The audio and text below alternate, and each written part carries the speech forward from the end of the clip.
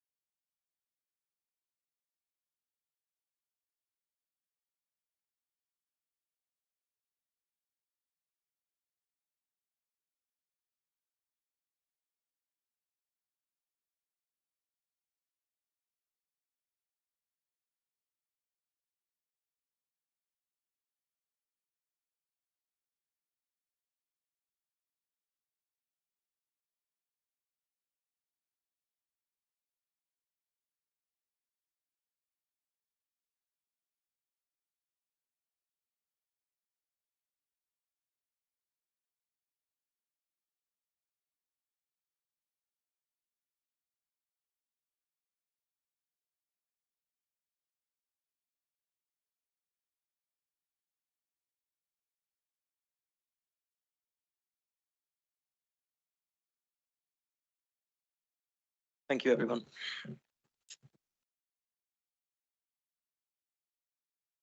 So, welcome to everyone, members of the committee, Lindy, our independent member, and guests. Before the meeting can proceed, can I check that everyone in the room and everyone online can hear me? Yes, perfect. Thank you. The agenda pack and papers are published by ModGov or directly via the council website if anyone needs them. They are a hefty read, so well done if you got through them all. When I invite somebody to speak, please could you state clearly who you are for the benefit of anyone that's listening to the meeting, so they can identify who's speaking.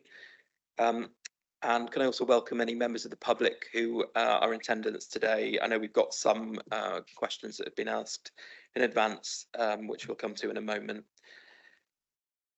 Can I request that all members and officers refer to the page number in the agenda pack just to make it easier to navigate for anyone that's not familiar with Audit Committee? We've got 905 pages to get to, so I think the more succinct we can make our contributions this morning, the better for all of our sake. This is going to be a long meeting, so we've scheduled a deliberate half-an-hour break in the middle of the meeting. If it proves that it's not necessary, then obviously we can work through if members choose to, but it is going to be a long one today, so please bear with me. If anyone does need a comfort break at any moment, please just feel free to get up and leave and come back when you're ready. Okay. So we've got a couple of substitutes today. We've got apologies from Councillor Lee Baker, substituted today by Councillor Mike Stanton, and Councillor Andy Sully, whose father has sadly passed, substituted by Mike Rigby. Okay, so I'm going to move on to item 2 of the agenda, which is the minutes of both the 26th of October, which we'll take first. So does any member wish to raise any matters of accuracy from the October committee meeting? Simon and then Mandy. Just to say, I wasn't in attendance in person, but I was in attendance virtually, though it doesn't show me as being so. Thank you. I'm sure Michelle will reflect that for you. Mandy? Thank you, Chair. I did speak to you about what I'm about to raise, so you are aware. And just to raise on page 23, there's a resolution there, and we've got Councillor Tim Curley proposed the amendments to the South Somerset District Council audit findings. Doesn't say what those amendments were. They're proposed and seconded, and then we moved on to the proposed substantive changes. So we haven't actually got anywhere in the minutes what the actual amendment was and what it was saying. I think from memory it was that we should accept the accounts but subject to there being any minor amendments, we would let you sign them off, subject to being minor amendments, and if they were major amendments, they needed to come back to audit. That was my recollection, Councillor Curley. I think I'm right, and I just don't think that's captured at all in the minutes. So, and because it's a permission to you, I felt it needed. Yeah, thank you, Mandy. You've raised that privately with me. So, Michelle, can we amend the minutes to reflect the fact that the committee delegated authority to the chair to sign off the accounts, subject to there not being any material change to those accounts? Are you happy with that as an amendment, Mandy? Thank you. I just feel it needed to be reflected. No, that's perfectly fair, and we need to be accurate with the minutes. So, happy with that? Thank you. Any other matters of accuracy from the 26th of October, firstly? Habib?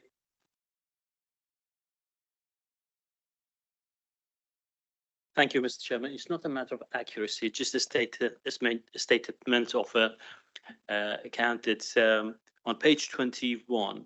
It is important to note that section 151 officer affirmed that central government actually puts us in this unfortunate position with our budget. So just a note rather than actually it's just a statement of the fact. Thank you.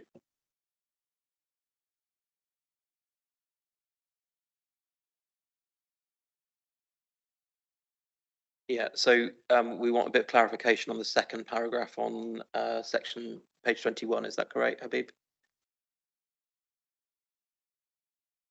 Is that what you'd like? Okay. I'll be clear, Chair. I don't recall a criticism of government. What are you? It's just what you said. Yeah, but it might be fact, but these are not a capture verbatim. I'm just trying to understand what you want added in exactly. I think, should we strike this from the record, because I think it's a little bit confusing. I'm not necessarily sure that it adds anything to the record of the meeting. Are you happy to do that? Okay, so Michelle, we're going to strike the section 151 officer affirmed, that paragraph. We're going to strike that from the record.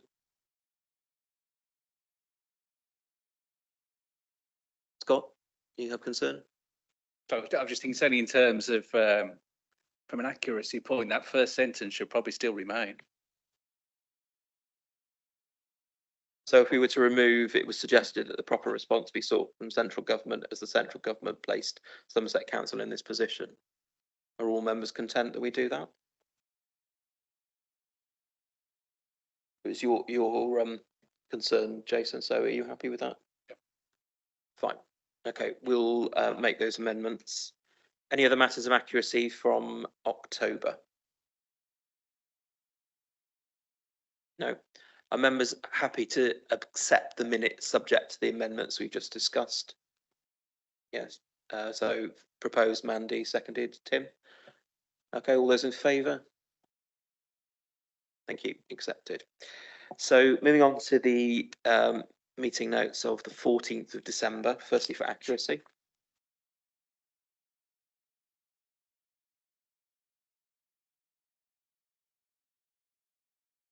Andy?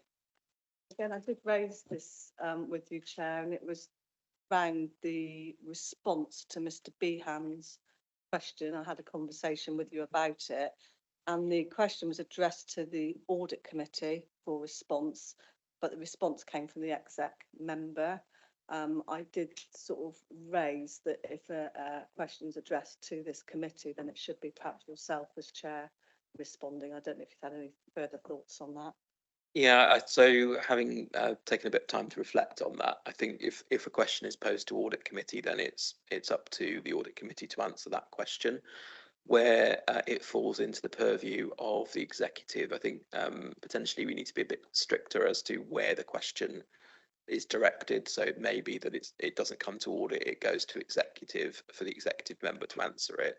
That said, as we happen to have the executive member in the room, if they can add value to the answer, then I've no problem in calling the executive member to add any additional information that they require to the response. Is that a fair compromise and way forward? Thank you. I just think it's really good that we have that clear line between executive and audit. Thank you. Just to reiterate for everyone, audit committee is non-political and it is independent of the executive. So it's very important that we maintain some distinctions, and I just want to make that absolutely clear to everyone. So in the absence of anyone raising any further matters of accuracy on the December minutes, can I take them as accurate? It's going to have a proposer. Tim, seconder, Andy, Steve. Steve, congratulations. All those in favour, raise your hands. Yeah, thank you, unanimous. So moving on to item 2, which is the declaration of interests. Details of all members' interests in city, town and parish councils is available on the public website for inspection. I guess, Lindy, do you have a separate declaration of interest anywhere as the independent member? Have you ever filled one out?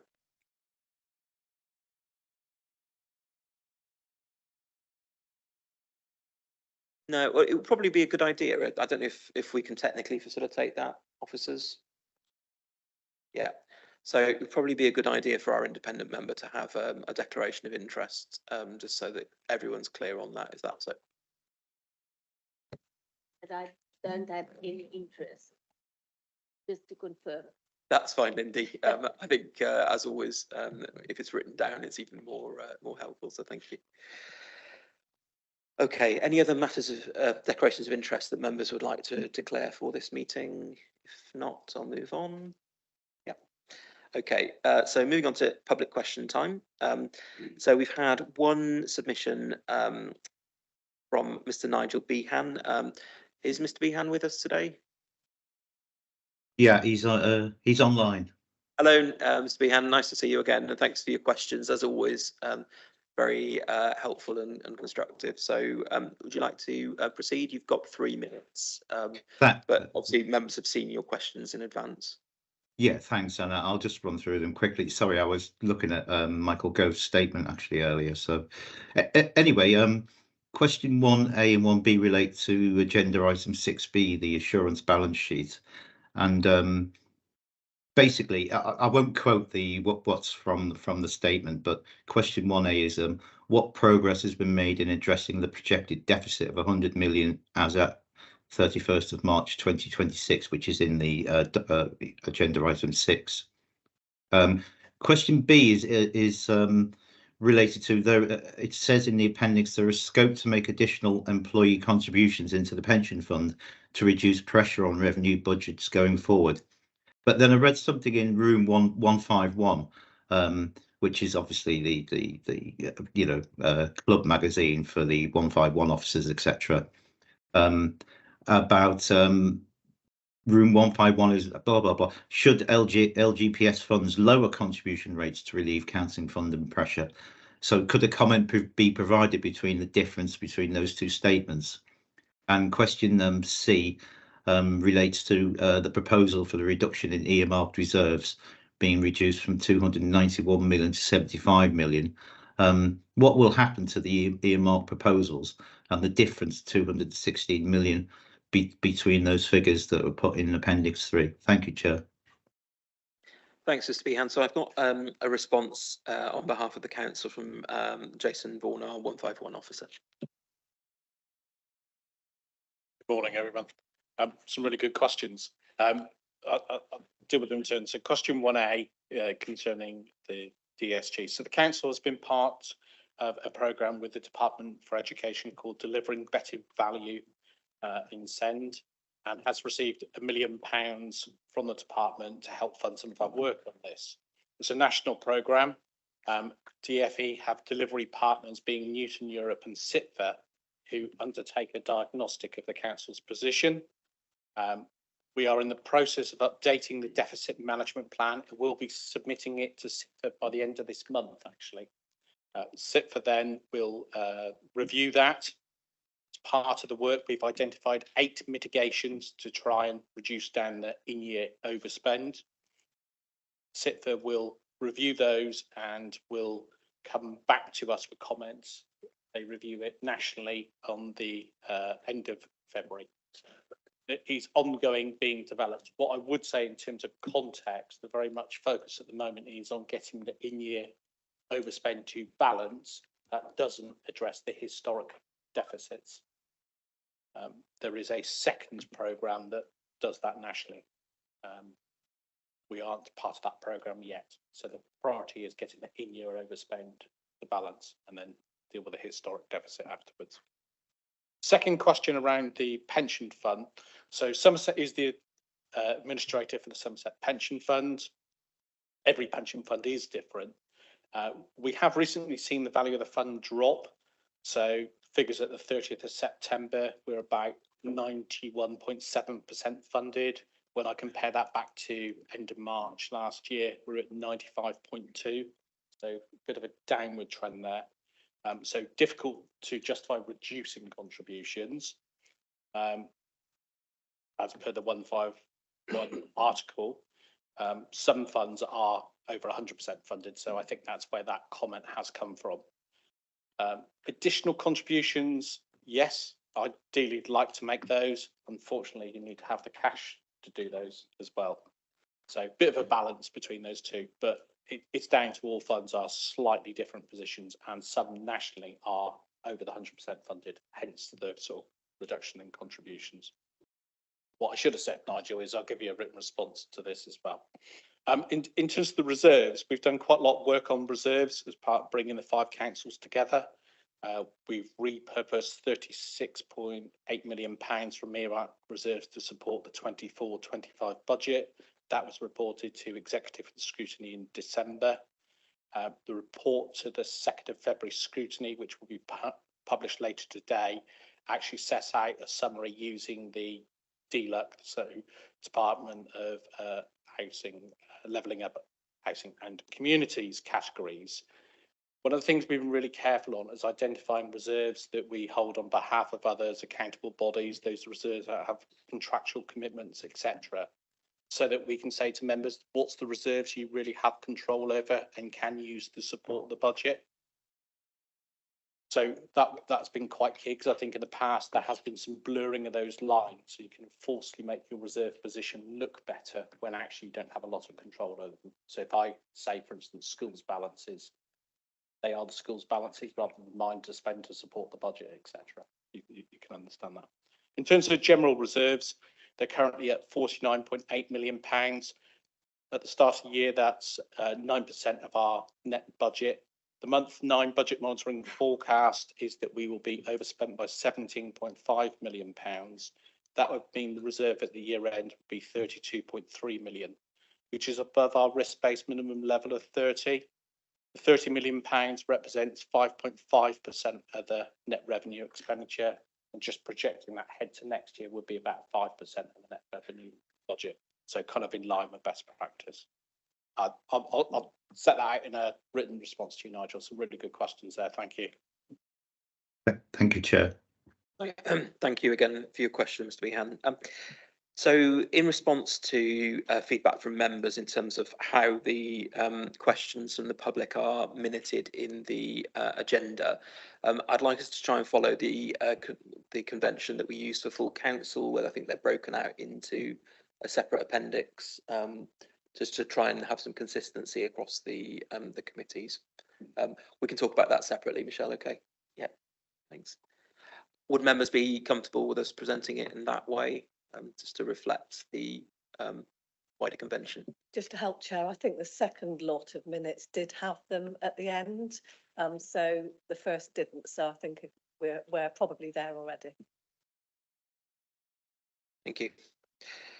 Okay, so moving on to agenda item 4, which is the strategic risk management update. I'm very pleased to say this is not last on our agenda for this meeting. We've worked quite hard to make sure that you're not in last place again, Pam and Angela, because we recognise that we need to spend a bit more time looking at the strategic risk reports and particularly how members engage with the risk register and particularly the mitigations that that are in place. So I'll hand over to Pam and Angela to present the item. Thank you, Chair. Good morning. Picking up. Good morning, Pam Persley, Risk Manager, Somerset Council. The papers you have in front of you are the risk position, the strategic risk position for January, up to January when the report was produced. I have to apologise for Appendix 1. I seem to have had 3 goes at getting that one right. There was a fault with the template that we were using. That's now been rectified, so that should not happen again in the future. And Appendix 2 is a PowerPoint. We were not proposing to run that as a PowerPoint presentation. We just presented it in that format because it's quite nice and clear. So our strategic risks are pretty static. We have lost 2, so we are down to 18. There's not a lot of movement up or down in current scores. And that may be because the focus is on other things at the moment. Appendix 1 lets you see the commentary that is made by 1, the risk owner, and 2, the action owner. So they are not always the same person, which is why you have 2 sets. So that helps you see when an officer goes in and does their updates, exactly what they've written about either the control or the risk that they are the owners of. So in our Appendix 2, like I say, we weren't proposing to run this as a PowerPoint. This is just because it's quite a nice clean way of presenting our information to you. So we have highlighted the 18 strategic risks. We've given you a heat map so you can see the breakdown of those 18 risks. We've also given you a table that is called the movement in rating table. So you can see from April last year, when we started off our new Somerset Council register, the movement in current score. And it also tells you how many controls have been implemented and how many are still being worked on. Where there are blanks, that is because it's either not happening or the risk wasn't live at April. So where it's got an NA, it means that the risk wasn't in existence in April.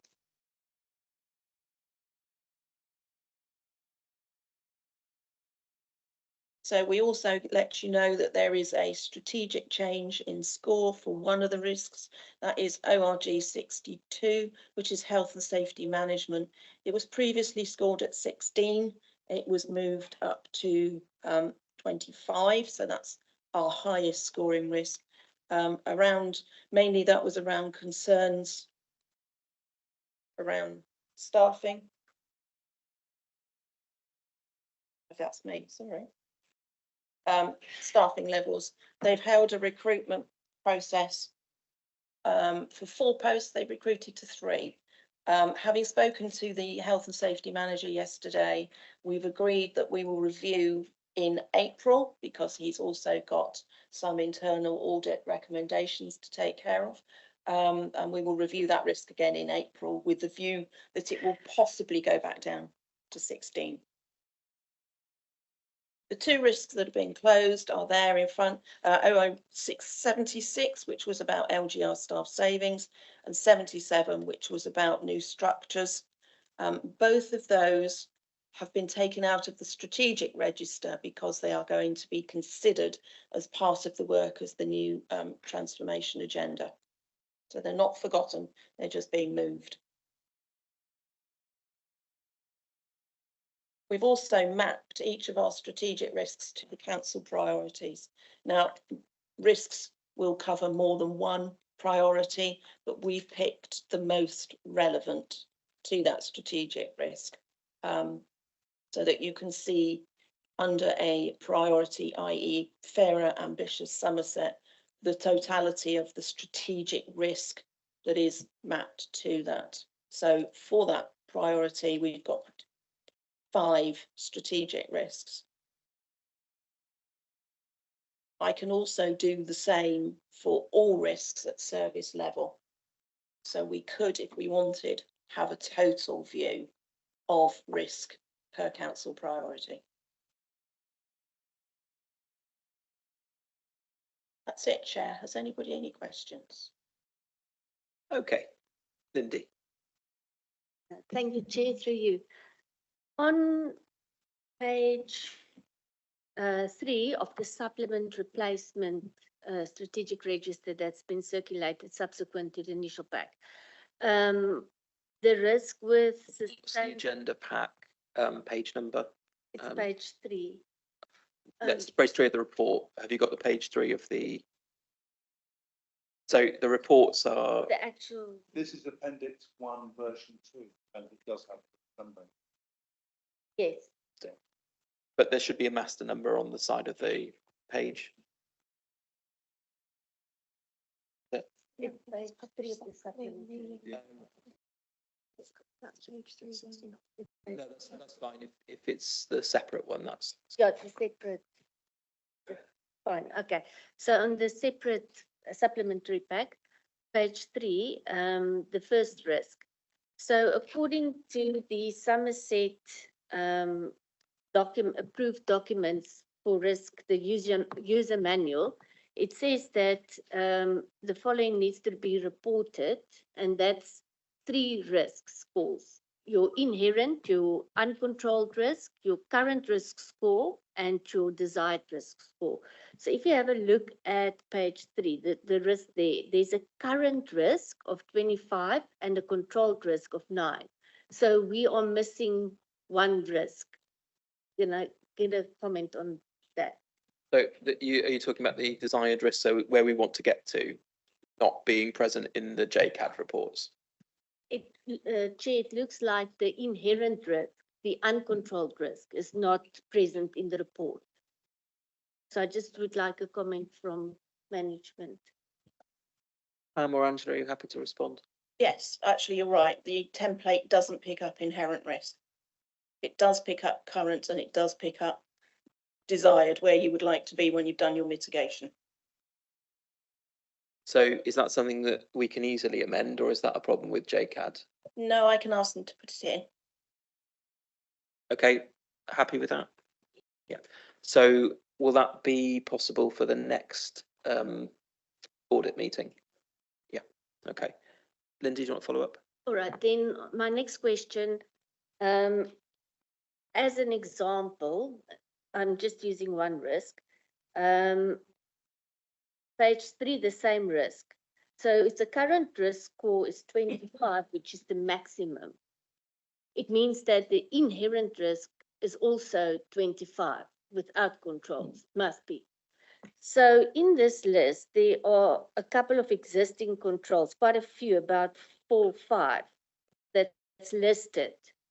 So now my question is, these existing controls, we need to assess them according to the effectiveness and the efficiency of those controls. So this means that these controls listed didn't make a difference on the inherent score, as the controlled score, current score, is still 25. So is this correct? Or does it mean the controls on that stated it's not working?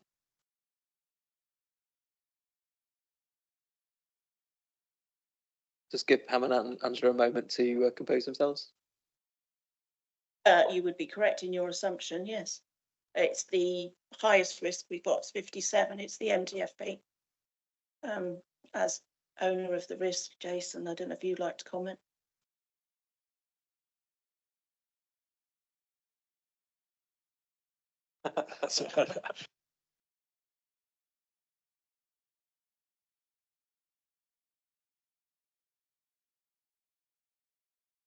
Yeah, clarify exactly. Sorry, I'm not sure I've got the point you. Chair, through you, if I may.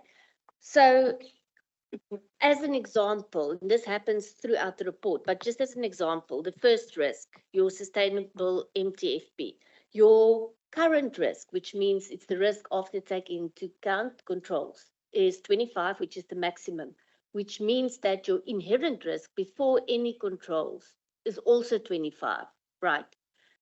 Now you've got a couple of existing risks listed. There's about 2, 4, 6 of them.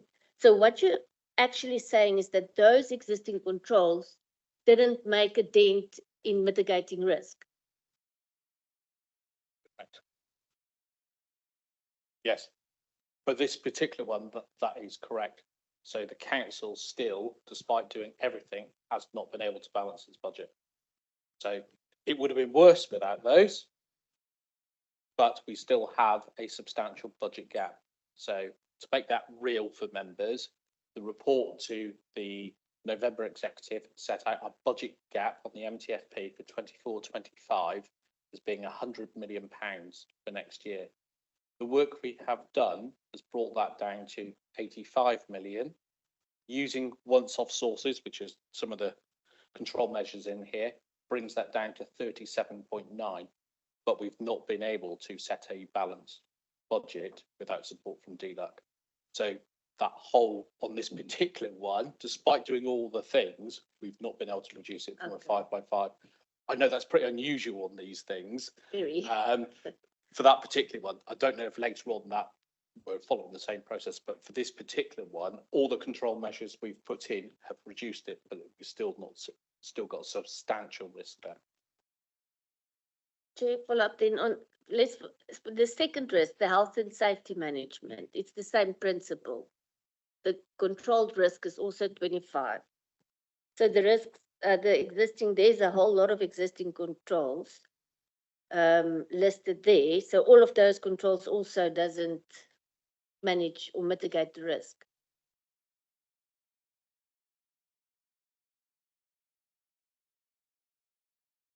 Yes, that was right. The risk was raised to 25 because of the issue he was having with staffing levels. So the proactive risks, which were there for a while, actually, this risk has been around for quite a while. So some of these related to previous times. So he's had to put in extra measures, shall we say, to hopefully be able to clear his risk to a lower level come April. So what he had is in progress is the race, and what was active of proactive is stuff that he's done already, but it didn't help with his staffing issues, which was his main concern. Yeah, go ahead, Lindy. There's a couple of those. So why do we then have these controls listed as controls if they don't have any effect?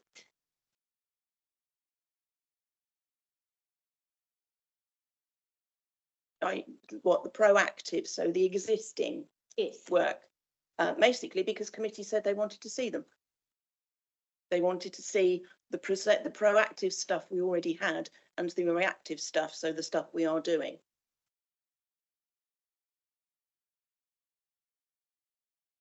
One last follow-up, Lindy. Are you happy? I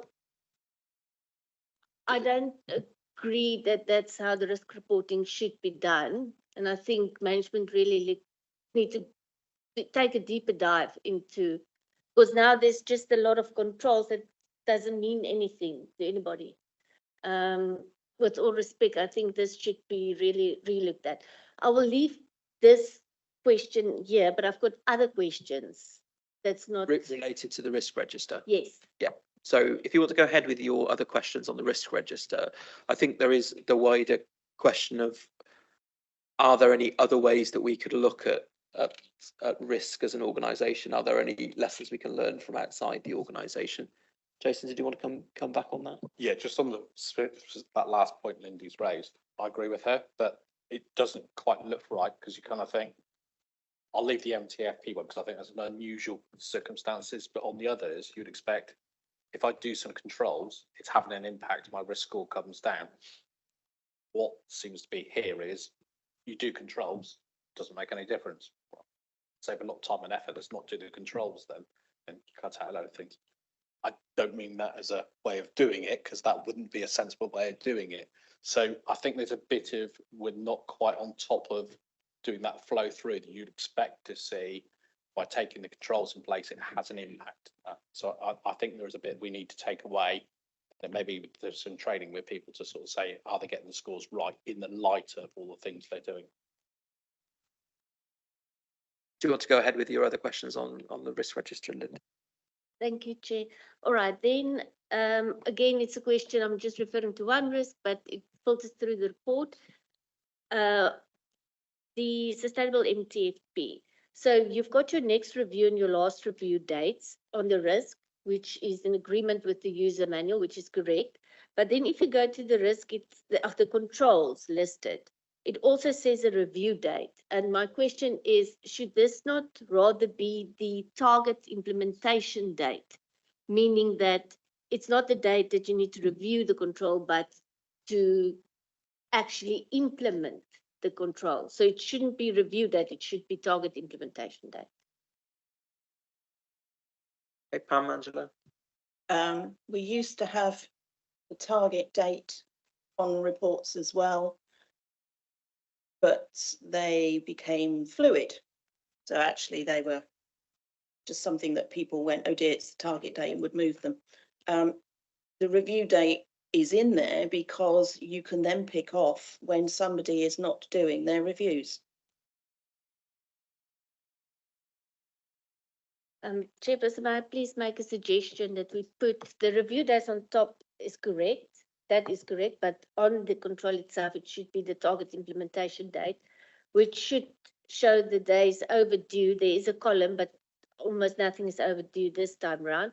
And then officials should be held accountable for not meeting those targets, and it shouldn't be just fluid and moved. And if it is moved, there should be an explanation in the report to this committee on why did the target, or was the target, there might be valid reasons, obviously, there's some things happen.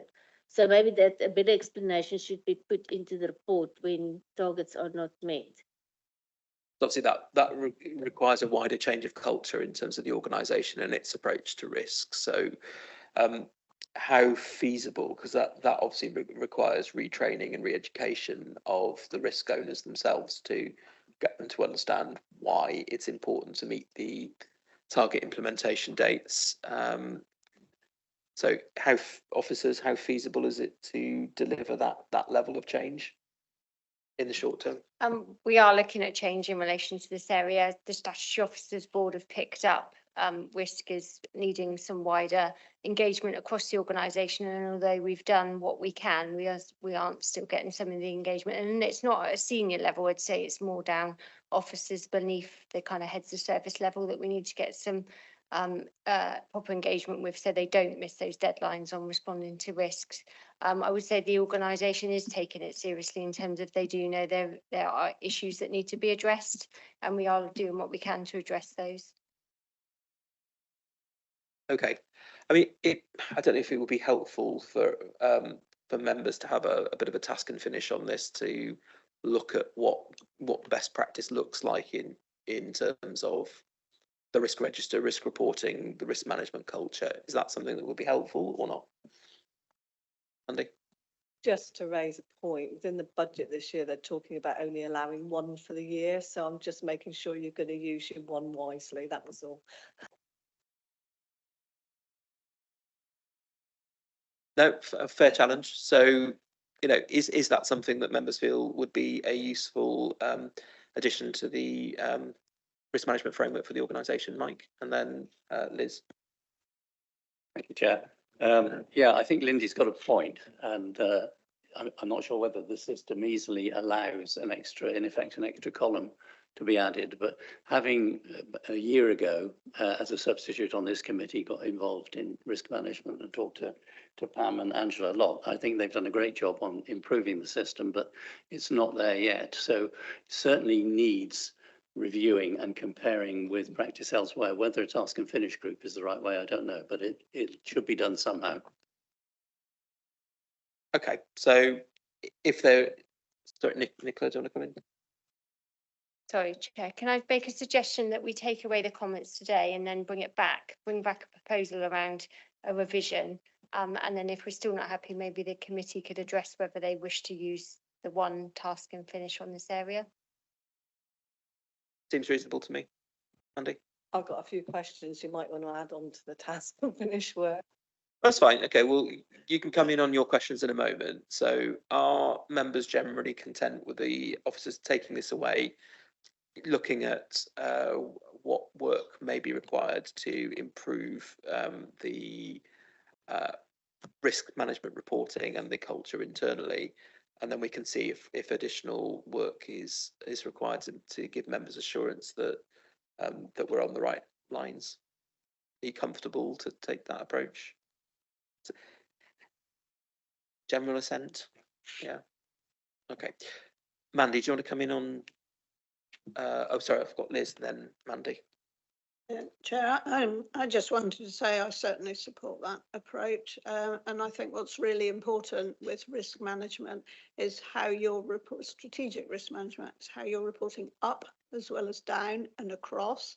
If all we're doing is reporting across from one audit meeting to the next, it's not getting where it needs to get to the top of the organisation, and I've worked to give Pam and Angela reassurance. I've reported to audit committees at work where they say, why does this remain red? I say, because it's a dangerous place to work. It will always be red. If you don't like it, you shouldn't be running this service. The local authority doesn't have that opportunity to say, we don't want to run that service. So how we manage strategic risk, both on a strategic level, but on a day-to-day level is really, and we would probably, if we could see it, we would see that day-to-day risk management probably running effectively in most places. Otherwise, we'd be reading about it on the news, wouldn't we? Seeing it on the news. So I think there probably is a lot of good work going on, but make no mistake, Chair, we've got 1.5 officers sat in this room working on risk for a massive organisation now, massive. And it may be that we are missing resources and time. And so any action that this audit committee can recommend, I would wholly welcome. Thank you. Thanks, Liz. Mandy, do you want to ask your questions now? Thank you. And I will say within that piece of work, it'd be really helpful. Some other councils have a lot more focus on risk. It's front and centre. It used to be here. It's not currently. So I welcome that. And I think we are probably in a more precarious, certainly in terms of the finance and risky situation we ever have been. And I think we absolutely need to be clear with the risks and how they're managed. So my questions are, first one relates on page 44, 5.1, and we've already heard we've removed some strategic risks, and this was around the LGR staffing's savings not being achievable against expectation. Says it'll be reassessed as part of the work of the transformation programme. But with that, we've also got the scores increased on ORG 0062 because of the staffing issues. So I think for me, there's around that my first question is around that. We seem to have scores that actually could impact on each other, and it's that interdependency of the scores. How do we capture that? And bearing in mind the chief executive is about to embark on downsizing of this council, and we know that's going to be presented to us in February, and there'll be a service restructure. I'm just wondering why this is taken out before that is put in, because we've got to bear in mind the LGR savings were not achieved, and that risk should be part of that work. So it's just assurance that when this work is going on by the chief executive, that those risks that were already there are thought about in shaping that work. So will that be the case is my first question.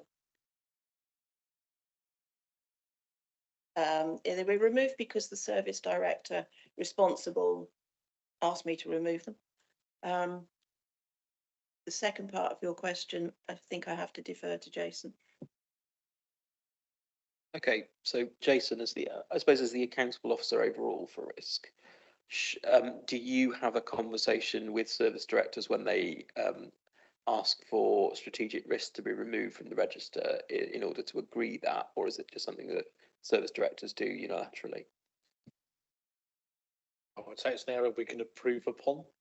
It's a bit of a mixture. They do go to the corporate leadership team, but I think our processes, I think it fits in with the other comments. I think we're not great at doing risk management. We're not great at doing risk reporting at the strategic end at the moment. So I think it fits in with one of the areas we need to improve going forward. So this hangs together better because it's not quite all joined up in a consistent way at the moment. We need to hold people to account and have that clear sort of line of sight on what's actually happening, and it's not quite there yet, is it? Mandy, do you have a follow-up or a second question? Second question, please. Page 47, ORG 57. I have to say, probably in line with Lindy, really, I disagree with the commentary and the review update. The current risk is 25 and we've got it controlled at 9, but we've already heard that the controls are not working. So given the controls are not working, should that control figure be 9?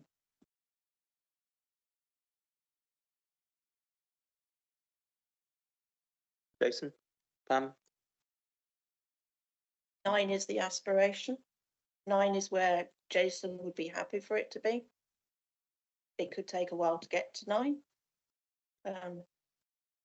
I think my concern is for this committee, we're not at a 9. It's going to be 9 impossible, probably currently, to get to a 9. You are trying lots of things and it's not there. So surely this committee needs to know, where are we actually at? And is there more that we need to do to get to that aspired position? So I think at the moment, the position you aspire to be in, you could put it anything. You could put it 0, 5, 10, whatever you like. But if the actions you are taking are not getting you to that point, to me, it's an arbitrary made up figure and you could actually put anything there. So I'm just trying to look at the value of what we're looking at. To me, there needs to be, where are we at? So if we want to be at a 9, but we're at a 14, we know that there's more work that needs to be done to get us there. And that's the bit I think, and I think Lindy was alluding to the same thing. We have got no reassurance that you can get to a 9 because the actions to get you there are not working. So just my own benefit. So the current risk assessment is the 25, is it not? So that's where we are today.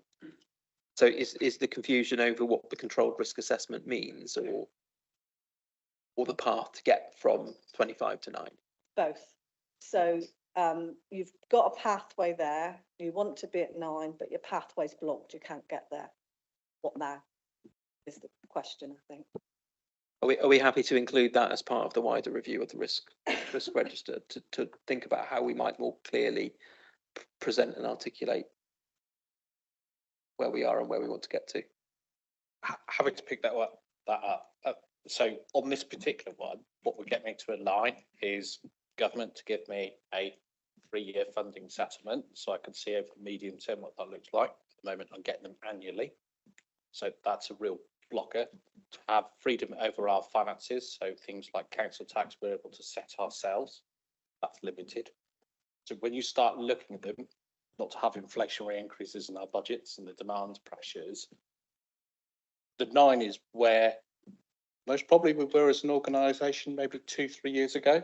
I think from memory we were pretty close to that. Our reserves were quite high as the county council at that stage, and in terms of the sorts of things that got you on that path, I think that's where we were. So our position's deteriorated. I do take the point though, Mandy, having that clear pathway of if you get to 9, is that a real figure and what takes you to get there? This report doesn't give you that flavour of what's the things that we're changing.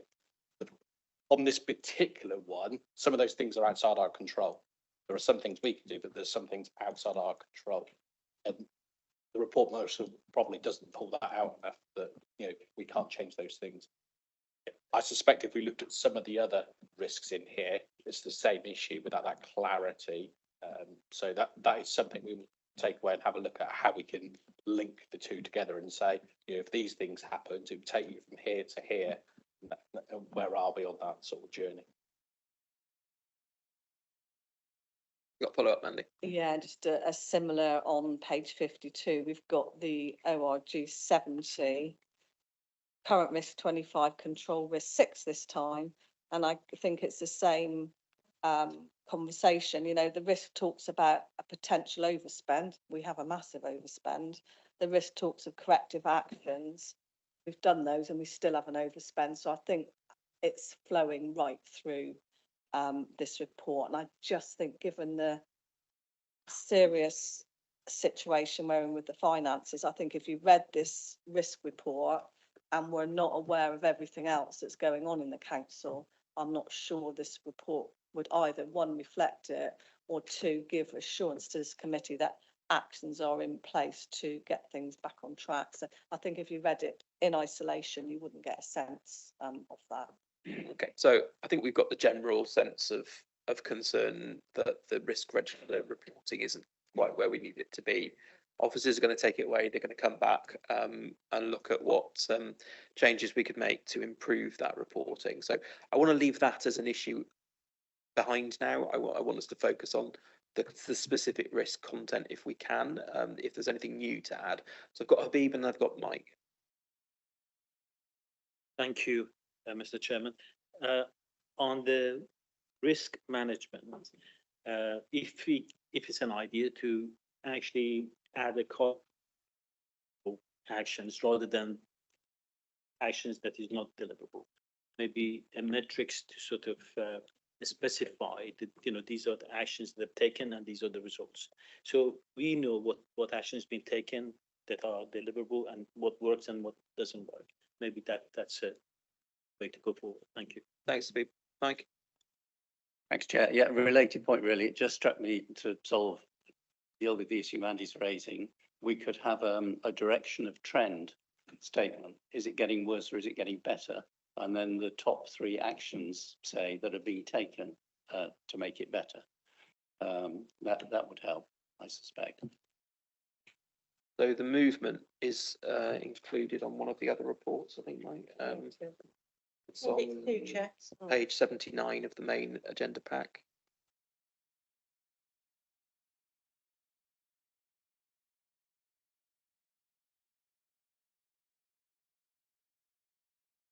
It just needs adding into the details. That's fine. So we'll take all of those comments on board and we'll look at improving this for next time. Lindy? Thank you, Chair. I still have a lot of questions, but I'll put it on the email and then circulate to the committee.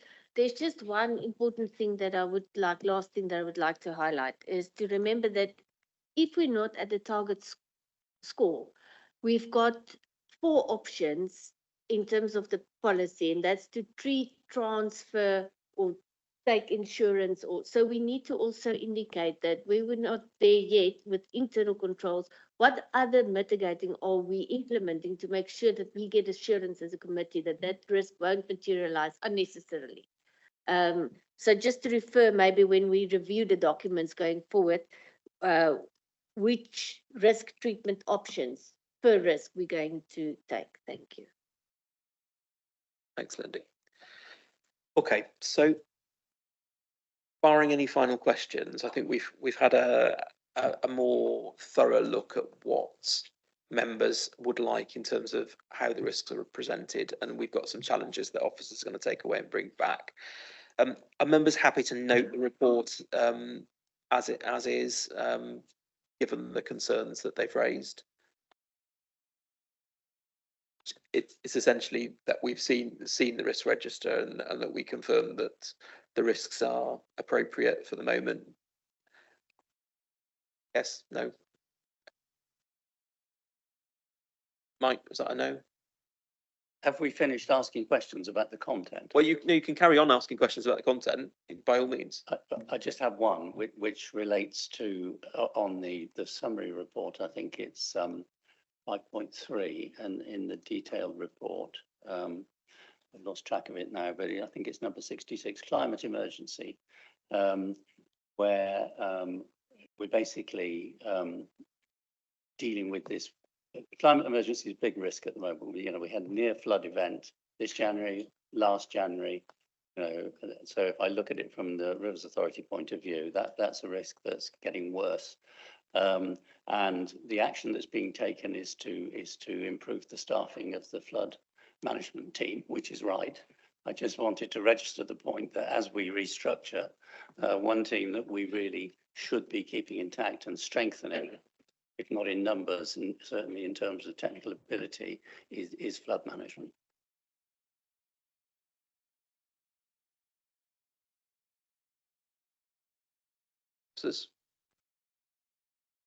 Have to take that way. Yep. Were you looking for a response, Mike? I mean, it's an action for Dixie, really. But I just wanted to have it on the record here that there's a particular risk here, which has nothing to do with financial risk, really, which is what we're all worrying about at the moment, but which is going to come and hit us, next year, year after, maybe even in the summer, and we just need to be aware of it and not put ourselves further at risk by reducing the staffing of an already understaffed department that actually needs to be dealing with it. Otherwise, people's homes get flooded, businesses get destroyed, and things get worse. I suppose there's a wider question there of whether the executive lead members get formal reporting or sight of the risks within their portfolios. Does that happen?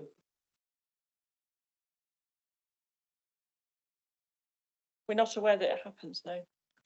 Okay. Well, I think it would be helpful to help ingrain that culture of risk management within the executive for those lead members and associate lead members who are responsible for managing some of these risks, to at least be aware of them, because it's difficult to mitigate if you're not aware. Just to say, Chair, there are risk implications in each of the executive papers. I know Mandy's brought that up before, that it's not always as fulsome as it might be, and that there is a difference in the amount that's covered from one paper to another. So I do think that's another thing that the council can improve on, for sure. Okay, thank you. Any final questions on the risk report, Mike?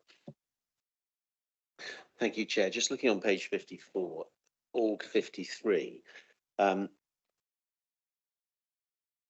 there is a control in there, which is what the risks is the failure to realise the staff savings targets. Do we actually know what those staff savings targets are? If we don't, there's obviously a bit of an issue in terms of knowing whether or not we can hit them. I've got a secondary, but I wonder if we can get an answer to that first. Jason, do you have an answer for that? I'm happy to take that one, Chair. We did know because it was in the One Somerset business case, and we see that when we're looking at the savings spreadsheet that will be coming to scrutiny and that went to executive last week. It's clearly identified in there as under LGR. We know that's superseded now because of the council situation, along with many other councils in the country. So that work is now being revised. It's been included in a kind of overview form at the previous two executive meetings. For the 7th of February, it is being presented in a different form. The way it will be worked through, we're waiting to see the detail still. So we'll see more detail for the 7th of February.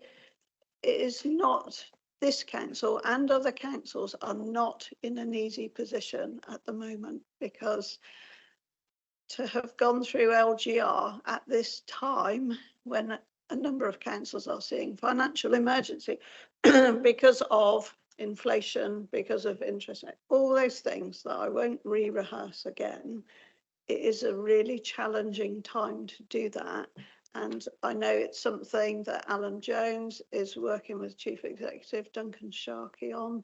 And we are just starting now to see how those reports for the 7th of February will look. Because this is really obvious, and apologies for saying it, but those reports not only need to satisfy the executive and all members, they need to satisfy the Section 151 officer, because he has to write his Section 25 report, which he is not writing this year for the executive on the 7th of February. He's writing that for the full council on the 20th of February, so that he has more time to consider all the actions that are both coming to us from government, and we saw one yesterday, and all the actions that we are taking within the council. So it is, I don't know that it'll ever be a unique year, but it's certainly an unusual year and an incredibly demanding year. We hope it's unique, but it won't be unique to just this council for sure. Okay, Mike, do you want to ask a follow-up? That's very helpful. Thank you very much, Liz. The only other point I just wanted to make was on that particular risk, which is fairly fundamental to the success of the organisation. I was a little surprised to see that it hasn't been reviewed for 3 months now. I would have expected the days overdue to, frankly, on something like that to be 0, not 54.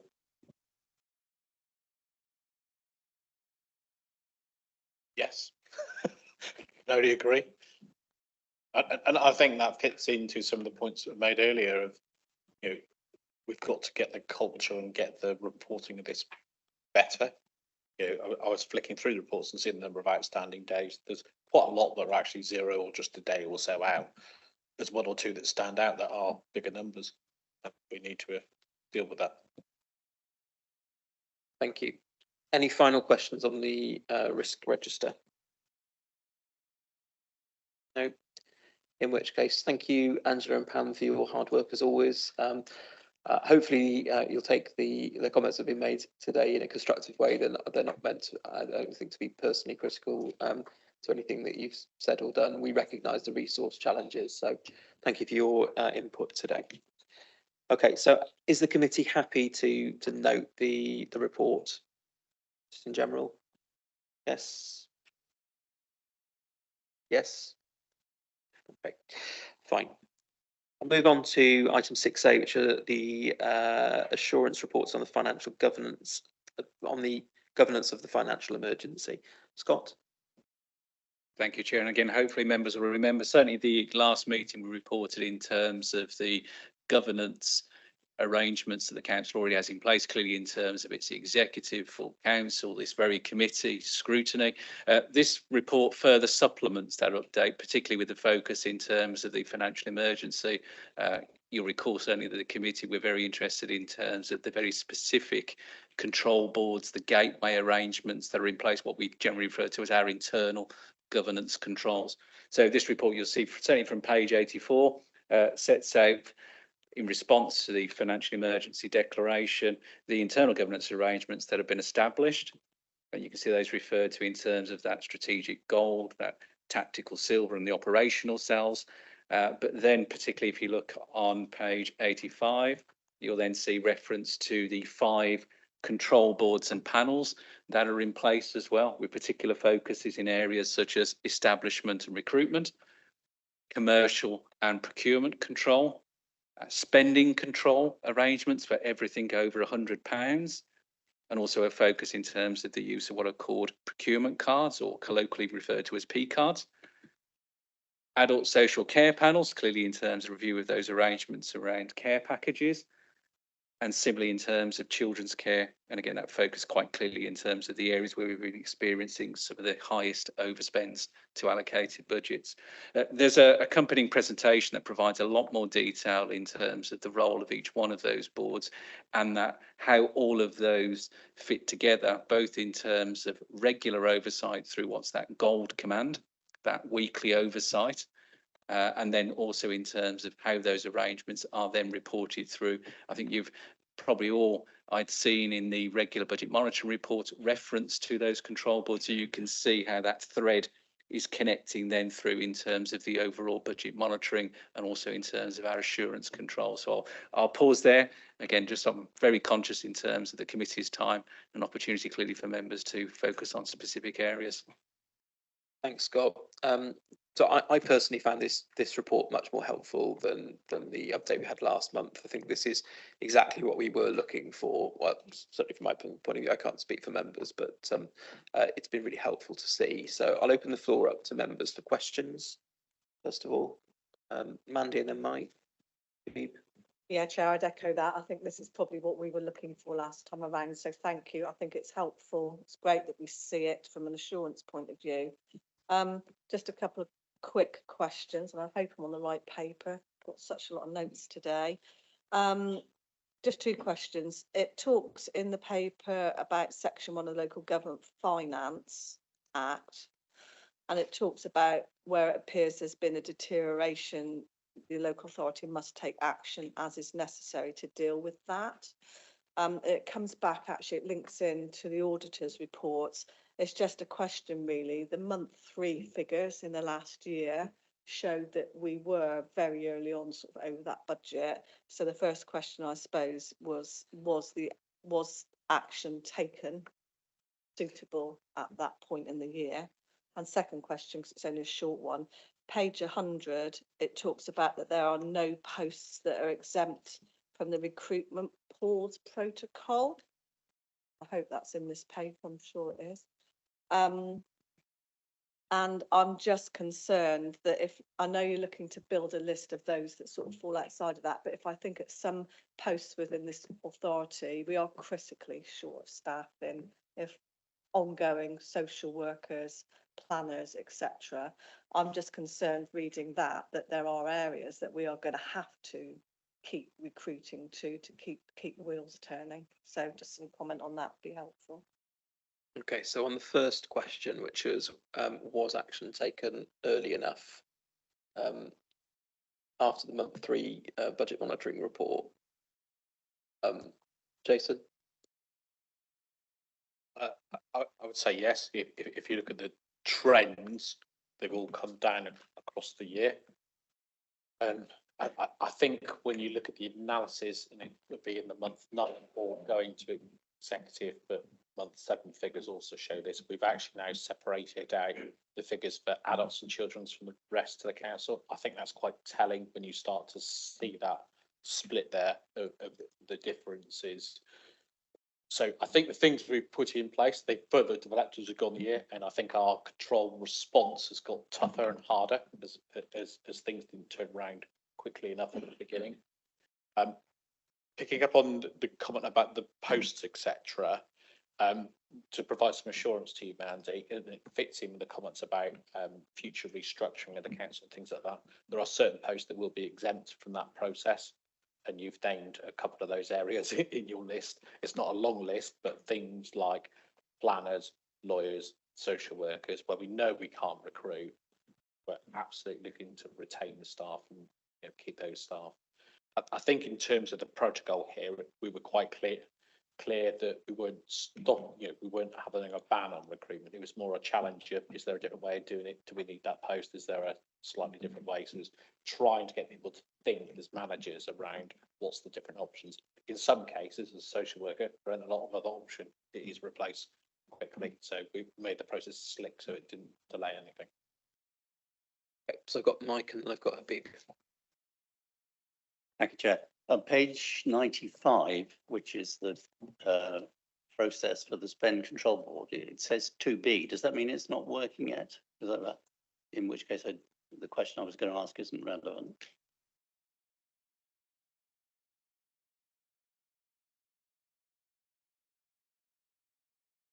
I think that's the title in the slide in terms of what we were setting up to be as in the process. We are following the processes. So yeah, been implemented.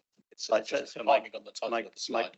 My question is then about the middle column, the bottom in blue, review all purchase orders raised and where possible reject.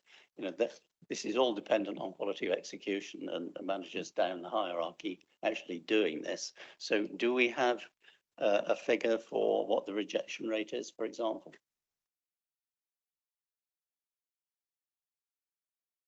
So just in terms of the number of orders rejected, that's actually quite hard because until we had the no order, no pay policy in place, what we were seeing is a number of departments were actually raising retrospective orders for goods and services that had already been received. They then received the invoice and then were following the process by raising an order. So that obviously distorted the figures because obviously we weren't going to be in a position where we could reject any of those orders. So we've had to let those through. Now the no order, no pay is enforced. The Exchequer team have to date already rejected 300 invoices coming in to us that have gone back to the supplier to say, you're not on our exemption list, therefore you need to supply an order number. Every order at the moment over £100 is going into goes through a control mechanism where it goes through to our procurement team. They bring it through to the spend board and some BI intelligence of how it comes through. Their chat, and that's where there's a lot of challenge around, does it link to a current contract that's in place? So those are obviously much more easier. Does it relate to a capital scheme or a grant that's in place? Those tend to get through. The ones that get analysed more by the spend board are those ones where actually we want some challenge around, do we deem this as essential spend in the current financial emergency? And those are the ones we're now starting to challenge. And I hope might have that reporting to be able to come back now. We shouldn't have that retrospective orders in place. You will always get a certain amount of retrospective where there's things done on a weekend in an emergency, and then we have to raise the order when we open up again. But I think I want to see now that retrospective order come down, and that's where the spend board, this was the makeup of the spend board when we first put it in place. What we're now looking at how we change those spend boards going forward, because those spend boards will remain next financial year, around actually how do we target those services now for those that are doing retrospective orders or are still continuing to put through orders where the board are challenging. But what I would say is in the month 9 report, I've spoken a lot about how we are seeing the culture of the organisation change. They're not actually, those sorts of requests aren't coming through to the spend board because they know they get challenged or rejected. And I have got some data analytics in there around kind of in October, we paid 10,000 suppliers. In December, we paid 8,000. So we can see the effect the spend boards are starting to have.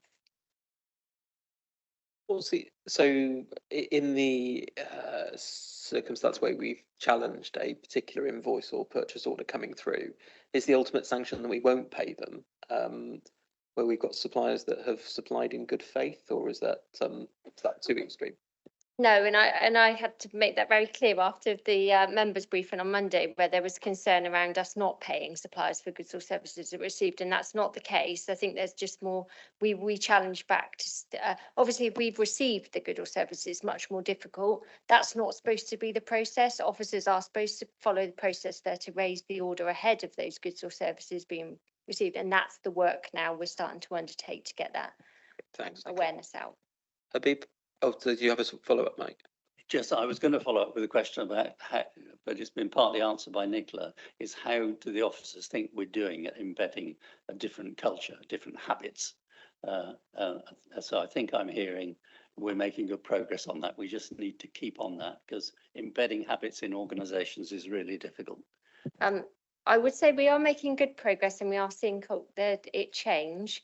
We have some certain services that do require a bit further work. Very tactful. Habib? A couple of questions, if I may. One perhaps for Scott in terms of governance. Obviously, it's needed in terms of process, and I'm more interested in delivery and outcome, how we get there. If I can give you an example, on the commercial and procurement control, page 103, it refers to our commercial assets being devalued by 62%. I want to know how do we actually get there? What are the facts that actually gets us from, one place to the other? On page 84, it actually mentions that we are acquired by law to ensure that we provide value for money. How do we actually get to that position? Is it offices decision to do so, or is it member offices, or is it private sector? Is it a combination of all the above? How do we actually make sure that we get value for money for everything we do from procurement onwards?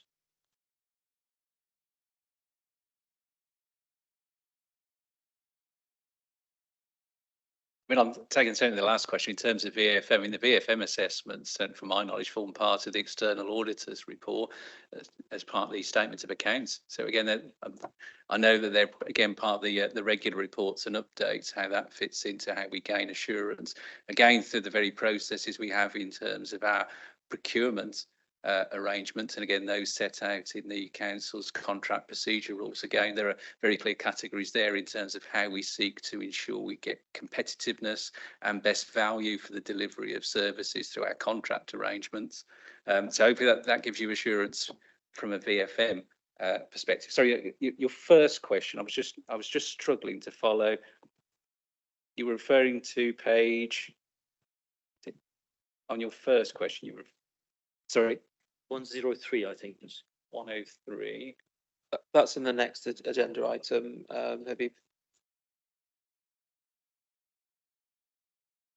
Oh yeah, I think that's the So next page item. 103 is in the next agenda item, so okay. Do you want to just rephrase the question for Scott? It just, for me, is where do we get from governance into delivery and make sure that we get best value? I mean, again, from governance, I would say, there are a number of things. Governance is clearly in terms of our policies and procedures, both in terms of things like our constitution, which contain a whole raft of key protocols, also set out our arrangements in terms of decision-making, controls, both in terms of member oversight, member decision-making, but also the roles of officers, through to things like our contract procedure rules as well. I mean, all of those taken together form part of what we would call our governance framework. That governance framework clearly assessed in real terms through the use of both the helpful advice and support we get from our internal auditors, our external auditors around those are your policies, those are your frameworks, but how are you in terms of actually complying with that and delivering on those? That's where we would then capture that in what's called the annual governance statement. And again, this committee will receive that.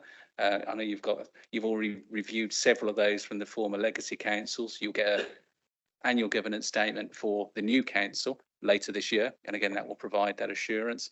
But clearly, you've also got those ongoing assurance through the regular reporting arrangements that come through to both the executive, but also today, certainly in terms of the reports you receive on both risk management and other areas on our governance framework. So that's what I would say in terms of our governance framework and assurance systems.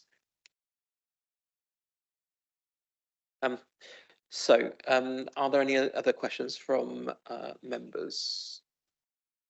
Mike? Just a quick one from me. I can see there's a useful slide here explaining what happens if purchase orders are raised for what is deemed non-essential spend. That's good, but a more fundamental problem we've had for some years, and I understand is still an issue, is officers spending money without a purchase order, which is even worse. There was some discussion about there being a disciplinary process for officers that continue to do this. Where are we with that, please? Nicola? As we've enforced the no order, no pay, this is where I said the makeup of the spend board is slightly shifting now, because now I want to focus on the ones who are non-compliant and actually what are those consequences, thank you, of not complying. So that's how the shift now. It's very hard to, it would have been very hard to put that in place without kind of the no order, no pay in place, because there were ways around the system. What I want to focus on now is the services who aren't complying, the officers who aren't complying, why aren't they complying? And then what's the escalation route and what's the consequences of that? Thanks. So I'd like to draw the committee's attention back to the recommendations on page 85 of the agenda pack, which are to review the governance arrangements. I take it the members are content with the governance arrangements as they've been laid out. Yes, general assent. Yeah. And we've already asked questions around other areas that it might be strengthened or how it works in operation. So I'm going to move on from here now. So thank you, Scott, for the report. That was much more helpful. Thank you. So moving on to item 6B, which are the assurance reports and the balance sheet review. So Jason, are you introducing this one? I'll do a quick intro and then I'll hand over to Peter. So in the report to the executive, I think it was July, I identified a whole range of activities that I saw as being key as part of the overall financial management of the council and financial strategy. One of the ones that obviously we're in a unique position of going from 5 organisations into one, and heavily reliant on what was in those 5 organisations feeding through. So things like, and I do apologise for the number of pages you've got in your reports here, getting accounts signed off from the prior organisations for me was a key risk, and trying to reduce those down and get assurance. If you look at the councils that have had issues around Section 114, yes, there have been financial issues, but there's been a whole load of governance issues as well. And one of the features has been accounts not signed off. So one of the things I want to do is get some assurance, actually, even getting the account signed off, priority for the team, and thank them for what they've done on that, is actually getting a bit of a review done of what do the numbers then tell us? What as a new council are we inheriting? Do we understand where the risks are? Do we understand where things are good, etc.? So to do that, I've brought in Peter Robinson to carry out a review. And I'll hand over to Peter, who can introduce himself and set out what he's done. Thank you. Yeah, so my name's Peter Robinson. I'm an independent consultant. I've done this work and a number of other items for Somerset since the end of November. There's a team of 3 of us. I'm an ex-Section 151 officer. I've worked for 2 large unitary authorities in that role. For the last 6 years, I've worked with authorities in financial difficulty, including Northamptonshire, helping them with their second Section 114 notice, Slough, in terms of actually uncovering the problems in Slough and issuing a Section 114. Croydon, my colleagues with me have worked ex-Audit Commission in senior roles. They've worked with me at Slough and in Croydon. They're also working at the moment with Woking Council and Thurrock Council. So as well as this review, what we're also looking at is trying to implement improvements in financial governance in the council, helping them with the capitalisation direction. If there is a Section 114 notice that needs to be issued, clearly we would support in terms of that and any action plan, but clearly trying to move the council forward in terms of being more financially resilient. So we're pleased to be asked or commissioned by Jason to do this work. We've done similar work in Liverpool. That prompted Liverpool to write off something like 14 million of old debt. The work in Croydon was one of the issues that prompted their 3rd Section 114 notice in November 2022. We did recommend to their new Section 151 officer that they issued a Section 114 notice after we'd done this work. I think sometimes you look at councils, other than the audit committee, don't really look at their accounts. There's very much a focus on budgets and medium-term financial strategy. And even at the audit committee, I think you look at accounts, but there's not enough perhaps analysis of those accounts. We're always looking forward, aren't we? Which is quite different from the private sector. So I think it's useful to do this analysis, certainly as a new council. So you might think at the moment, and you're right, Somerset has got big financial problems. Certainly in Slough, when I moved in Slough, they had big problems. What we didn't know when we started was the depth of those problems. It was a lot worse than they realised, which prompted the biggest financial deficit proportionally in the government history at the time. That's been overtaken by Thurrock and then Woking. Now, from this report, I'll just briefly introduce and give you an opportunity to ask questions. The recommendation is that you review this report, but you as audit committee monitor the progress against the actions. It's all very well. There's lots of reports goes to this committee and other committees, and you mentioned earlier the risk report. But what's happening? What you mentioned around governance. Well, what are the actions? you know, Councillor Rigby, you said, well, what's happening, you know, in terms of these things. So it's important from an audit committee in terms of governance that these actions are taken into account. There are 27 recommendations, some of which have already been implemented, certainly in, around provisions and reserves. So overall, we haven't necessarily found any massive issues in Somerset. This is not an audit, it's not necessarily an assurance report, but it's analysis, a desktop review of the accounts. Now, from a starting position, using the comparators we use, local, large, unitary, which are a lot of them are statistical neighbours as well, and lots of them you will be familiar with. So actually, from lots of the areas, comparatively, you look okay, but that's at the start of the year. Clearly, you need to look forward. Some of the issues in terms of provisions, we've already reviewed some of the provisions that look low in terms of council tax arrears and bad debts. There was a lack of consistency, probably under provision for business rate bad debt in some of the district councils that you'd inherited, and we've increased that, and luckily there was sufficient balances in there to absorb that those increases in bad debt provisions. The other thing that is particularly stood out was the low level of minimum revenue provision across the organisations. We've partly addressed that. I'm later on your agenda, I'm going to introduce your capital strategy, which we've supported with you. One of the appendices to that report is quite a detailed new minimum revenue provision policy, which I'd like to focus on then. So I'll talk about the minimum revenue provision when I introduce that item later in the agenda, but clearly quite happy to answer questions now, certainly in terms of this report. I think it's important, so as a starting point, some of the big things you'll look at is levels of reserves. Comparatively, you at the start of the year, you look pretty good. Later on in the report, what we've highlighted is actually you balance in this year's budget in terms of the reserves you need to set this year's budget in 23-24, take account of the projected overspend in 23-24 and balance 24-25. You're using up all those spare reserves. So you move from quite a healthy position very rapidly to a very, very dangerous position, which I'm sure you're all aware of.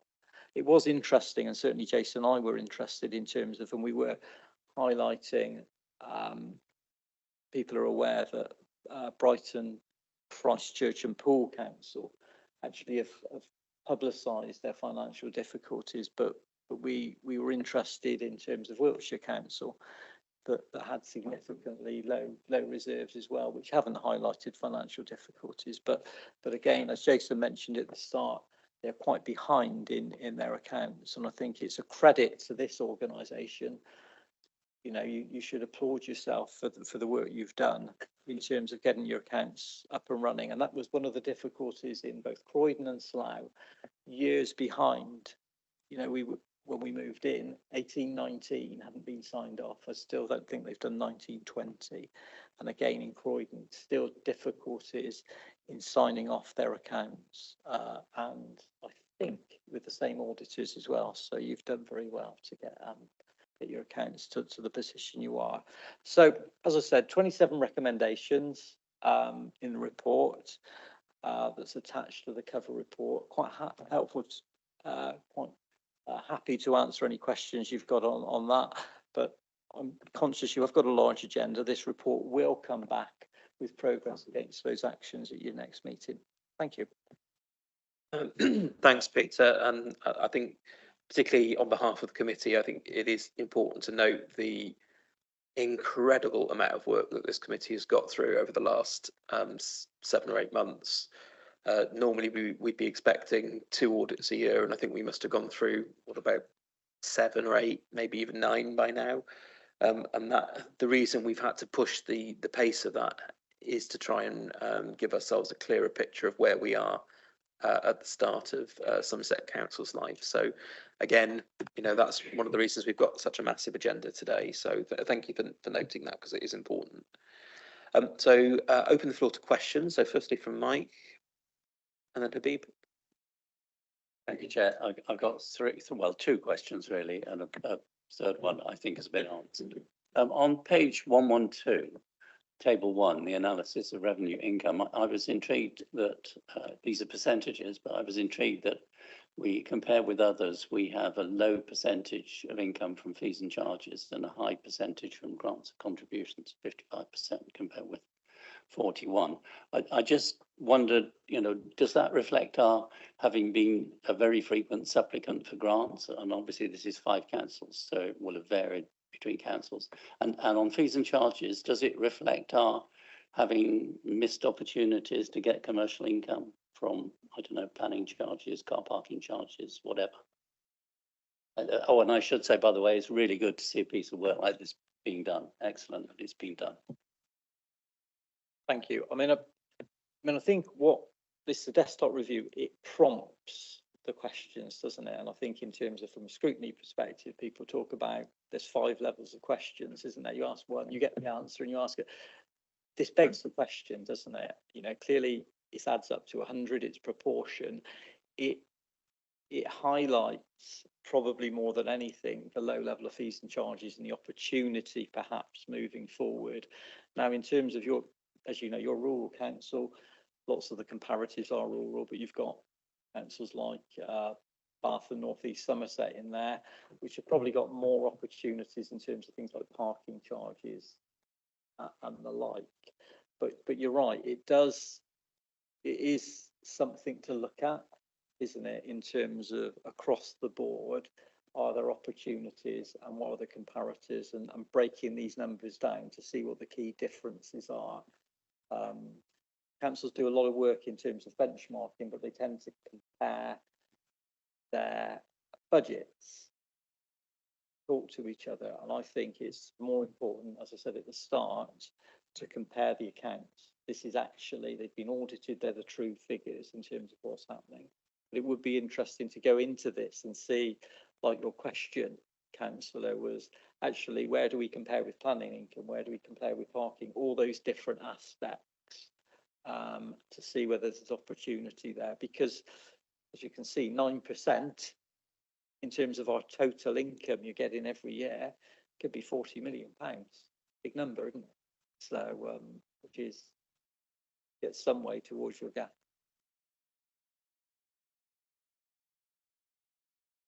Is page 115. If you read the text under table 2, 96% of infrastructure assets were previously in county council ownership. So that means only 4% were in district council ownership. Does that reflect our district councils just not owning buildings and leasing them, or what? I think this is infrastructure assets, isn't it, Mike? So roads and schools and things like that. So not buildings. Okay, right. Thank you.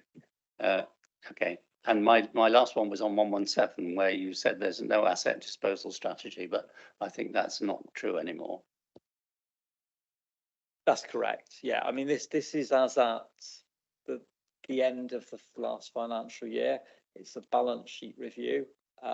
So clearly things have moved on, and I think we've said that in the cover report in terms of how things have moved on, and in terms of some of the recommendations, as I said, have already been implemented, you know, including that particular one. Cindy? Appendix 3, the suggested action plan on page 142. It lists the 27 recommendations as stated. I would just like to see action date and action owner to these, if it's possible to include those, so that we as a committee can keep track of whether it's being implemented or not. So, assuming members agree with the recommendation here, that's exactly what we bring you back at the next meeting. Of we accept all the recommendations in here. Who's the owner of them? There's 1 or 2 that we have actually already completed. If not, when does it get completed, etc. So yeah, that will be your next report. We'll set that out, absolutely. Habib, Thank you, Chairman. On various recommendations, Peter, recommendation 7, are you suggesting that the council has been reactive rather than proactive by that statement? The council needs asset disposal strategy, which, I totally agree. Currently, we don't have that. Would you not include the strategy for leaseholds, not just assets? Because we tend to lease properties in there. So I would imagine that is part of it as well. I find recommendation 11 quite interesting, actually. Perhaps you can, elaborate on that. Do you want us to work like a limited company? Is that what you're saying? Or 11? the subsidiary companies, I believe.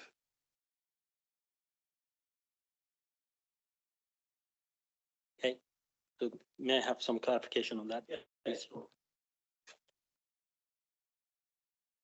So in terms of the first question, which is on recommendation 7, which is page 117 of your report, a more proactive approach to reviewing asset use and disposing of surplus property. So you've got a strategy, you've agreed to sell your surplus assets. You need to implement that. And I think from a scrutiny and an audit perspective, what is the process for that?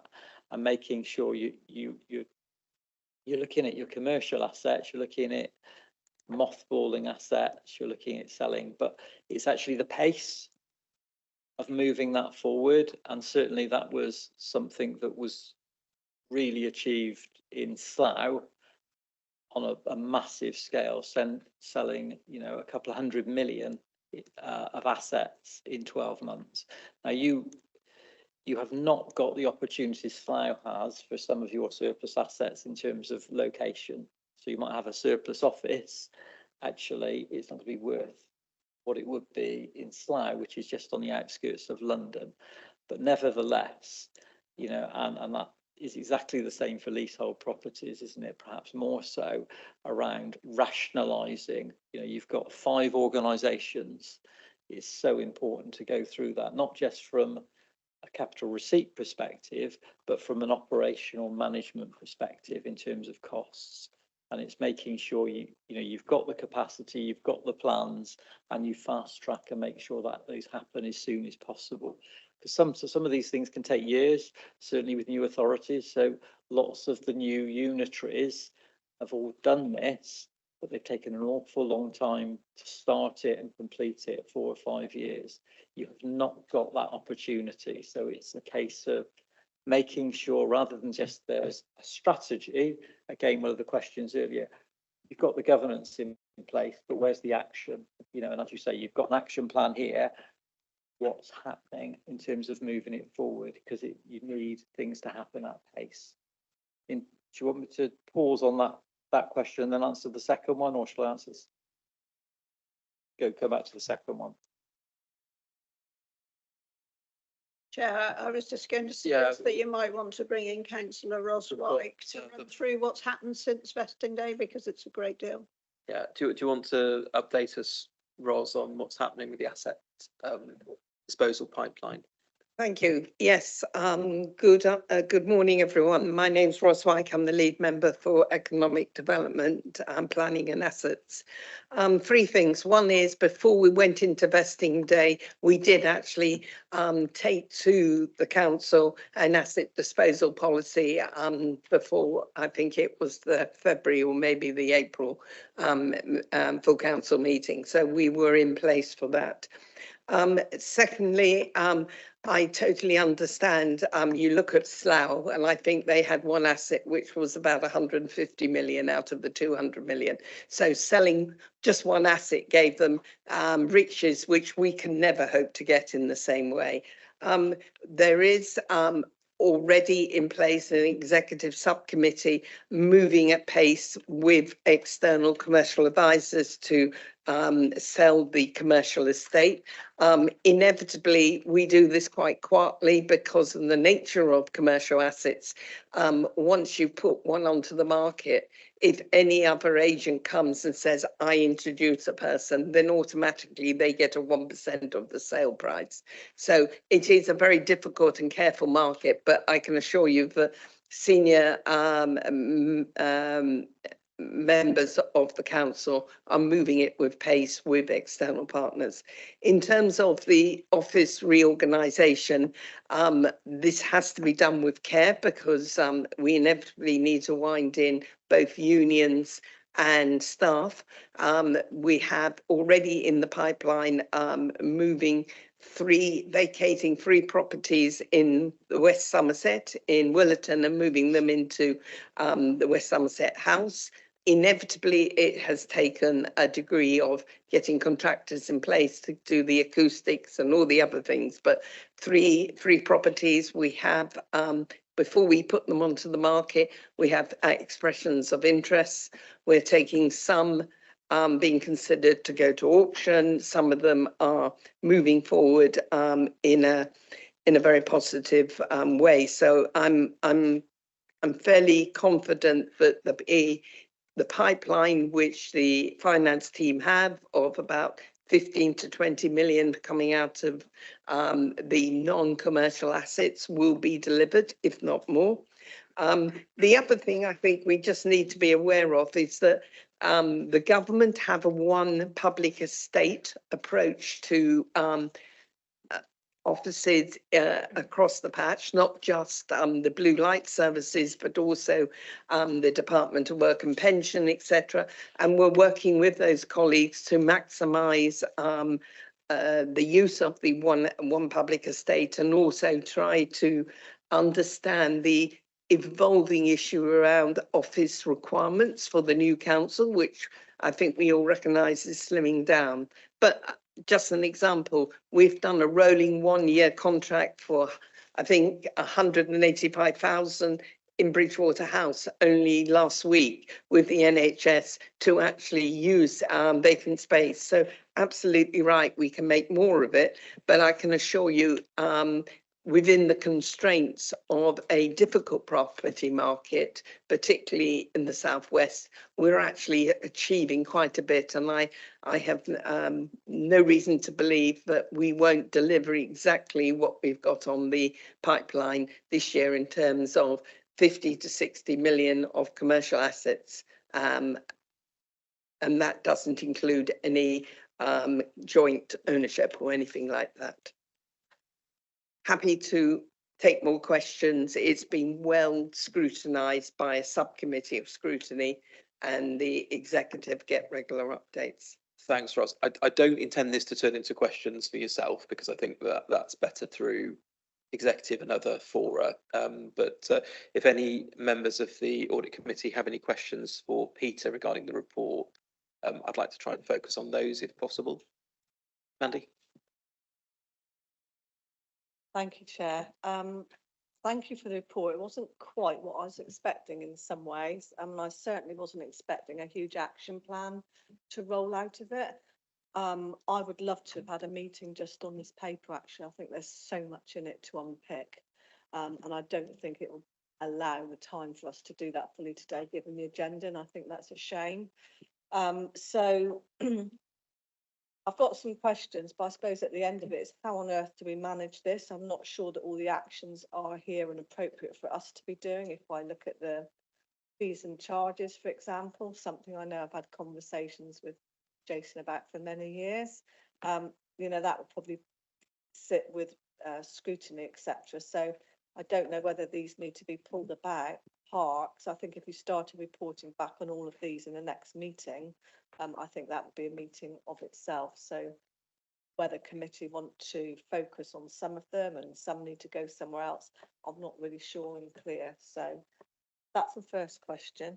So I'll ask Jason to answer that. So in terms of the outputs from this report, then, if audit committee is minded to accept some of the recommendations. Obviously, we've got purview over our own area of governance, but in terms of, for example, scrutiny or executive functions, there are recommendations that they will need to consider and accept themselves. So we can't accept the report I expect in its entirety. So what's your plan in taking it forward?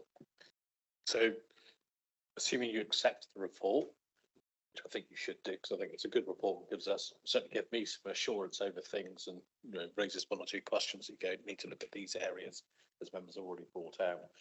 The action plan coming back to you, your next meeting will set out each of these actions, where they actually sit, who the risk owner is, who the action owner is, the date for completion, etc. And if appropriate, where that sits, whether that sits in executive or audit or a scrutiny, we'll do that as part of that analysis as well. So that you can see the whole overall thing, but you're right, there may be one or two that sit elsewhere. But my point of view, I want to make sure we cover the whole lot and are just really clear on it. And just picking up Mandy's point, if there are some members that actually would like to go through this in more detail, we're very happy to do that outside of this meeting, because there's some really useful stuff in here. And I think, as Peter said, there's one or two areas you look at and you go, that's interesting. What's behind that? Some things it gives you the answer. There's some other things it really raises the question you want to dig into, etc. So offer there to members. Thanks. Do you have supplemental? I have a few. There's no other hands up for the moment. One of the issues raised in here is the general fund working balances and 5%. I've worked with a number of 151 officers over the years. And I think it's always a grey area, 5%. The conversations I've had over many years, it said within that you should sort of reflect on the risk of the council, the pressure the council's under, the level of overall reserves, earmarked general reserves. And my gut feeling is that 5% isn't enough given the vulnerability of this council. So I'm just wondering whether consideration should be given that it needs to be more than 5%. I think it should be, given where we are and what we're faced with. So I'll pose that to our 151. Yeah, so I totally agree with you, which is why actually for this current year's budget, we set the reserves a lot higher than that. If members remember back in at full council, when we set the budget for the year, we set a range and said the minimum should be £30 million, maximum should be 50 million, because you don't want to be holding too much. So it's either good practice set a top and bottom limit. And we sit at 49.8 towards that top end. That's, on our net budget, that's about 10%. But that was done deliberately because we're a lot more riskier organisation, the one that's established and got a firm track record. The 30 million would equate to, I think it's about 5.5% in the current year. Just looking at next year's budget, roughly it's going to be about 600 million net. So it's still about 5%. I wouldn't want to go below that. The 5% was something that came out of the Audit Commission quite a few years ago, but has been denied ever since, because it's for individual authorities to make up their own mind. But it's a pretty good benchmark. If you look around a lot of established councils, they're actually quite a bit below the 5% now. I'd be really uncomfortable going down that low, given the risks we're running. We've seen that with overspends in the current year and budget gaps. So totally agree with your assessment, Mandy, in terms of it needs to be higher for the current council. That's why it is at the moment, and it's just as well it was, isn't it, given our overspent position. Thank you. That follows up to the next question, really. So general fund earmark reserves have reduced from 291 to 75 million. I find that alarming. I suppose that's the politest way that I can put it. So just for clarity, and I know we've had this conversation, we just have to keep separating out reserves we hold for others and reserves we don't. And everywhere we see those figures, it needs to be made abundantly clear. I still don't think it is everywhere that it needs to be. Just wondering if you've got a comment on that, Jason. I 100% agree.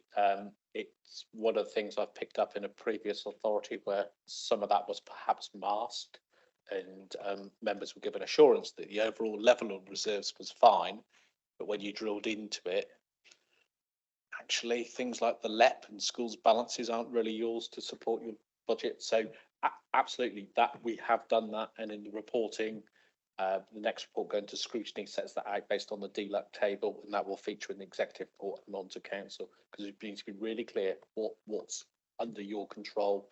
Because some of our reserves as well, actually, technically they're yours, but you can't do a lot about them. So if members said we want to spend the insurance reserve, for instance, I'd be very alarmed about that. That's very different to a general reserve that we set aside to manage the budget over a couple of years. So even within that, you've got to break down the categories. In terms of the reduction in reserves, absolutely. I've referred members back to the original where we started the conversation on the strategic risks. I'm really worried about our dropping level of reserves. It's not sustainable to keep using reserves to fund ongoing expenditure. That's the position we're in at the moment. Thank you. Next question's around voids and investment properties. So it talks that work undertaken by the new authority is established that allowing for, sorry, this is page 116 if it helps you, Chair. Work undertaken by the new authority is established that after allowing for voids, debt charges and management fees, the properties are expected to report net operating losses of about 3 million in 23-24, and their market value has reduced from 295 to 220 million, a reduction of 25%. Those to me are then again alarming figures, both in the reduction in market value, which will be absolutely pertinent if we are looking to dispose, but also clarity around those operating losses. So that's £3 million, presumably, that we cannot spend on other essential services. I'm just asking for real clarity and vision on that as we move forward in our reports, almost that it's separated out. It's not something I think most councillors would be aware of, and I think perhaps it'd be helpful if they were. I don't know if you've got anything. Yeah. Well, clearly the big change here is in the debt charge because of the rising interest rates. That's the thing that's making a big difference between a portfolio which 3 years ago would have been making a profit and today isn't making a profit because of the increase in debt charges, I assume. Is that fair to say, Jason? Yeah, so it's masking several things. So the property portfolio itself, in terms of there are some voids and things like that, so there is some slight reductions, but that's not the biggest issue. The biggest issue, as you say, Chair, is actually the debt raised to purchase those. The majority of that was done when interest rates were low on short-term borrowing. Obviously, interest rates have significantly gone up, and therefore that increased cost now feeding through means the bottom line is a net loss. I think that goes back to why I thought this was a really good report to have done in the first place, so that every member is cited on position Somerset Council is inherited and what issues we've got to deal with. Thanks, Mike. Before you do, I'm just going to ask a question about MRP policy, because I think that's really important for us going forward, because at the moment we're at the bottom of the comparator group in terms of our MRP provision. My understanding was that historically we hadn't included MRP where there was I think where we had commercial income covering a loan. Is that correct? I'm not sure if I've remembered it incorrectly. Is that the difference between our contributions and the sort of guidance of 2%? As I said, I'll move on to that when I present the capital strategy, because I think the MRP policy is really important for you in terms of lots of inconsistency, lots of non-compliance. The government have got new regulations coming out which we're looking to comply with as a council and get consistency. That will take work, but I think it's important to highlight what we're doing is recommending to the council that we update and review the MRP policy for the current year to make it compliant and for next year as well. That's why it's important. But you're right, in terms of why on average you're below is because some of the district councils weren't providing MRP in terms of commercial properties, but we've listed all those differences in there. And that's not unusual across the country. But as, you know, Councillor Chilcott has said, you know, people have said, you know, when the reason, you know, MRP, minimum revenue position, is like depreciation. They said property always goes up in value, doesn't it? We're not going to lose any money on property, so we're not going to put an MRP provision, and that's down to the Section 151 officer saying this is prudent. Now, clearly, what's been seen across the country and in this authority is actually property can go up, property can go down. And this is what's happened. So clearly not putting aside provision or counting that against any profits is risky and not good practice. And that's why going forward, we're putting MRP aside against those commercial assets while we still have them. Certainly going forward in terms of the budget, when you look at this, the capital strategy later on, there is an increase in MRP, and proportionally against your capital finance requirement, it is over 2%, which is probably what government uses a bit of a benchmark. Government will sort of certainly expect auditors, your external auditors, to look at authorities where their provision is below 2%, about the reason for that. What we haven't got is enough records at the moment to go back and do that. To give you full assurance about that you're compliant with the new regulations, and that will take time, looking about every asset you've got and finance from borrowing and in terms of its useful life. So that will be subject to review over the coming financial year, over the next 12 months, and that will be one of the things that will be fed back to you at your next audit committee. When you've finished your questions, I'm very conscious in terms of Councillor Farby, is it? I didn't get round to answering his questions. So when we finished, can I go back to that one? Is that okay? Okay, so I've got Mike. I was looking to break at about 12 o'clock for lunch. So if we want to delay a little bit, that's fine. But your dinner will get substantially smaller the longer you talk. Do you want me to answer Councillor Farby's second question? Is that okay? Sorry about that, Councillor, because I knew there was a response from the councillor at the back on the first one, so that's why I stopped. So I think an important question, actually. This was on page 121 of the papers, recommendation 11. The council should review the adequacy of governance and oversight of arrangements for limited companies and consider the benefits of a shareholder committee or the equivalent. The question was, do you expect us to operate like the private sector? So it's important to read the section on this. And I think sometimes, you know, this is not an audit, it's not a detailed review, it's a balance sheet review. We've looked what you've got on your books. I think what's interesting is the number of subsidiary companies you've got.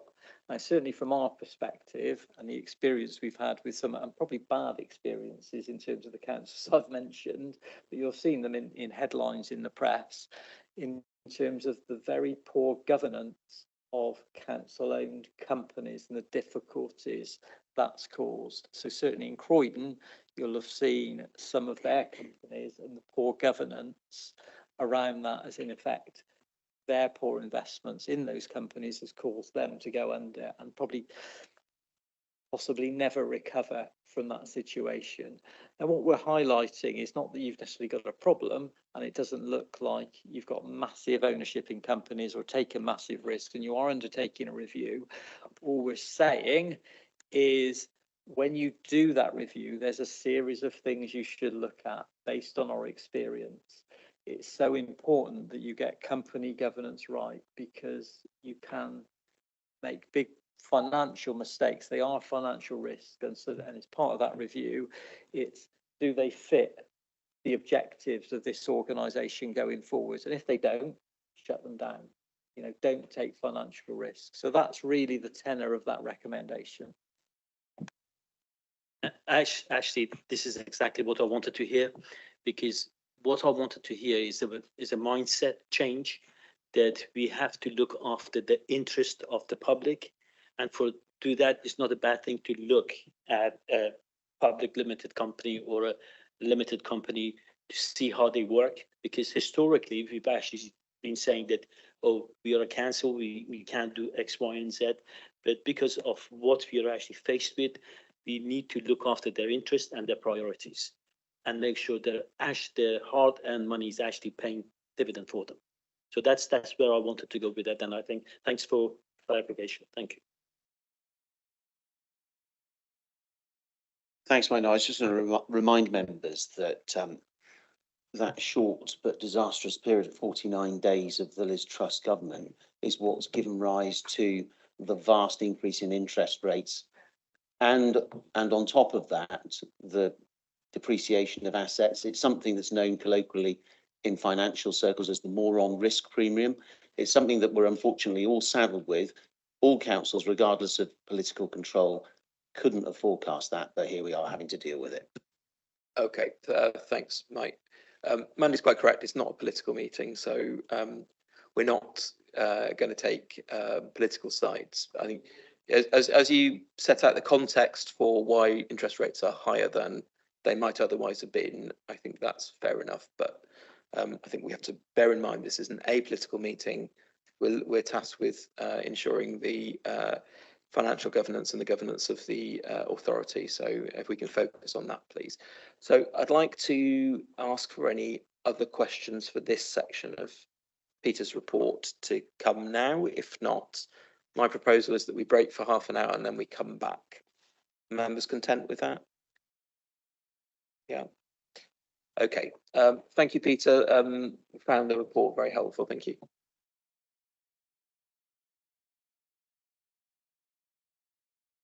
Okay, so I did warn you it's going to be a long one today. So we've had a half an hour break. The plan now is to steam through the rest of the agenda. We're on item 7. Well, in fact, I assume that you were comfortable with the report as laid by Peter. I think Mandy's made some sensible suggestions about potentially needing to revisit it in some greater detail, which we might look at doing that outside of the meeting. Mandy? I think it's fair to say as a committee, there are areas of concern in it. I think that goes for itself, but I think it's worth the committee just noting that. And that's fine. So if I ask for a formal proposer to note the report from Peter, anyone? Habib, the seconder, Mandy, everyone happy to note? Perfect. Right. So moving on to item 7, which is the in my view, the highlight of the meeting, not to undersell you here, Barry. So Somerset Joint Auditors Report. So I've got Barry and then we've got Dan Povey as well with you as well. Dan's online. Hello, Dan. So hand over to Barry to introduce the report. Thank you. Thank you very much, Chair. So I'll do a brief introduction to this report, and then I'll hand over to Dan, who's the author. He also does look a bit like a Cyberman as he sits on the television screen. Firstly, apologies for the format of this report. It was a very complicated report to pull together because what we're trying to do is bring together all of the issues that we've identified from our review of the former 4 councils and try and then bring that together so that there's recommendations going forward for the new Somerset Council to pull together. So we hope that we've done that. I appreciate that this is a fairly challenging read in terms of the messages that we've had to deliver. We have identified 7 significant weaknesses and a number of improvement recommendations as well. And again, I'll ask Dan to take you through the context of that before giving you the opportunity to ask us any questions.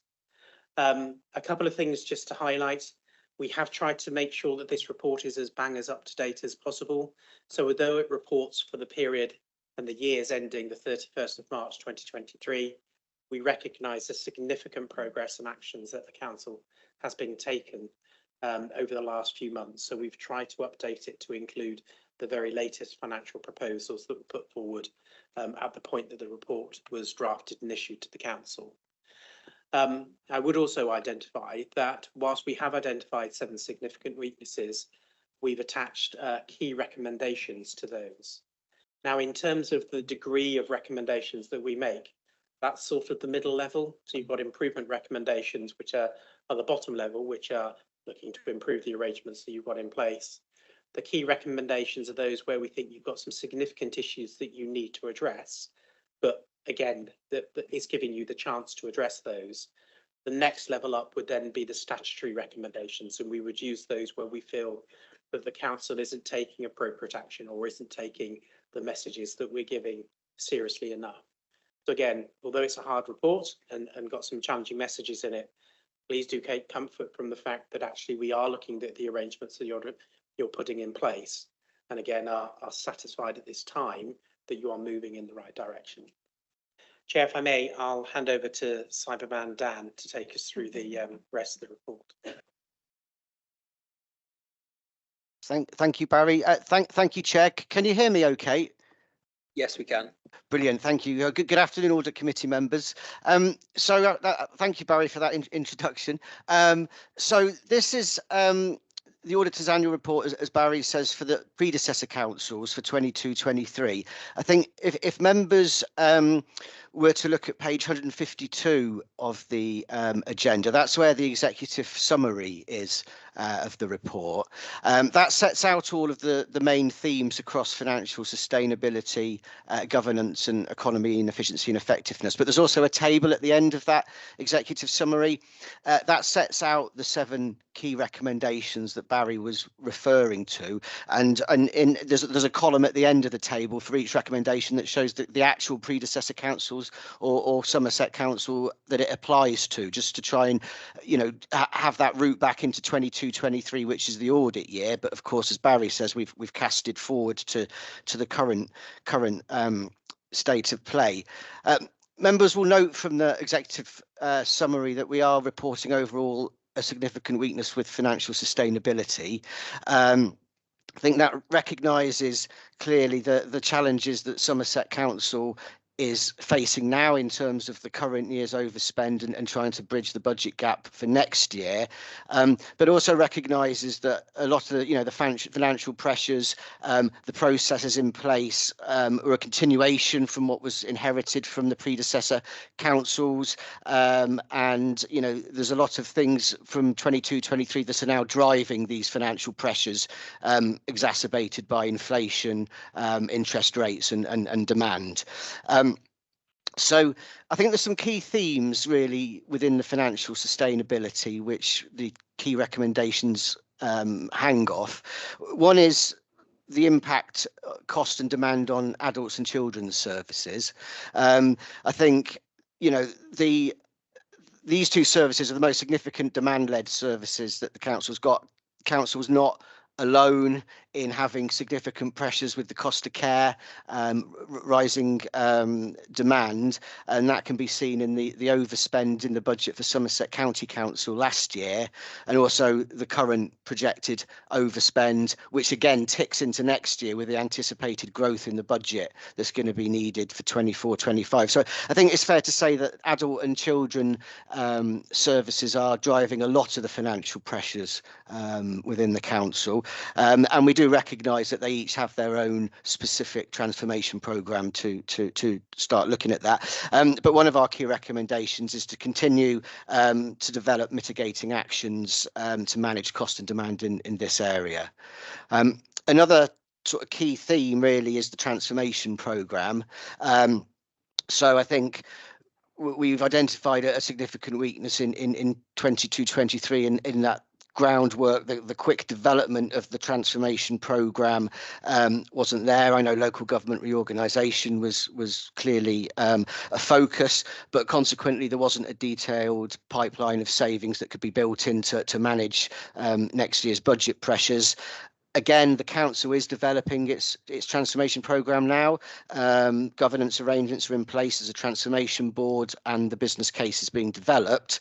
But we've got a key recommendation that really that programme should now be implemented at scale, council-wide, and at pace in order to balance the budget going forwards. But of course, that should be based on a comprehensive and robust business plan.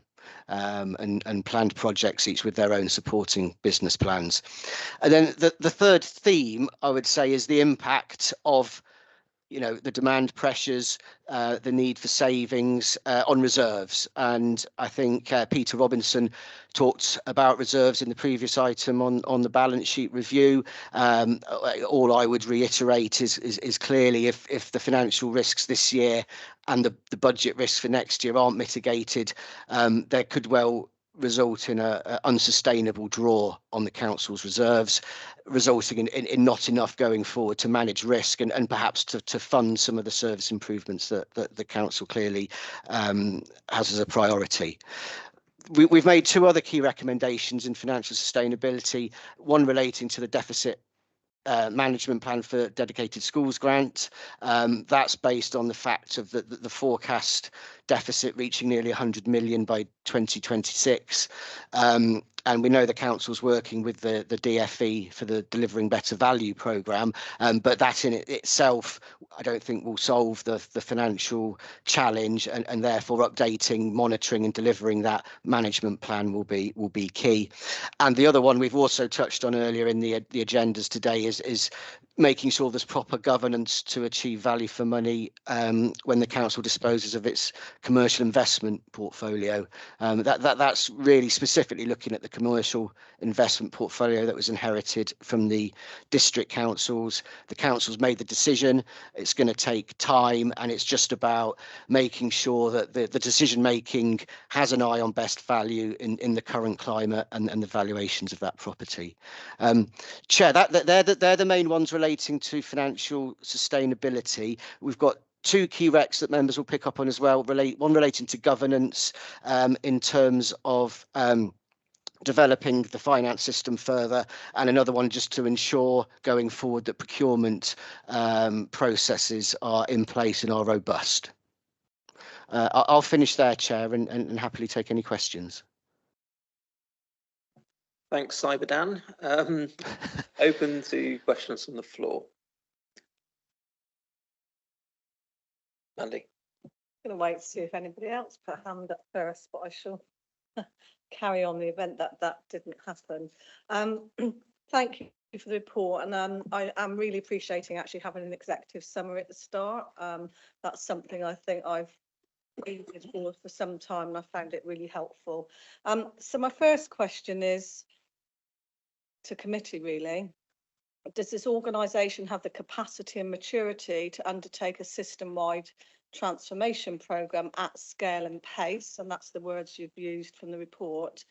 Given the evidence of the slow pace of the last 18 months and in the auditor's words, there is not a significant pipeline of savings identified, and that if the budget gap remains at the current level, Somerset Council will have negative reserves by 25-26. That's on page 153. I would agree with the report that Somerset Council will not be able to balance either this or future years' budgets, but what should this committee do to record these concerns and stress them to the executive? So just to reiterate, that was a question to the committee rather than a specific officer. I think it's what should we be doing given what's been presented to us in the report, and I absolutely think we should acknowledge it as a committee if we're doing our role as we should, but it's whether we need to forward our concerns on to the executive just to have that noted in the organisation, really. Okay. I think I'd certainly welcome more clarity about what's going on with the transformation programme. I do have concerns that there's not going to be a huge amount of time to consult with members or with the public in a transformation programme which is really going to shape the future of local government, in as much as the local government reorganisation process was designed to shape the future of local government in Somerset. Actually, you know, this transformation programme will set the scope and scale of the council for probably the next 5 years in its minimum. And that's going to have significant impact on service delivery. So I'd really like to understand what the governance arrangements look like for the transformation programme, and what touch points we'll have to help understand and strengthen those controls. So and if any officers got any insight into where that programme is at the moment, that they would be able to help us.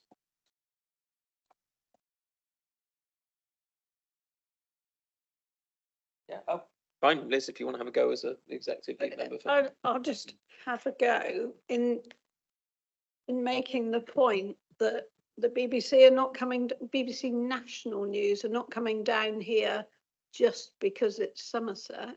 They're coming down here to look at the future of local authority, what local authority does, how it's funded, and how there can be a future for the wider, particularly the upper tier. But it's not just upper tier, is it? It's district councils with housing and homelessness are really struggling too. And there are some where I've seen reported that something like 60% of their budget or more is already going on homelessness and paying for bed and breakfast. So having moved to one council, of course, we've got the social care concerns of adults and children's. We all know that council tax is really limited in how it can be a funding mechanism for social care, because you're looking at three things for council tax: where it was set in 93, what the council tax base is in terms of banding of houses, and what the rate is. So you've already got an unevenness across the whole country in what's coming in for councils in council tax. And then you've got an ageing population in Somerset that we all know about. We've got house prices that have gone up hugely over recent years. We've got young people who can't get on the housing ladder.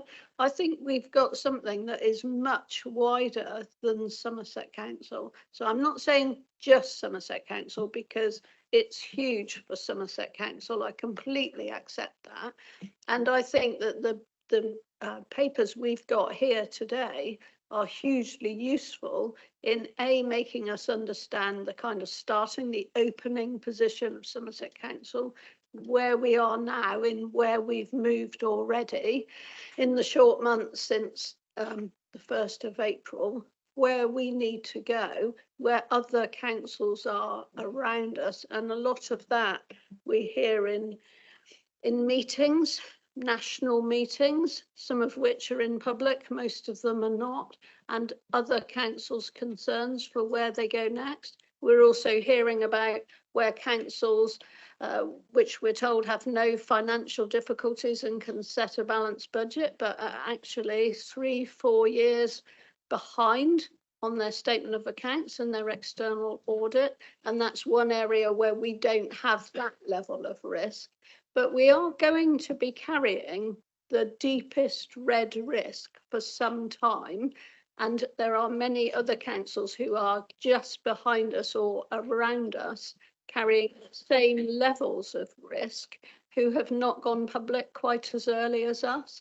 So I completely agree with the leader of council when he says this is a national problem, needs a national conversation, and we will have to find national solutions for how we deal with the costs of social care as we go forward. So we've got a particular situation at the minute, post-COVID, with the inflationary increases, interest rates, the effects of COVID jabs, Brexit, everything else. We've got that all come together as what everyone always calls the perfect storm at the same time as LGR, when anybody who went through LGR in 2009 would not have had the same levels of concern that they didn't get budget reporting, monitoring until month 6. They probably were nowhere near as concerned as we were in this council, because we also, of course, moved to the new finance system. So I kind of can't imagine how many more factors we would have put in there as difficulties. I want to pay tribute to the finance team who have managed to get those statements of accounts together, and to our auditors for working with us, because that is one of the biggest risks where I feel we are getting on top of that. I think the risks for local authorities will continue to grow over the next 2 or 3 years. And my concern is how we cope with that nationally, how the next government copes with it, and how we can open the conversation and perhaps even lead on that conversation nationally, so that whoever the new government is, they come in with some knowledge of what they need to look at as a priority. So locally, we need our transformation plan. So I know that the first draft is going out to officers today. I believe it's already gone out today. That then comes forward for executive on the 7th of February. As I've already said, our section 151 officer needs to be assured by that. If he can't write his section 25 report for full council, then we're in even more trouble. Government don't want that. We need to be talking to government, as we are, and talking about council tax, talking about capitalisation. We need to have that conversation with government about locally having more control over what we do. We've already talked about fees and charges. We need to talk about that more. We need to talk about funding of the council tax reduction scheme. That costs a great deal of money in Somerset. I think we'd all want that to continue, but I had no idea at the time we were first talking about that, how much it costs, how much is mandated by government that we fund, how much is mandated locally or decided locally. We've got all of these things, Chair, and we have got a huge challenge, huge. It's how we deal with it that matters. And I think this meeting today and the papers we've got in front of us today are how we find a local solution, but how we then, in the longer term, the medium term, need to work nationally to find a national way through more than 24 and 25, because we will not do it on our own. We have no chance of, there's no ability for one council to change how local authorities work on their own. We need to do it as part of a national conversation. Thanks, Liz. So I've got Jason to come back in, and then I just want to say something. Yeah, so in terms of the transformation across the council, taking a slightly different approach that will be set out in the report to the 7th of Feb exec, is bringing together all the transformation activity across the council into one piece. Members will recognise there is already transformational activity, such in adults, my life, my future. There's various ones in children's as well. We've touched on the high needs block and things like that, and SEND, etc. One of the parts of that is around the workforce and reductions to the workforce. That's a key block to the whole thing. We have got to get the approach right, because actually it's how do you move at pace but also deliver safely. That's the challenge, isn't it? Of we all want to see the savings coming through. At the same time, we have seen lots of examples of councils who have not got this right. It's cost them a lot of money. Services have really struggled as a result of it. And then they've had to add back in costs because they didn't get it right in the first place. So there are absolutely some risks around this and some challenges of making sure it is kind of fit for purpose and deliverable. But the report to the executive on the 7th of February will set out the start of that approach of how that's been taken forward. Yeah, so I think the challenge for the organisation has got to be to do this at scale and at pace, because clearly we can probably get to a point with the other mitigations that we talked about, where we've got a sustainable budget for 24/5, but getting to one for 5/6 when we've used a lot of one-off savings, we've used reserves, which you can only spend once. Actually, to get to a point where the future council is sustainable, we need to make sure that our revenue costs are balanced overall, and we're a long way off that at this present time. So in order to get to a point where you've not only done the transformation but you've delivered the savings, clearly that's going to be an enormous challenge for 5, 6, even for 6, 7 probably, to get all of that complete. So this is going to require probably central government support for at least the next couple of years, I would have thought. I don't know if you think that's fair, Jason, but that's certainly where I think we are. I think that's a pretty good summary. This is a hugely risky situation where we're in now, generally, in terms of the council's finances and the transformations we need to make. And for the next 2 years, we will definitely need government support to see a way through it. Unless something dramatically changes in terms of, there will be a general election before next year's finance settlement. Not a political point here in terms of any party, but unless there's more funding into local government sector per se and actually benefits the upper tier authorities, then I cannot see we will be able to balance both of those budgets for the next 2 years without support. So I got Habib and then Tim and then Mandy. Okay. Okay, so just repeat the question for me.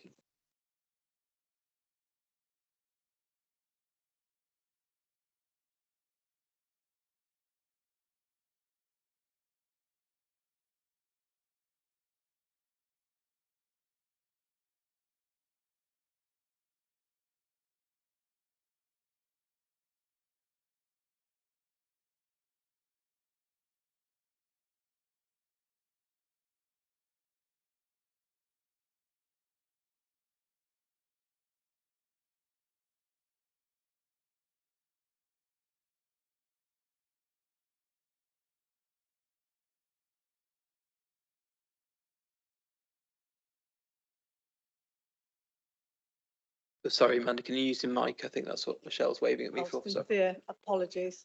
So again, really? So the question was, does this organisation have the capacity and maturity to undertake a system-wide transformation programme at scale and pace, given the evidence of the slow pace in the last 18 months, and in the auditor's words, there is not significant pipeline savings identified, and that if the budget gap remains at the current levels, Somerset Council will have negative reserves by 25-26. That's on page 153. I would agree with the report that Somerset Council will not be able to balance either this or future years' budgets. What should this committee do to record their concerns and stress them to the executive? Thank you. So in terms of the question around maturity, I suppose it's down to each individual member to make an assessment of whether they think that the organisation has the capacity, the maturity to deliver there. If we are concerned, which judging by the tenor of your question, Mandy, you're concerned, and I probably share some of those concerns as well. We want to write to executive, and I suspect we can do that, to raise that concern formally with them. Is that a step that the committee wants to take? Jason? If it's helpful, in my budget reports to the executive, I've set out some of those concerns around our maturity and pace of delivery, particularly around the LGR savings, the LGR business case, 18.5 million. The non-staffing savings actually pretty on track and delivered. There were 12.3, so that's 6.2 million pounds worth of savings. There were 12.3 staffing savings, 2.9 from senior management, delivered 2.6. That's done. It was at 9.4 across the rest of the staffing, with £1 million in the current year. We're pretty close to delivering that £1 million with some of the recent agreements that for redundancies that we agreed for last full council, etc. But the pace of getting that through and for next year is a concern, hence why I've raised it. I think in terms of this committee's role, executive haven't had the report yet, so you're kind of getting it in advance. I think it would be totally appropriate for this committee to set out, because you're responsible for the risks, etc., to outline your concerns around the risks of delivery, the pace, etc., etc., and making sure the executive, when they set up the programme, there's enough assurance framework around it that, you know, the whole council is assured it will be delivered on time and to budget. So I think we definitely want an item on the agenda next time to discuss the transformation programme in more detail, because I think we need senior management. So whoever is the accountable officer for delivering the transformation programme needs to be here so that we can understand their approach, and so that we can get assurance around the governance arrangements which are in place for the programme. I know that you've got some on the paper which I haven't seen or read yet, but I think that would be helpful at the very least. So,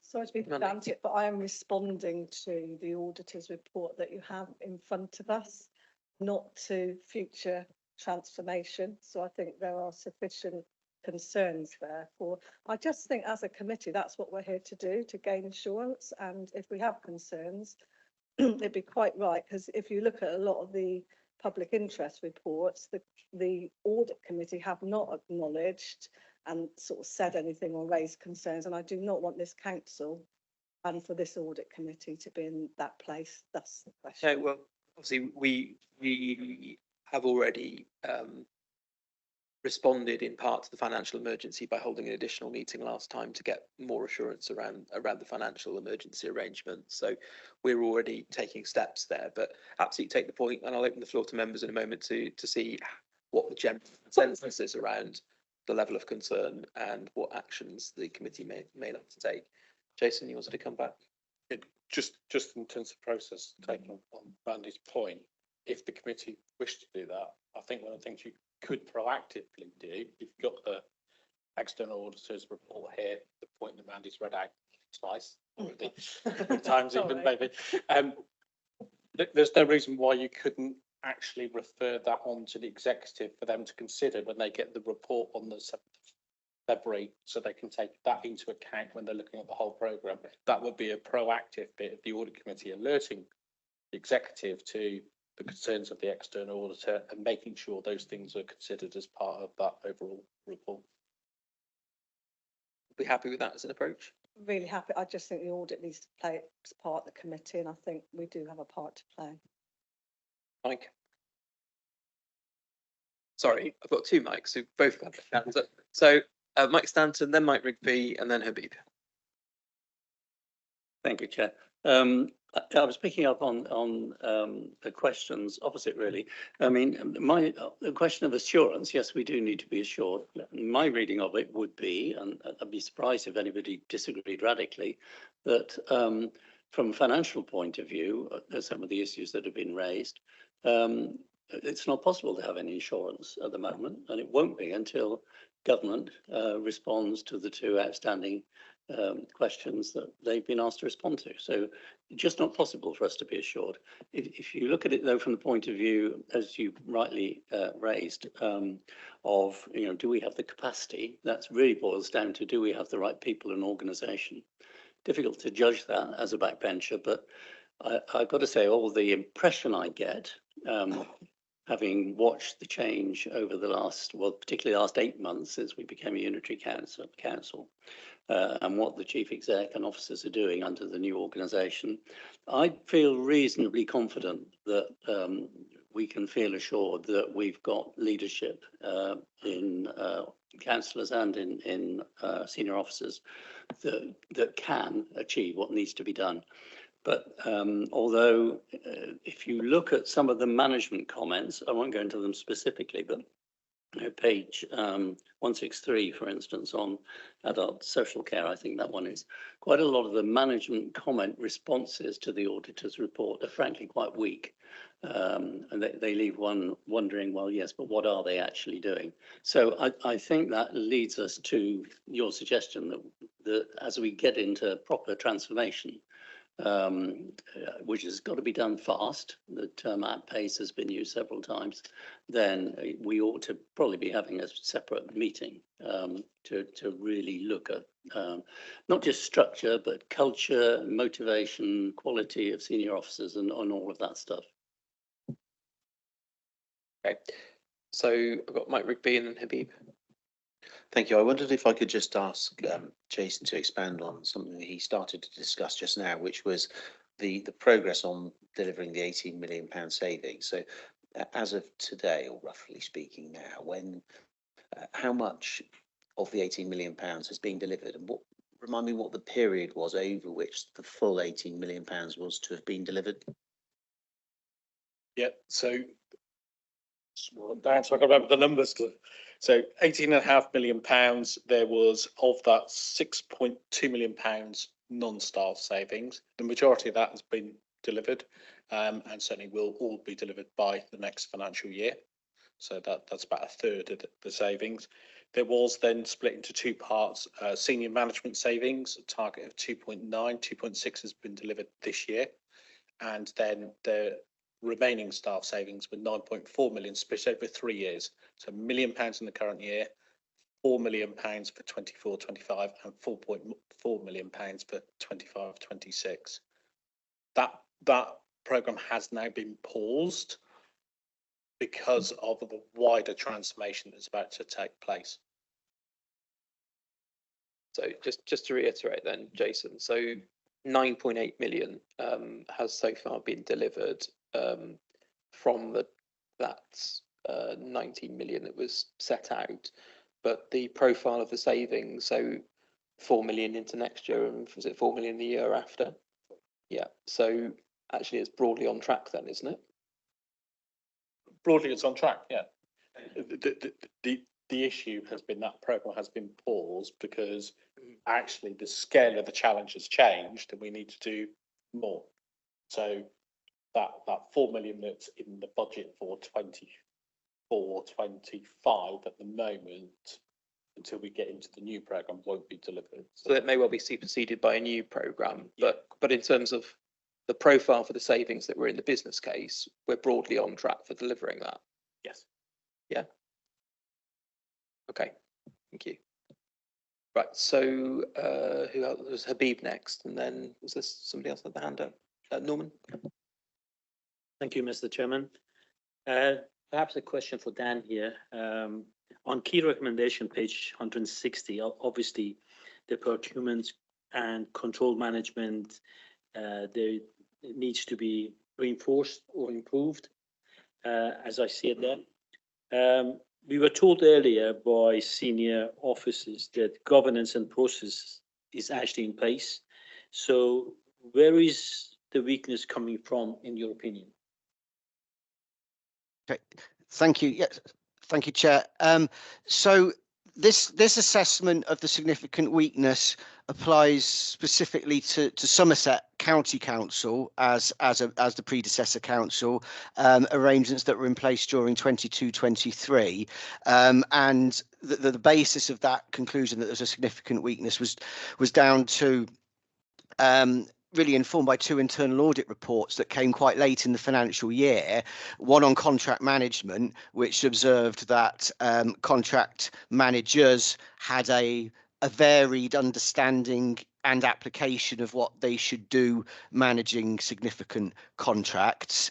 And the other one was specifically looking at a particular procurement of a statutory service contract, which didn't follow proper procurement processes, and didn't consult the right specialists within the organisation, and so on. And there were a series of significant sort of weaknesses within that process. So that's why there's a key recommendation there. It's based on these specific arrangements at the county council. And so what we're saying is, going forward, that Somerset Council should make sure its procurement arrangements are robust and its contract management arrangements are robust by considering the weaknesses that have been identified at Somerset County Council. And what we will do as part of the 23-24 value for money work, of course, is we will try and get under the skin of how have them arrangements been set up at the new council and how are they being applied. So in short, Dan, what you're actually telling us that the process wasn't robust in past, and you're hoping to make that robust in future. Yes, that's right. There is evidence in areas to suggest that there were significant weaknesses in areas, and we're just suggesting that going forward, the council considers the various weaknesses that are identified to make sure that arrangements going forwards are good. Thanks. Norman? Yes, thank you. Yes, the same sort of theme as Mandy was following, really, and that was how do we plan to deliver and at pace? And of course, one of the subject is sale of assets, and the report is great. There's so many rabbit holes to disappear down here. It's been really fun reading it. So I'll disappear down the one on page 186. The figures, of course, are correct that are there, but the purchase prices are historic, as per the district council, and then the valuation present day. Now, I don't know about three of them, but Somerset West and Taunton paid off with some return from the investments, the 98.9 down to 92 million. So that would have been the value that it was transferred over, surely, at the end of the last audited accounts to the county. So if we're to look at it as to what we're delivering, we need to look at the whole picture. And that pay down was about £3.5 million worth of investment return, extra capital that the district put in. And in the purchase in the original place, there was a substantial use of reserves in buying the properties. So just doing rough sums, I think we end up with probably short-term borrowing of about 72, 73 million on it. So if we end up selling it at present day valuation at 76, there's 3 million there that the council can use, or can use the new refinance borrowing and carry the interest rates. That's more of the whole picture for our risk running forward. As far as I'm concerned, it's how much free capital do we have that's not going to cost us something, that you can help to pay down your present day 100 million to get you to a sensible, sustainable position. So how do we go about getting a full picture of things like that? Because this is just one item, though I'm sure there's many more. Who is the question directed to? Was that to Whoever likes to pick it up. officers? Liz? I just want to talk about the kind of approach in general. So Jason will correct me if I get anything wrong. What we're looking at the moment is holding the level of borrowing as it is. And Jason has made provision for the extra cost of carrying that debt in the new year, 24-25. Then we aim to use capital receipts, both from the council's assets where there's no borrowing attached, and from the council's commercial investments where there is borrowing attached, in order to fund the capitalisation direction without taking out any further borrowing. And then the stages of transformation will have to see paying off debt as one of the priorities. But what we have to do is to be able to fund first the transformation of the new council, and there will be costs in there for redundancy that are over and above the costs that were in the One Somerset business case. Does that make any help at all? Yes, it does, and no, it doesn't. I'm sorry about that, Liz. Quite frankly, you brought in sale of property where we have no borrowing against, and therefore we can use all of it. Yes, those properties are by and large producing an income. And if you turn around and capitalise 8% return and put a capital value on it, you are effectively borrowing another sum of money at 8%. So you're putting a cost on. It's not necessarily making, it doesn't matter whether you put a cost on or you've lost income. It's one and the same on the bottom line. So what I'm trying to look at is, where are we in the true picture of what money do we have that we are neither losing income from or picking up debt? if you like, in the form of bank interest payments, so that we can actually truly say we're making ourselves more sustainable by reducing our costs by using that capital. I'd say the only monies you can use under those criteria are reserves. And those are things that we don't want to run the reserves down any more than we have to, because nobody would want to. The sale of assets from Somerset County Council has been ongoing for a very long time. I think one of the figures that I recall from County Council days from 2010 to 2022 was £90 million worth of sales from the county farm estate and other property. So I completely accept your point that when you sell, you lose the income. And I don't think anybody would want to be selling commercial investments at this time. And that's why the programme is being overseen by specialists, and it is a programme of work. It is not some, you take the decision on one day, fair enough, but it's a programme of work over years, and it needs to be done in the right order to ensure that income is protected as much as possible. And I'm sure you'll recall that there is an income line in the current year that's about £20 million from the commercial investments. So all of these things, you're right, they do have to be balanced, but we also have to bear in mind that use of reserves, which is the one, well, actually there is loss of income there now, isn't there? Because interest rates are so much better. So I would just say again, the same as Bill Revans says all the time, nobody wants to be in this position. Nobody would choose to have to take these actions. But this is where we are, and there are lots of other councils immediately around us and just behind us. So, and their situation will depend on what assets they've got, what reserves they've got, what commercial investments they've got, and how they play it out too. It's going to be a very skilled piece of work, and not easy to understand it, let alone do it. Okay. Did we get any closer to answering your question there, Norman? No, I got sidelined, I think, really. So sidetracked, not sidelined. Sorry about that. The picture is trying to get what a true picture is out of selling those commercial assets at some time in the future. How much we actually make out of them over and above our debt. I've got Councillor White with a hand up at the back. Thank you.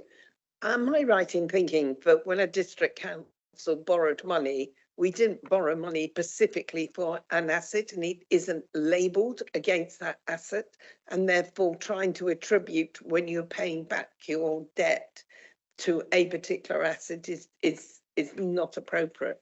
And therefore the underlying issue is, what are we doing with the result of the sales? And I think, as Councillor has indicated, they will go back into the council, and it will be the Treasury management function who will determine whether or not they are to pay off a specific short-term loan or use full capitalisation in some other way.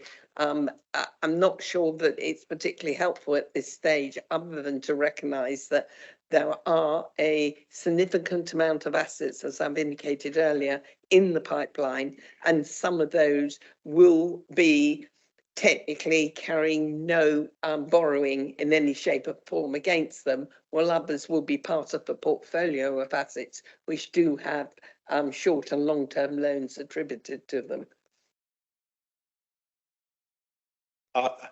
Sorry about this, but I would be letting Taunton down, the Taunton Dean and Somerset West Accountancy Department down if I didn't say the loans were very clearly attributed to the specific purchases that were made.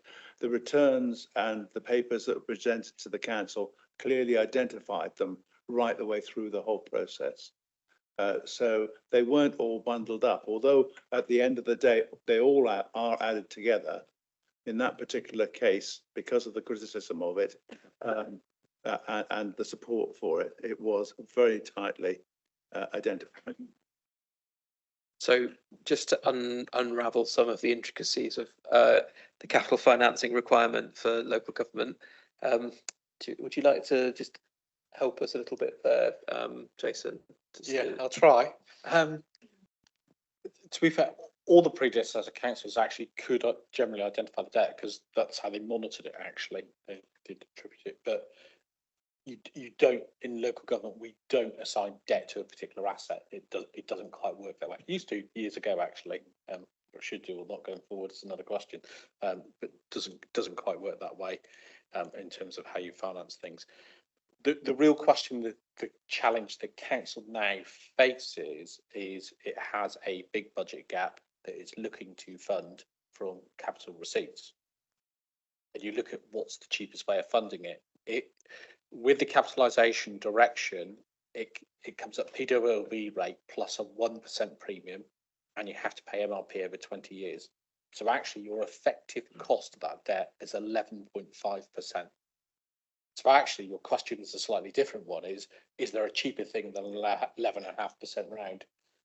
You're absolutely right. The ideal thing to do is sell an asset that's got no income attached to it at all, because I'm not losing anything. However, there is, I don't think we've got enough of those to cover all the gap. So you are then into the commercial assets, and it is a trade-off. They do attract an income, but actually the income we get for them is less than the debt we were paid. So it's a straight financial decision of I'm losing income, but actually it saves me money in terms of the debt. So that's the challenge the council faces now. Okay, can we move on from there now, if that's okay? I've got Councillor Rigby. Thank you. I apologise. I don't know much about the Athena contract that was mentioned earlier in the auditor's report. Can someone just tell me a bit more about it? Was that a Somerset Council contract or one of the previous 5 councils? If so, which one and when was it signed, please? So, Alistair. Thank you, Chair. Yeah, Alistair from Cyprus Audit Partnership and Internal Audit Services. So the Athena contract, it was an audit we looked at the end of, I get my years right now, 22-23, and it was reported to this audit committee. It was a contract let during COVID, but it didn't follow the proper procurement arrangements that should have been in place, and it did result in additional expenditure going out of the authority.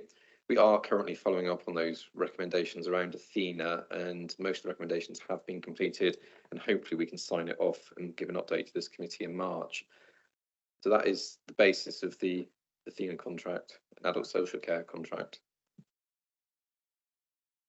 So just to be clear, then that's a Somerset County Council contract from what, 2020 or 2021? It was during COVID. I think it was about extra bed capacity for adults. I think that's what it was. Okay. So drawing us back to the report then. So the high needs block in particular gets quite a lot of attention. Just from my own understanding, so the high needs block is funded from the Department of Education, and essentially the income from the FE isn't currently meeting the cost of provision. Is that the best way of looking at it, Dan? Yeah. So yes, Chair, that's right. Essentially, then we've got potentially £100 million time bomb, which is coming over the next few years as a cost of increased numbers of children receiving EHCPs across Somerset, which is an unfunded mandate from government. Is that where we're at? Yeah, that's quite right, Chair. The grant doesn't cover the demand for the special educational needs part of the. So is there anything we are doing or not doing to cover those costs at the moment that other authorities are? Is everyone in the same boat?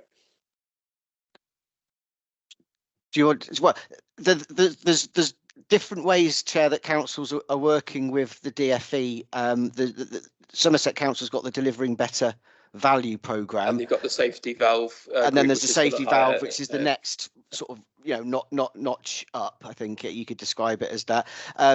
But I think that in itself, and I know the council has brought in, independent diagnostic review, looking for routes for savings.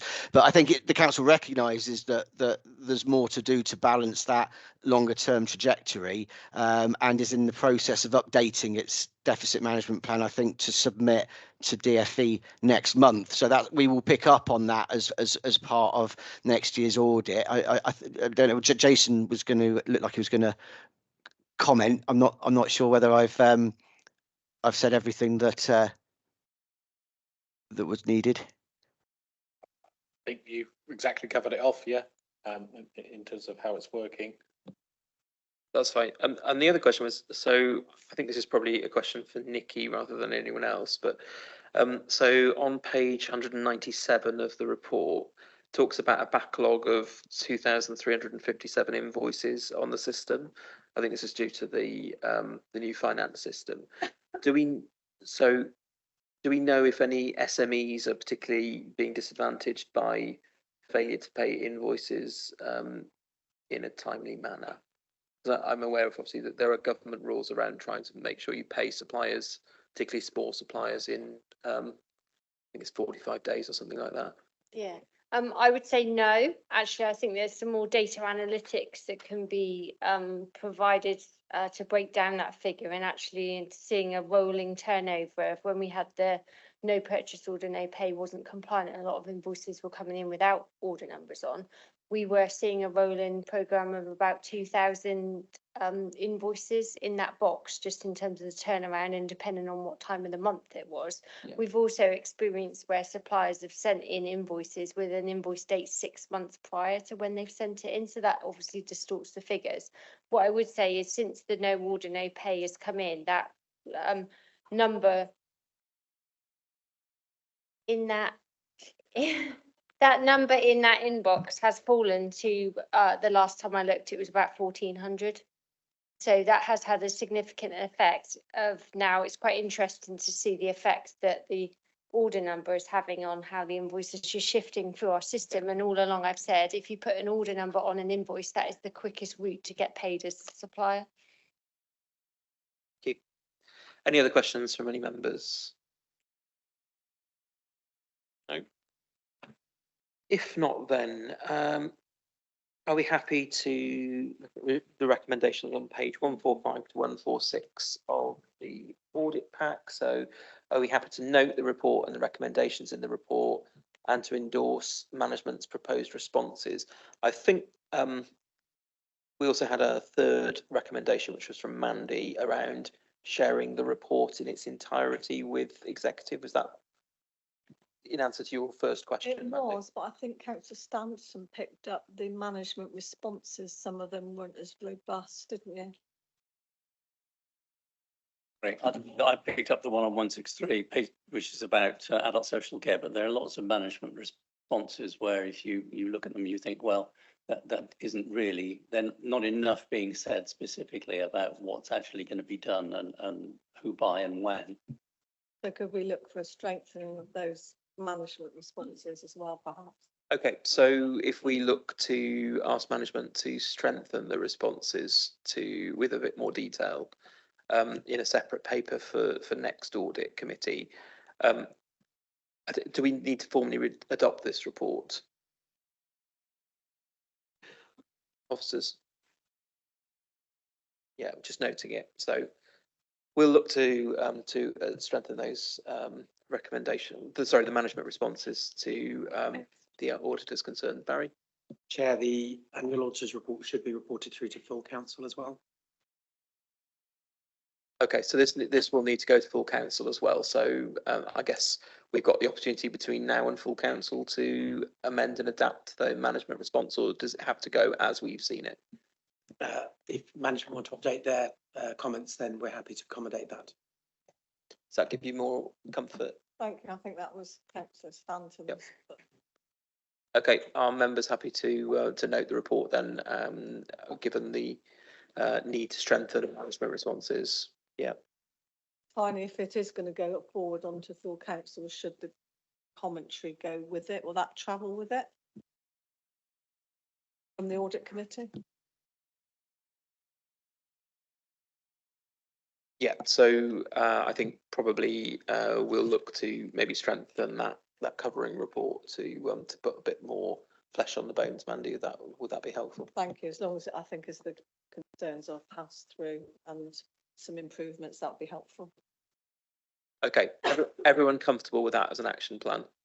I wasn't particularly suggesting that this should be amended before it goes, if it goes to full council on the 20th of February, or would it be the one after that? It's just that in a sense, the management of where the management comments are a bit thin, the management of each department could be invited to strengthen those quite externally from this report, triggered by this report, but as a separate piece of work.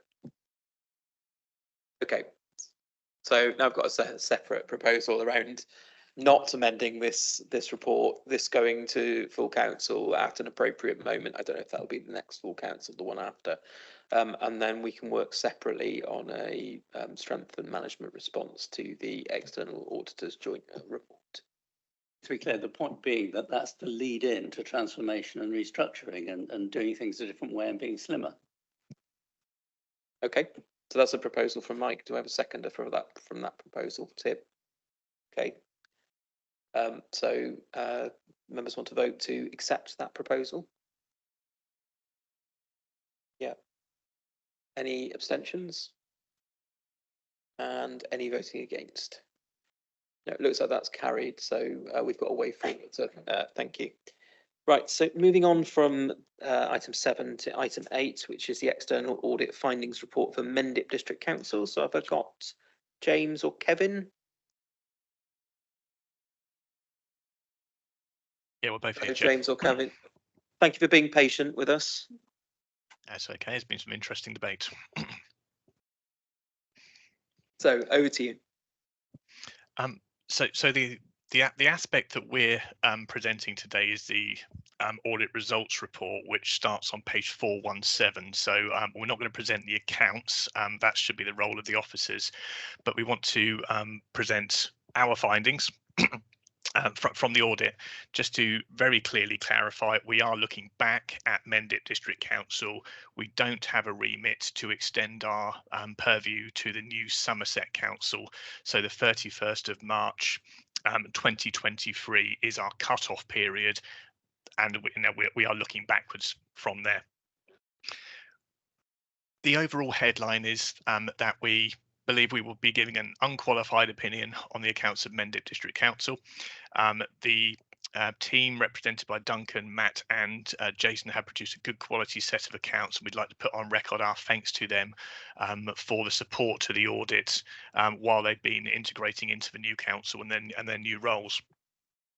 We also have no concerns from our value for money work from Mendip District Council, and so no reporting by exception in terms of our value for money considerations.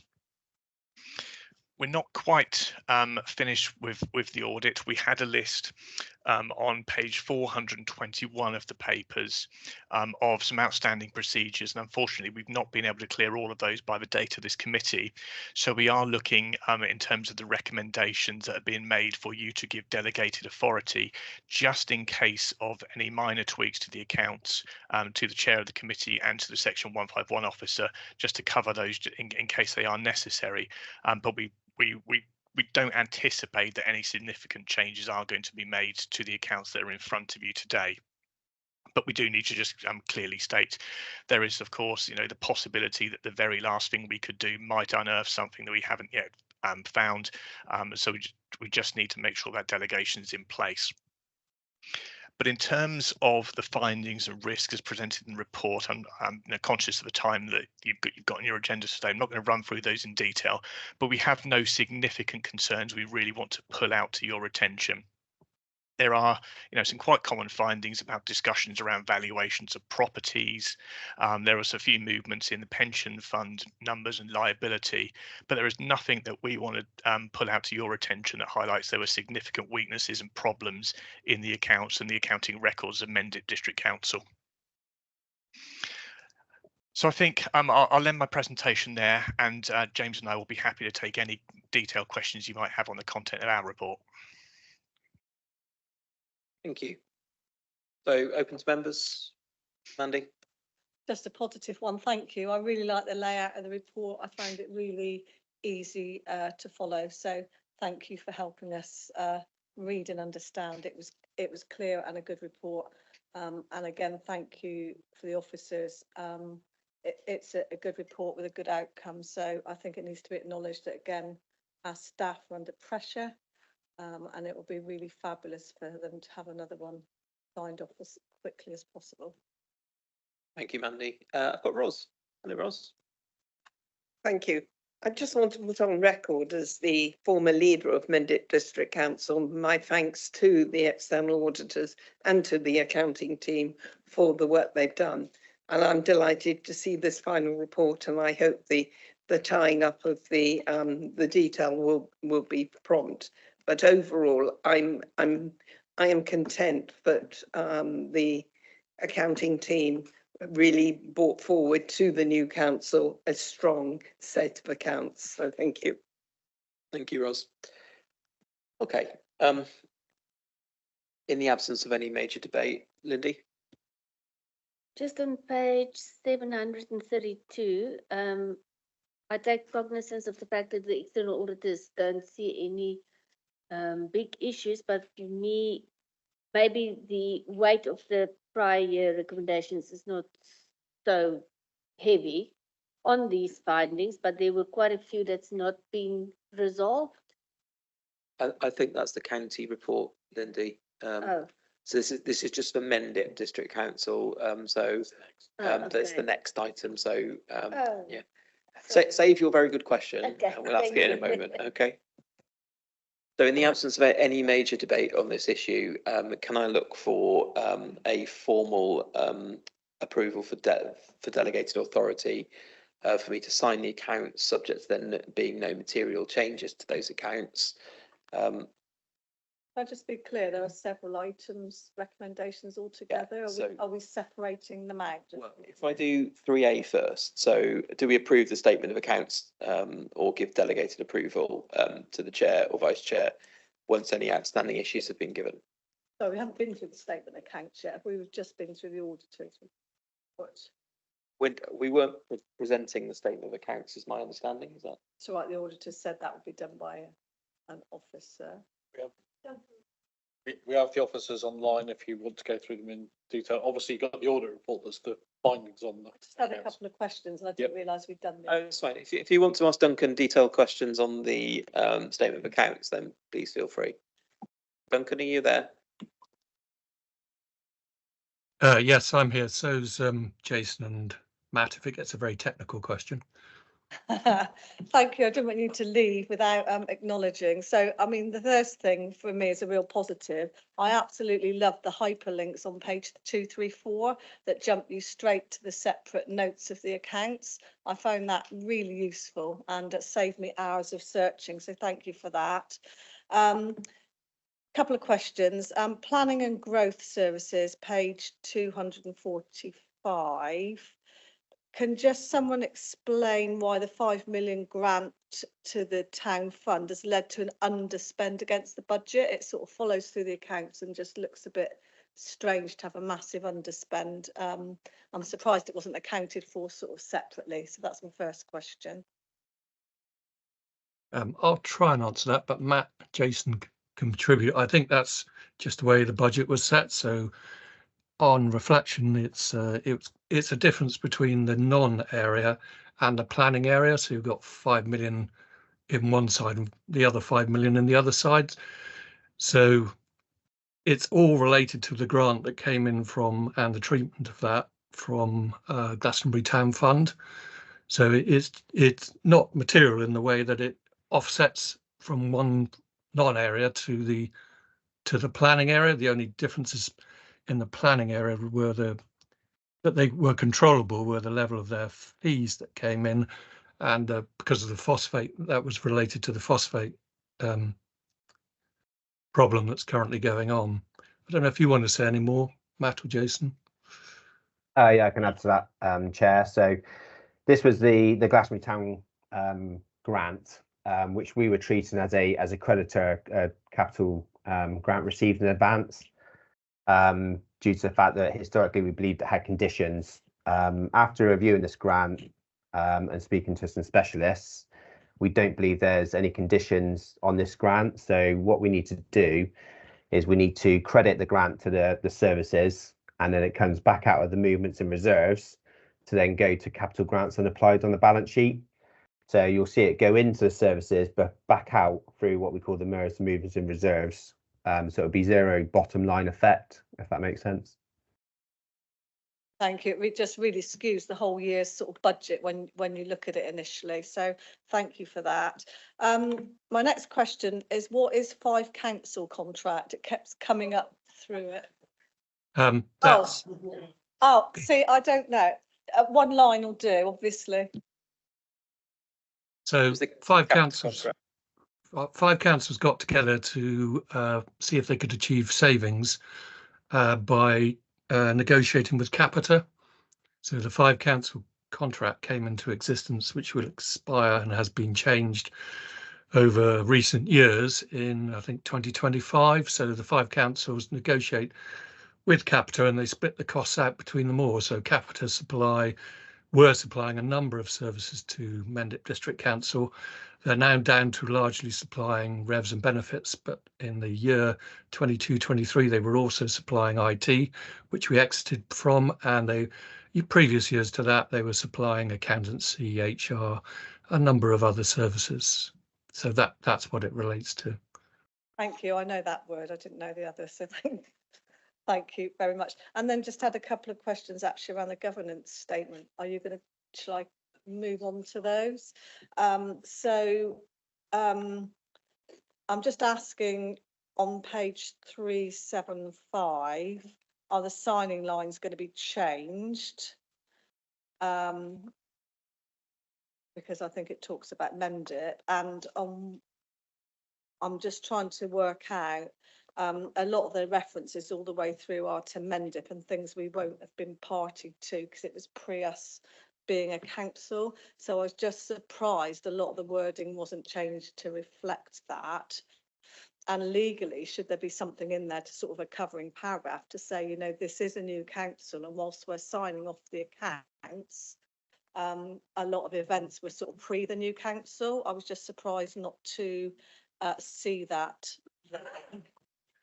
So a version of the AGS did go before Mendip, as it still existed, and it hasn't changed much since that date. But obviously, as you say, Mendip no longer exists now, and so it will have to be signed by the section, well, by the new people in post, so Jason, etc.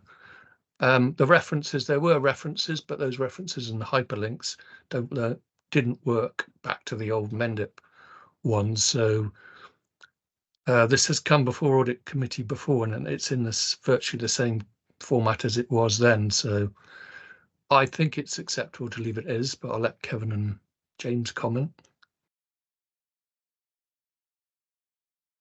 Yeah, it is a statement that does have to represent Mendip District Council, and it's appropriate for it to be signed by the successor body and the successor officers and audit committee. So I think, you know, substantially it shouldn't be changed in any way to, you know, to try and address the points you've raised, which I recognise, councillor, they are, you know, practical, but I think this is the format that actually is required. So I think we would rather it's now left alone.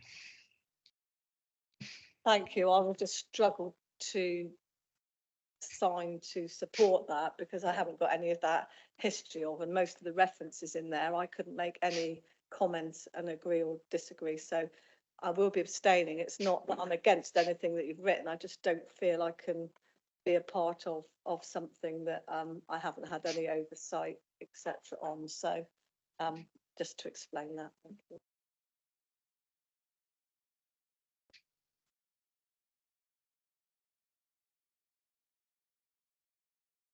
you. Oh, it's working now. There we go. Can't work it.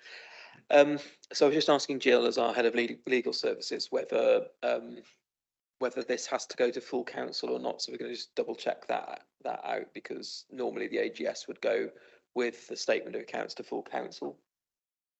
Does anyone have the answer to that question? Yeah.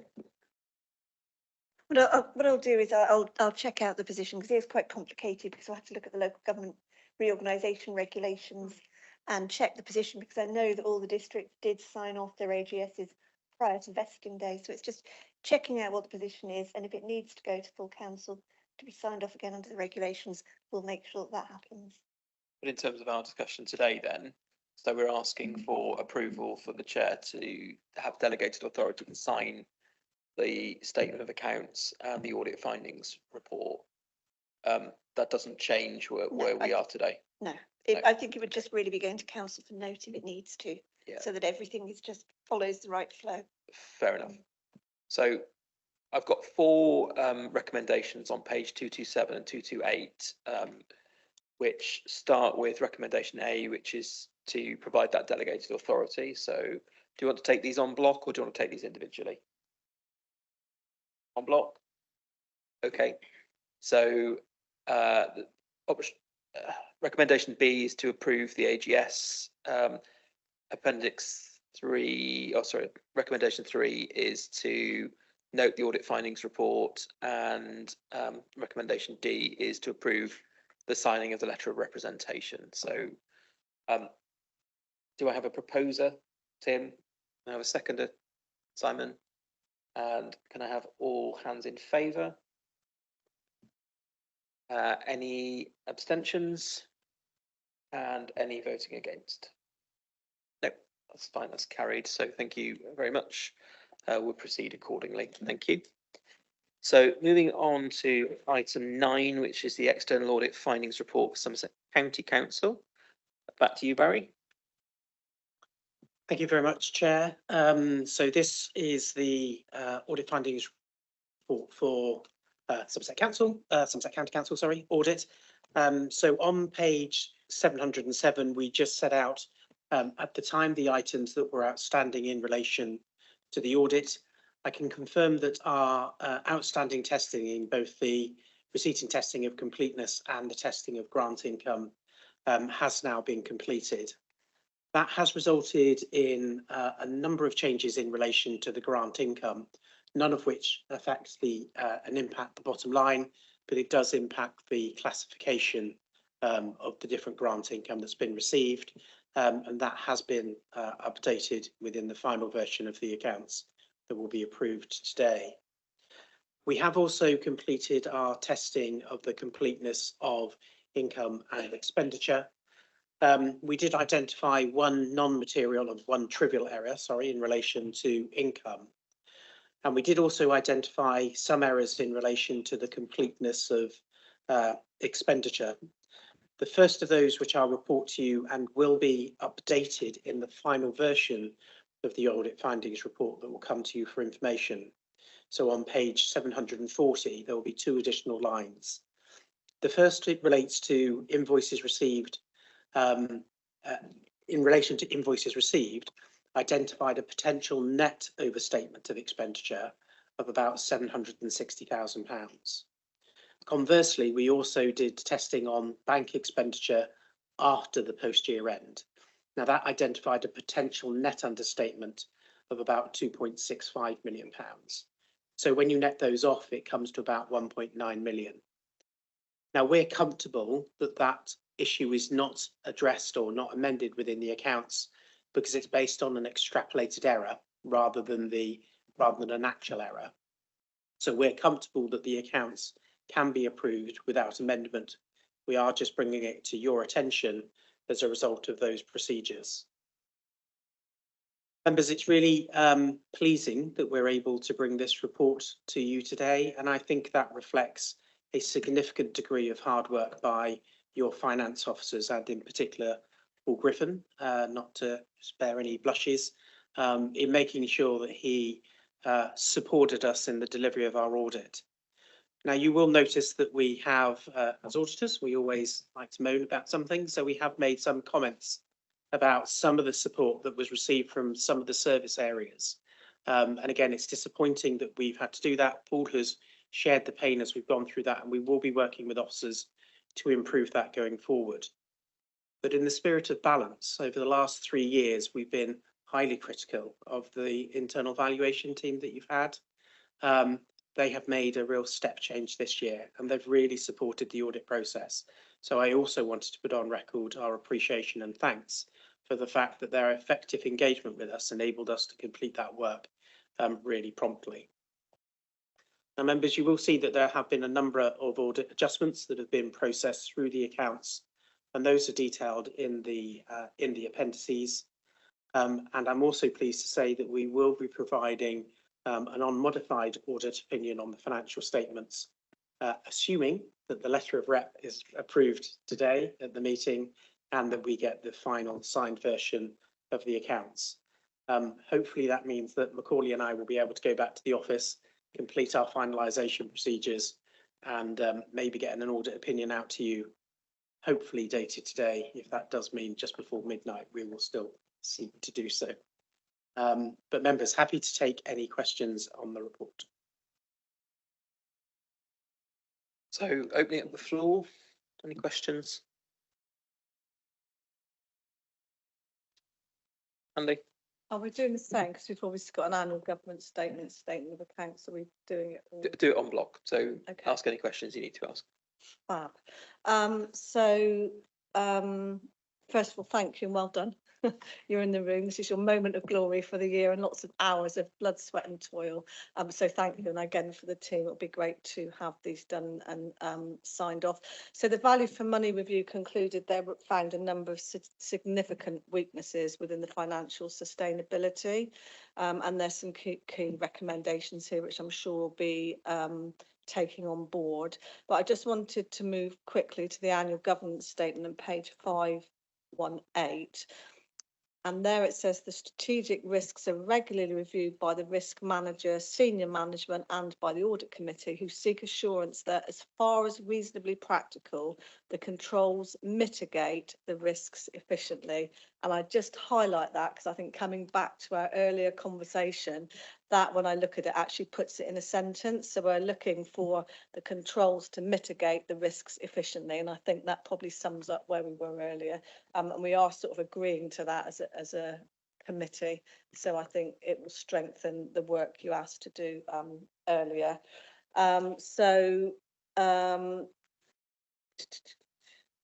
Oh, just to say as well, just culture-wise, I was quite sad to hear that there hadn't been that great information interchange, not with yourself, Paul, but with some others.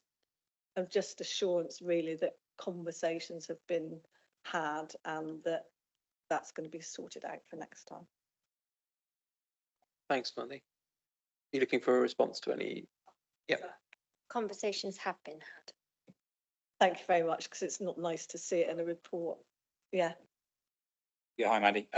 I'm conscious we've gone from silent down to the man with no name, so I will just confirm.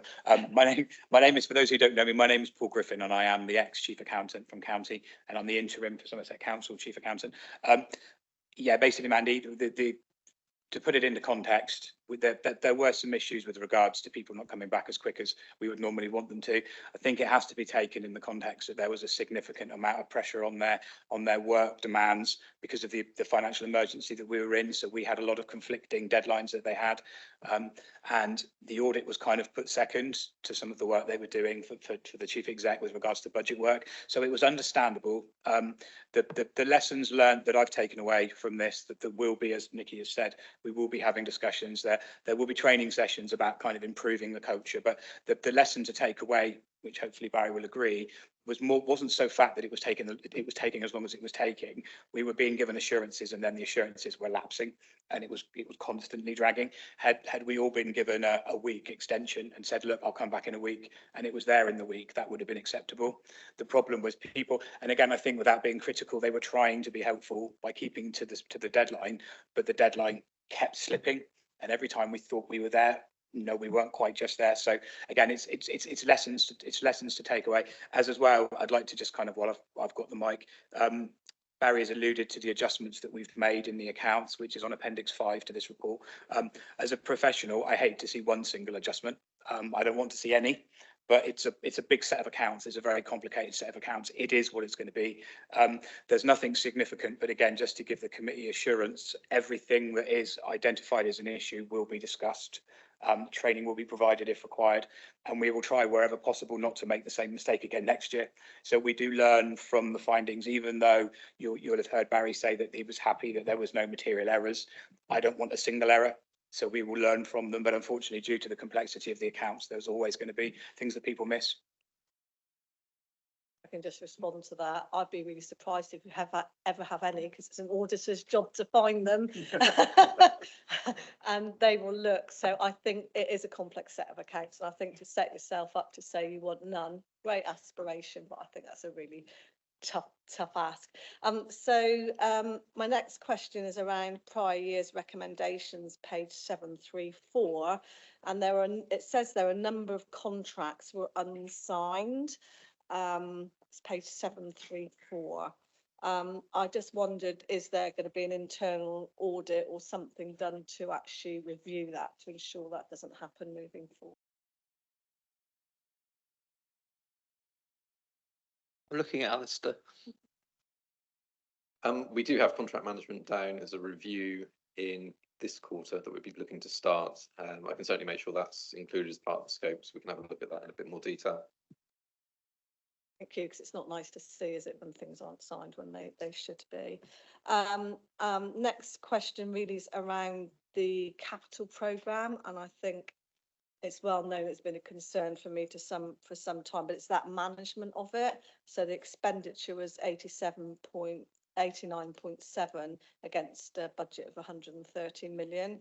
We still, with our capital programmes, seem to find it so difficult to actually get to more accurate figures. And of course, everything you put in the budget, if it's not used, is still budgeted there because we've got to cost it in the figures. Again, it's just some assurance that moving forwards, we're doing all that we can, and I know it's difficult, but you know, that's money that could be possibly used elsewhere. So just assurance around that, please. I think I would assure you, Mandy, capital is on my radar. It's my next pet project in terms of getting a grip on that, making sure that the monitoring report that's going forward to committee is containing as much information as members would like to see, and around profiling of projects, actually getting value for money, where we spent our money, kind of all of that. So yeah, it is my next on my radar to look at that for this period. I can see nods. I think it's a big area, a big piece of work, but could potentially be really helpful. And just moving to my last comment, which is around adults and children. So they've overspent significantly. I think it's well know and understand why that is. But the previous year's full year's projection for children's spend was 88.9 million. But this year's budget was set at 81.8 million. And I know I raised this when the budgets were set last year, but it's just as a policy, if an area is overspent in a year and they've genuinely needed that money and there's a reason for overspending, I just still am struggling to understand why the following year's budget you would set at lower than where it finished the previous year. And I just wonder, looking forward to next year, whether that scenario will be considered, bearing in mind we've got underspends in adults and children's. Overspends in adults and children's. I was in my dream world for a moment then. I think we'd have fainted if there were underspends in those departments. Jason, is that one for you? Yeah, so on both of them, we've done for the 24-25 budgets coming before members very shortly. A huge amount of work, particularly around the demand modelling and trying to predict that more accurately. I think the trouble is sometimes the headline figures mask things. So you're looking at change just between one year and the other. If you look at the budget reports we're doing, we're really separating out those pressures as we described them of the demand stuff, cost increases. There are also some savings there. So you need to see both together. Obviously, in the figures, when you just compare one year to the other, it nets them off. So all services are expected to deliver savings. Sometimes those savings make the figure look like the budgeting growing when actually it is. It's just that there's some other savings there. The other thing just to bear in mind is the 23-24 pay award is held centrally, not allocated out to services because of the late of the pay award. So that also distorts it slightly. But your general point, absolutely, and you'll see that in the papers coming through. Thank you. Right, members, can I draw your attention to the recommendations on page 471 and 472? So items A to E. I'm going to propose that we move those on block. So are you happy to do that? Oh, sorry, Linda, there was a question from you, wasn't there? Sorry. I just want to say my prior premature question on the prior recommendations and misstatements have been also prematurely answered by the man with no name. So he gave me some confidence with your positive answer, and I'm looking forward to the next audit report from internal and external audit. And I like the positivity shown by the member. You can join us here for the next episode of The Master Accountant next week. Right, so can I? Just to be clear, Barry's alluded to the fact there was a very late grant finding as one of the kind of mop-up final samples. Unfortunately, due to the paper deadline, the accounts that you're approving don't have that final adjustment. So basically, the additional adjustment was, as Barry's alluded, it was basically reclassifying a revenue to a capital grant. So there's no material change to the bottom line. The I&E, the way that the income and expenditure is structured is there's movement within it, but the bottom line hasn't changed. The balance sheet hasn't changed. So just to be clear, there was one minor adjustment, which you ought to the set of accounts that you're approving in the budget paper in the papers have got one adjustment that you don't have. But as I said, it doesn't hit the bottom line, so it's not a material change. Okay. So firstly, are members happy to approve given that proviso? Yes. Yeah. I'm just checking it's actually covered in the recommendations. There's an amendment. Do we need to? Well, it says to approve the statement of accounts or delegate approval for the accounts. So on the same grounds as last time, subject to the approval and no material change. Changes, Yeah. Okay, so we're going to move the recommendations on block. So firstly, can I have a proposer for those? Andy, a seconder. Tim, all those in favour? Thank you to Paul and the finance team for all of the work that you've put in on this one. I also forgot to thank Duncan and the finance team on the Mendip account. So thank you for all of the work you've put in on this. So moving on to item 10, which is the external audit plan for South Somerset District Council. Brevity will be rewarded, Barry. Thank you, Chair. Please find attached the audit plan for South Somerset District Council. The audit is currently underway based on this plan. Happy to take any questions. Thank you.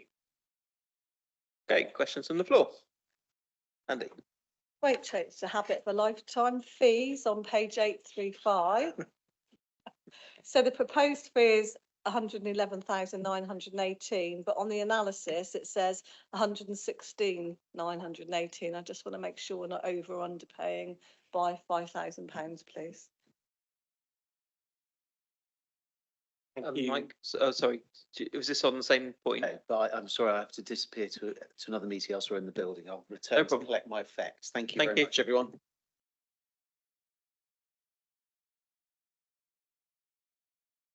Thank you, Councillor Chilcott. A great spot. An application form for an audit role will be in the post to you.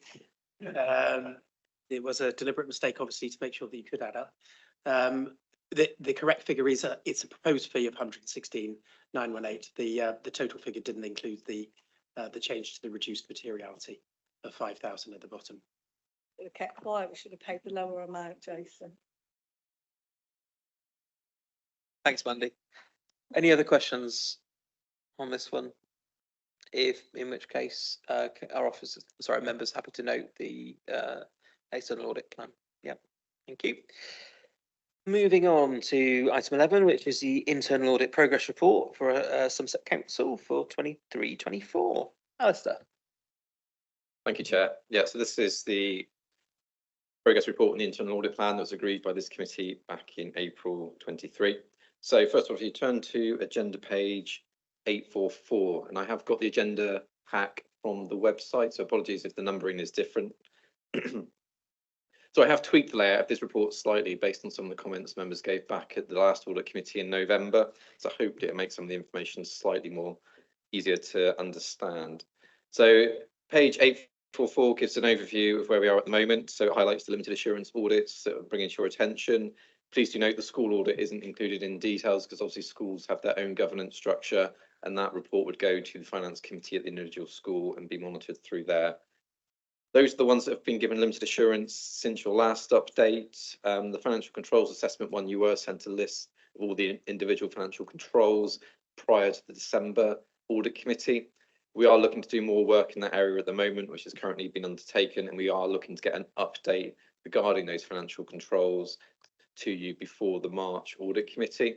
As I see, that is a key aspect in terms of financial sustainability, is making sure that routine financial management is operating effectively, particularly given it's a new organisation and has a new finance system that's been rolled out.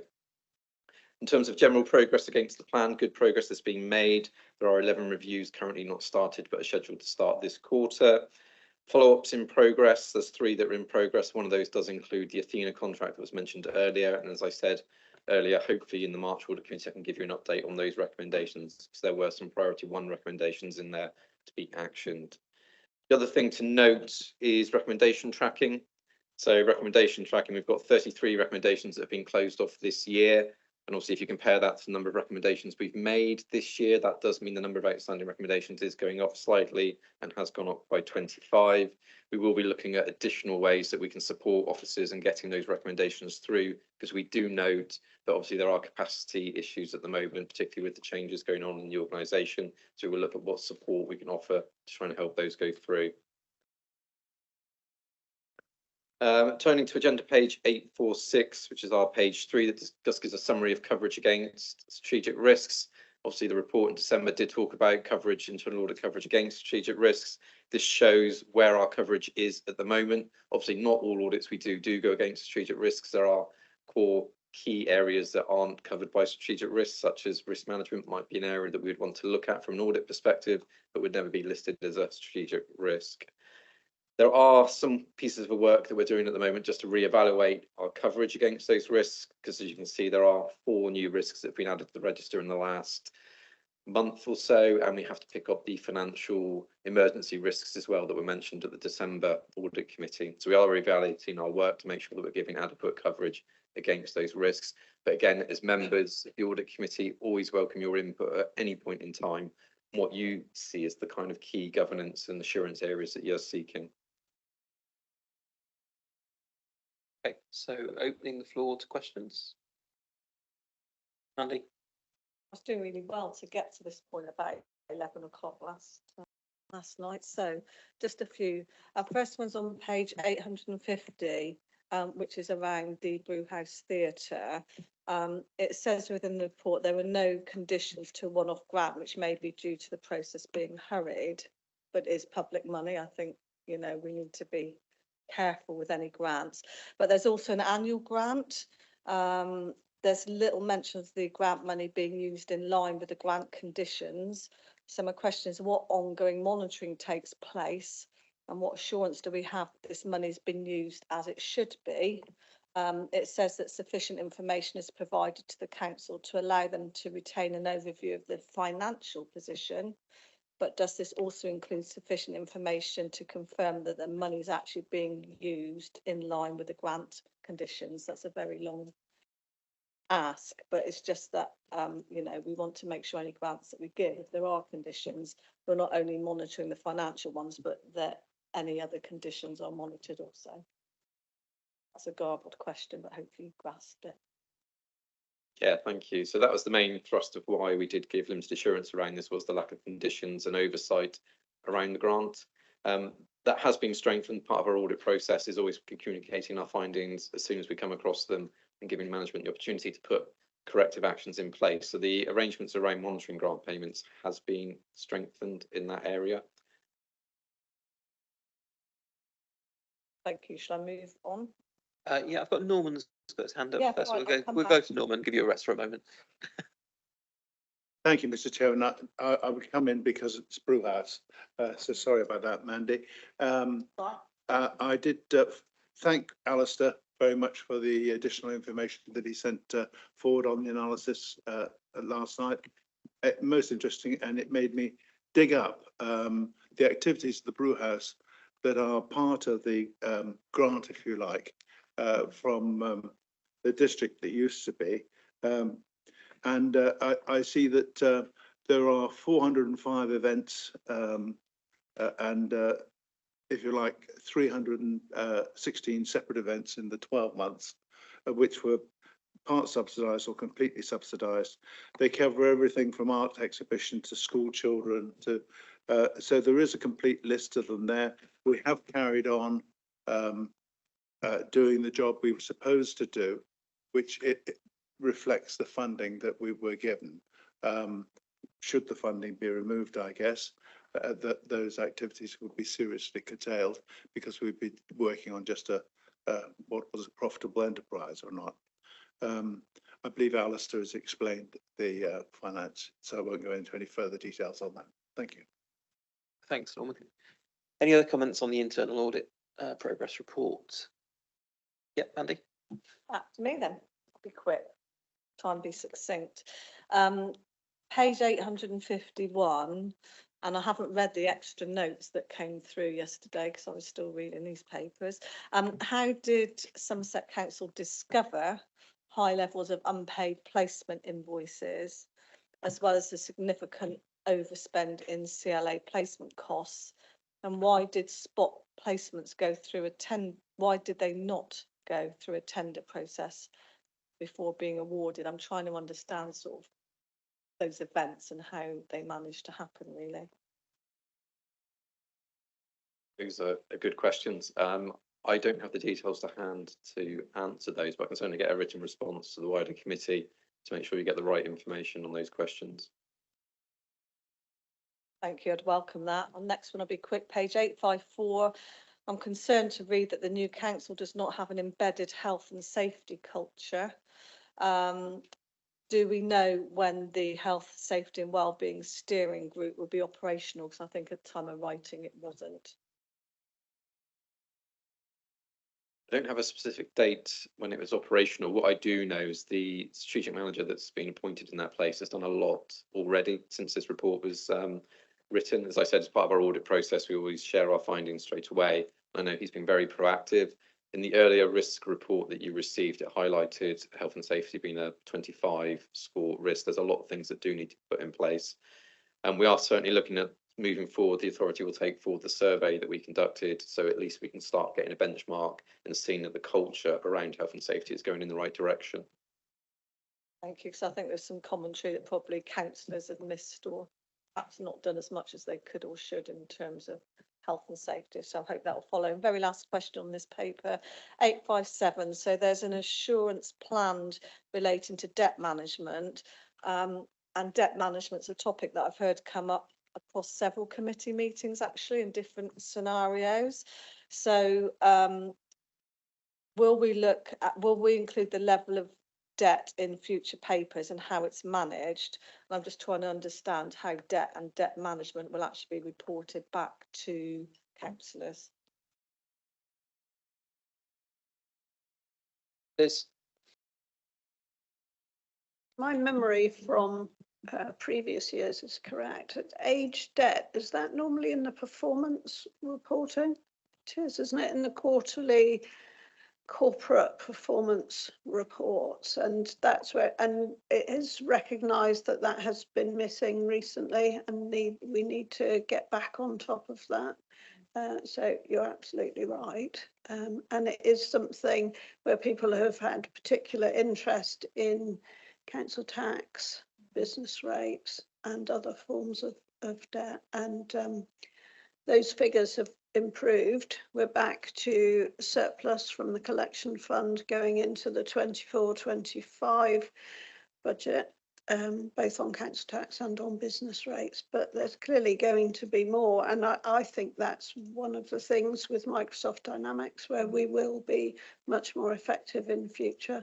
There's an awful lot to do in such a short period of time, but it certainly is recognised as having been missing recently, age debt. And everybody knows the older the debt, the more difficult it is to call it in. And thank you. And it's also that debt management, how we manage our debt. And I don't know if I've missed a meeting or not seen it, but I'm not sure where that comes, because I thought you looked at the management of it and who you use and when you chase, etc. I thought there was a policy that sits behind it. And if I've missed it, I apologise. There is a council debt management policy that is, in terms of the monitoring, it is part of the corporate quarterly report performance monitoring. So things like council tax, overall debt, they're all in there, and therefore the monitoring of them and scrutinising them sits with the Corporate Resources Scrutiny Committee. But we do have a debt management policy, and I think there will undoubtedly be further work done on that as we refined all 5 councils into one. Thank you. I just can't recall seeing that, but we've seen a lot, so. Yeah, no, to be honest, Mandy, it probably has been delayed in terms of the reporting hasn't been where we want it to be. I think that the problem I've got at the moment, especially if you take in relation to council tax, at the minute I've just got 4 different systems, so they've got 4 different ways of reporting. So when you're trying to then piece it together into one, it's quite difficult. But I've asked the team to readdress that.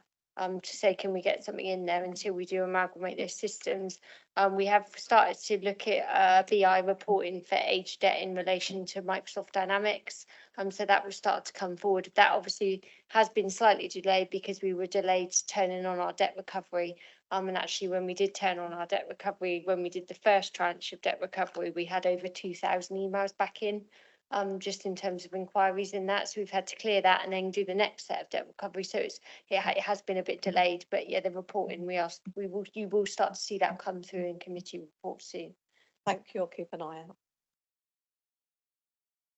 Thank you. Lindy?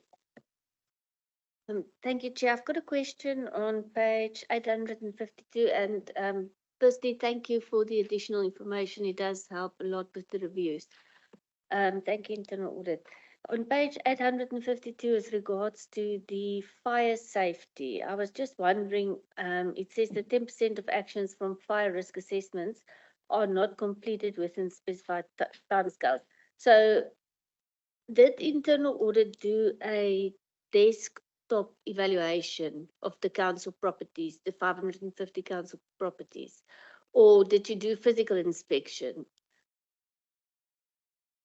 So we wouldn't have done a physical inspection. It would have been an inspection of the records that are available. So the main reason for the housing landlord safety giving limited assurance was that the fire risk assessments were undertaken, but the actions that were identified within those risk assessments weren't always being addressed quickly. And the longest outstanding action, I believe, was about 2.5 years overdue. So that's why we gave it limited assurance, but it is a desktop inspection. We're not qualified to go and physically inspect properties. Just a comment, so it can actually be worse, the risk for Somerset Council can actually be higher than what you're reporting, because the risk assessments on paper might not be accurate or valid. Is correct. I mean, in terms of our next step in our audit approach, we are looking at the governance arrangements around housing landlord in its entirety and how it's reported and the governance around it, because a lot of inspections do have quality control measures built into them. And what used to happen at Somerset West and Taunton, and those here that were on the Somerset West and Taunton Audit Committee, you did receive very detailed reports on housing landlord safety functions around gas safety, fire safety, those sorts of things. And that provided a lot more information in terms of what was being done in terms of checking and quality, and the officers were obviously available as well to ask the appropriate questions too. So yes, the risk could be higher, I guess is what we're saying, but we will be looking at the overall governance process around it as part of an audit in due course. Okay. Liz, you want to make a brief comment? Yeah, I just wanted to say at a recent full council meeting, there was capital approval for work on fire safety doors in the HRA, and also the papers coming forward for the housing revenue account for Q3 and for 24-25. All of these risks are addressed and the actions. So those papers won't come to these meetings, but they will be published for the executive and for full council. Perfect. So I'm going to draw a line under this item now. So I assume members are happy to note, because we've had a discussion there about the report. And I'm going to move on to item 12A, which is the medium-term financial reports capital strategy, I've got Jason and Peter. Hello, Peter again. Would you like to present? Yeah, sure. So just in terms of the capital strategy, this will go on to the executive and then we'll go on to council, but it's part of the terms of reference for your committee. You get to review the capital strategy and the treasury management strategy. And I think you review the treasury management prudential indicators through the year. So the capital strategy, important document, is it brings all of the capital and treasury management and financing together. The danger with some of these reports is they're looked at in isolation and people don't link them, whereas clearly revenue, capital, treasury management are all really interlinked. So what we do on capital impacts on treasury, which impacts on our revenue account. And I think some authorities tend to treat capital as free money. Of course, it's not. Everybody knows that. And we need to make sure we understand the impact, not just in terms of treasury management costs, but MRP. So what the capital strategy does, it explains how capital contributes to the overall council objectives, which sounds a bit obvious, doesn't it? But there is a risk sometimes we just spend money on capital without thinking how it fits in with what the council's trying to deliver. The funding strategy, how we're going to fund the capital programme, and it gives an overview of the risks associated with the capital investment. So I won't go through in detail line by line because you've got the report in front of you. There's a number of appendices which brings together all the various points. So we've got the capital programme, the HRA capital programme.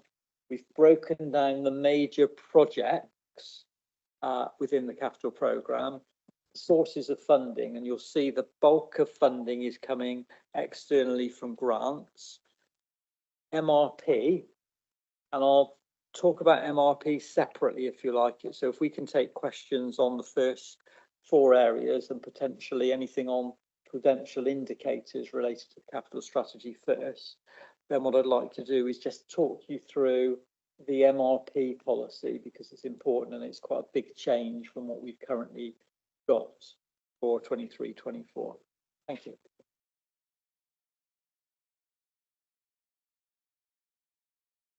I'm going to ask the stupid question. Okay, so the capital financing requirement for the HRA, is that borne by the general, is the MRP on deducted from the general fund or from the HRA account?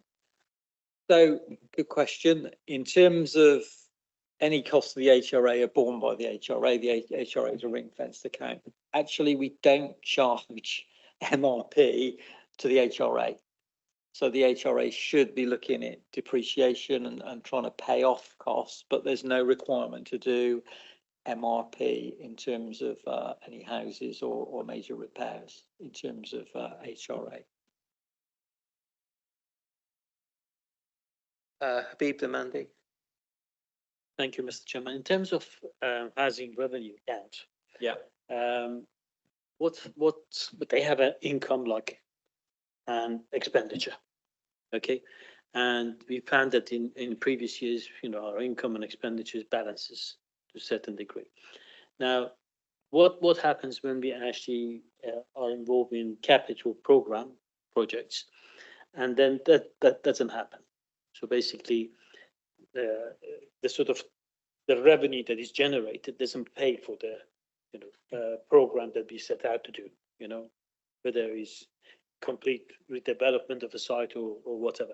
So where does the extra funding likely to come from? Do you see where I'm coming from with it, or?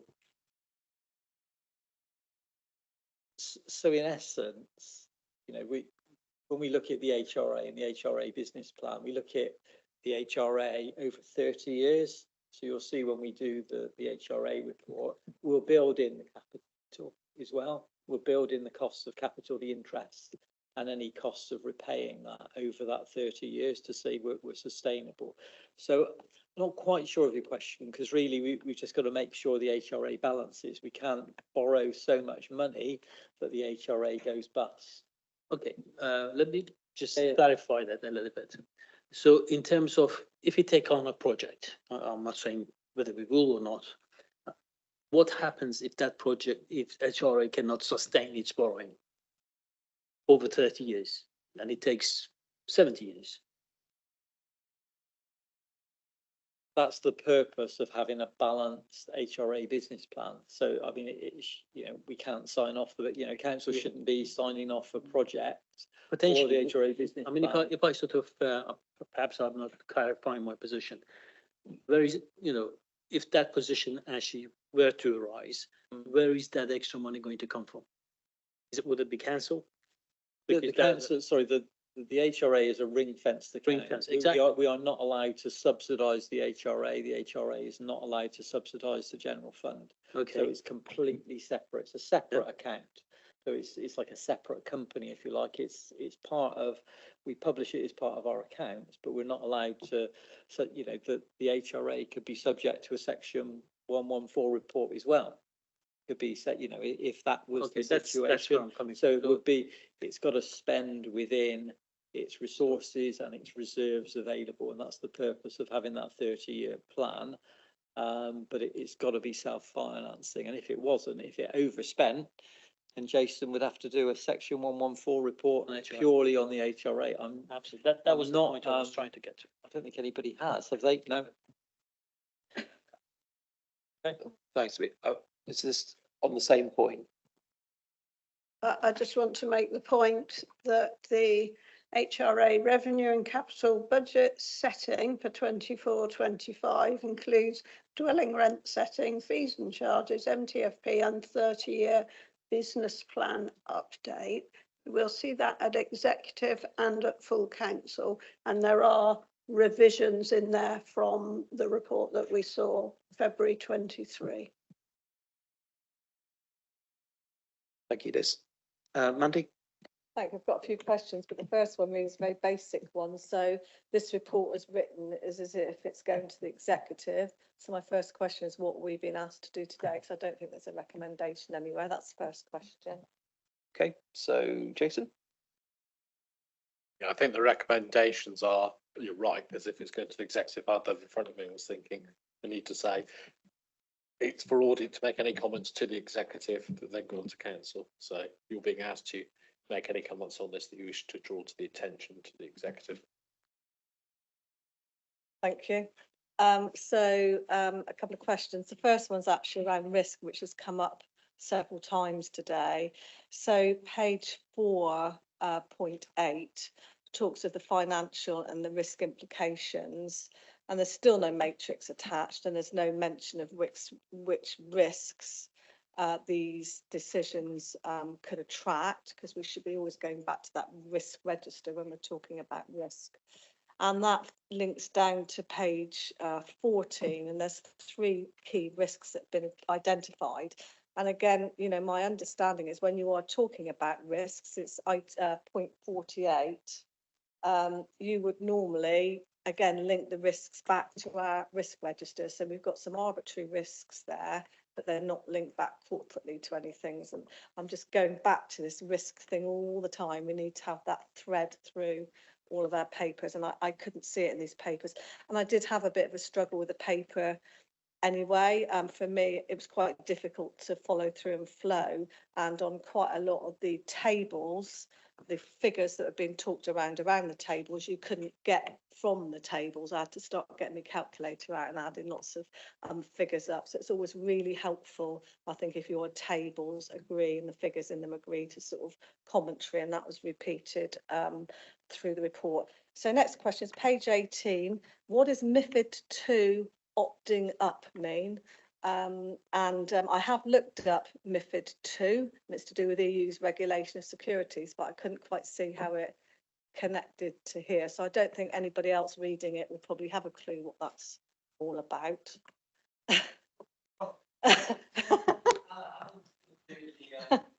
MiFID II.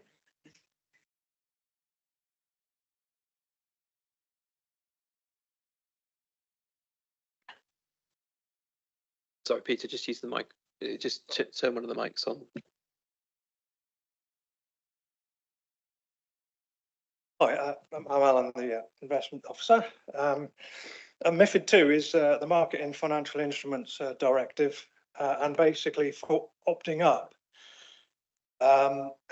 we need to opt up to be able to access certain investment money market funds, for example, strategic pooled funds, and also for Arlene Close's advice. So we need to show a level of competence, certain level of balances that we invest, and the people that are doing it have to be certain qualifications and experience, etc.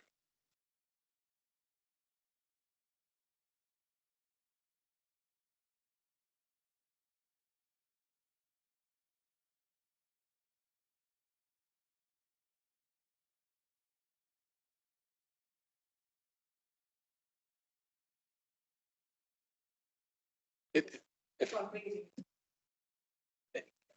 we get the acronym, it's basically saying, are you a professional investor? And if you're a professional investor, you can then invest in high level things. If you were, say, a town council or a small parish, you wouldn't be a professional investor. You could not legally invest in some of the things we do as Somerset Council.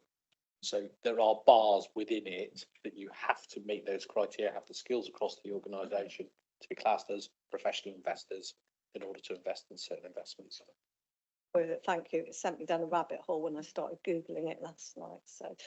So page 32.12, it says that where government is in the process of putting in place financial support for an authority, then this should be reflected when determining the MRP, and there should be agreement from government on this. Have those conversations taken place? So that's one action, if you like, linking with another. So what's this referring to is in terms of is our capitalisation direction. So, you know, generally local authorities can't borrow for revenue expenditure. The Secretary of State can give a dispensation, which is given to a number of authorities to balance their budget. Okay, so as you've seen in the papers that have gone to executive, we have requested a capitalisation direction. It's part of that conversation. It's making sure we include minimum revenue provision for that borrowing. So they give us dispensation to borrow for revenue. We will need to pay that back over 20 years.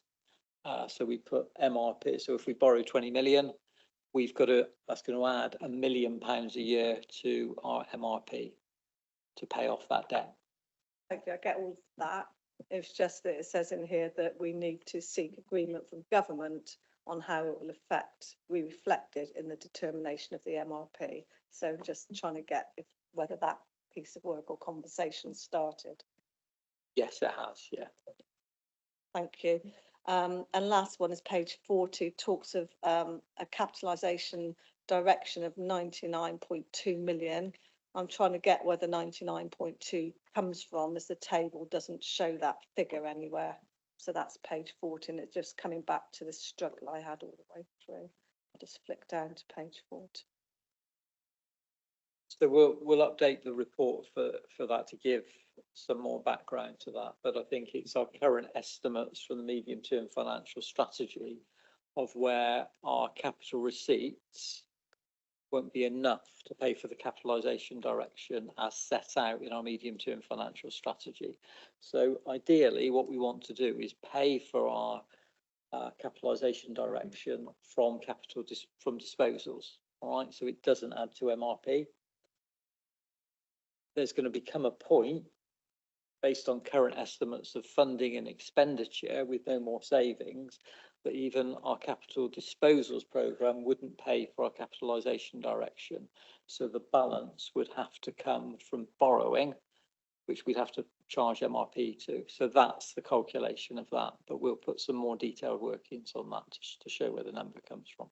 But just to be clear, the reason we aren't clear on how much of that 99 million we'll have to borrow, because we don't know what we'll be able to shift in terms of assets. Is that correct? So I think what we're assuming there is based on our estimate of capital disposals, that's what would need to be funded from revenue, that element.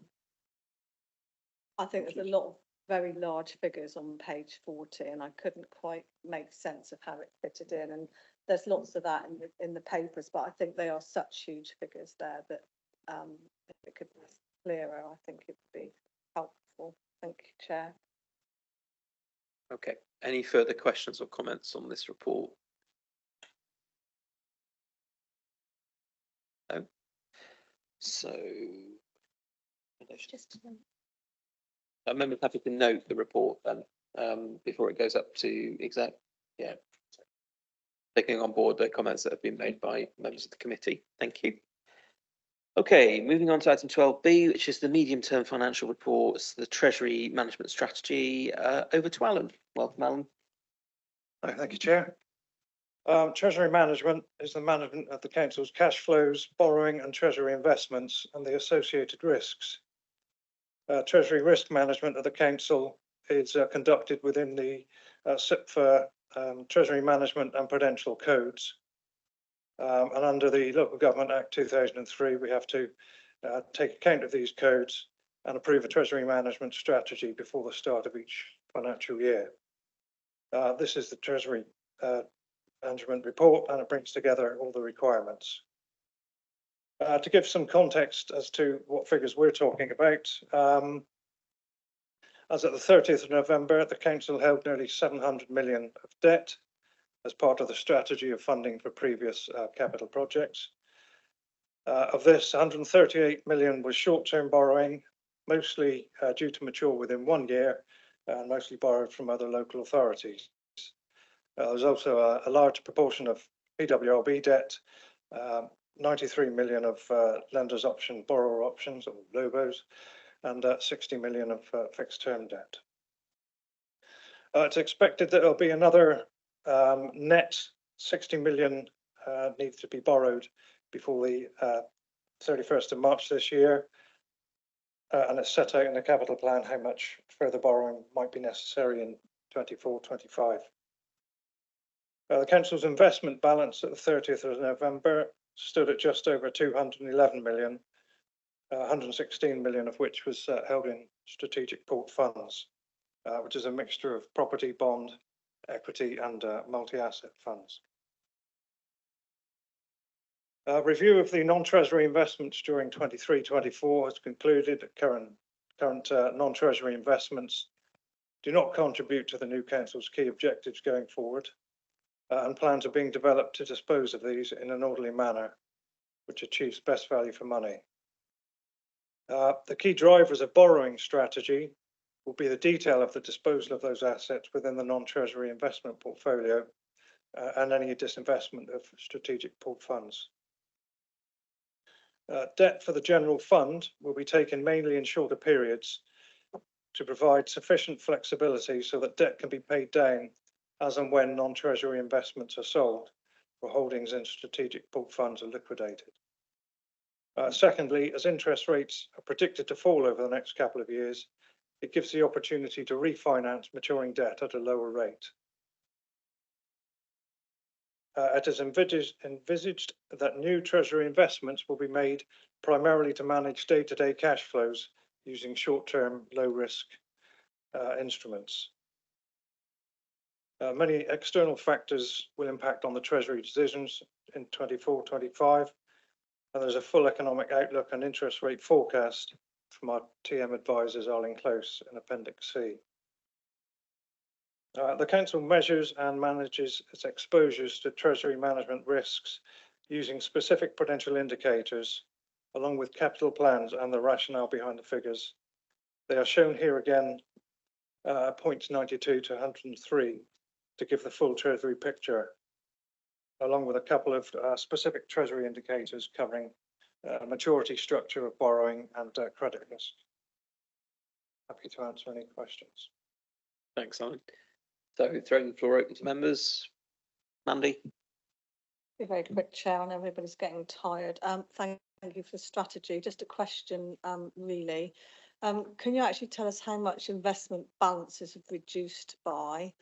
And just moving forward, I'm just wondering whether in these reports we don't have a line chart or graph to show us how investment and borrowing figures are moving. I think we've got a spot point here in this report, which is great.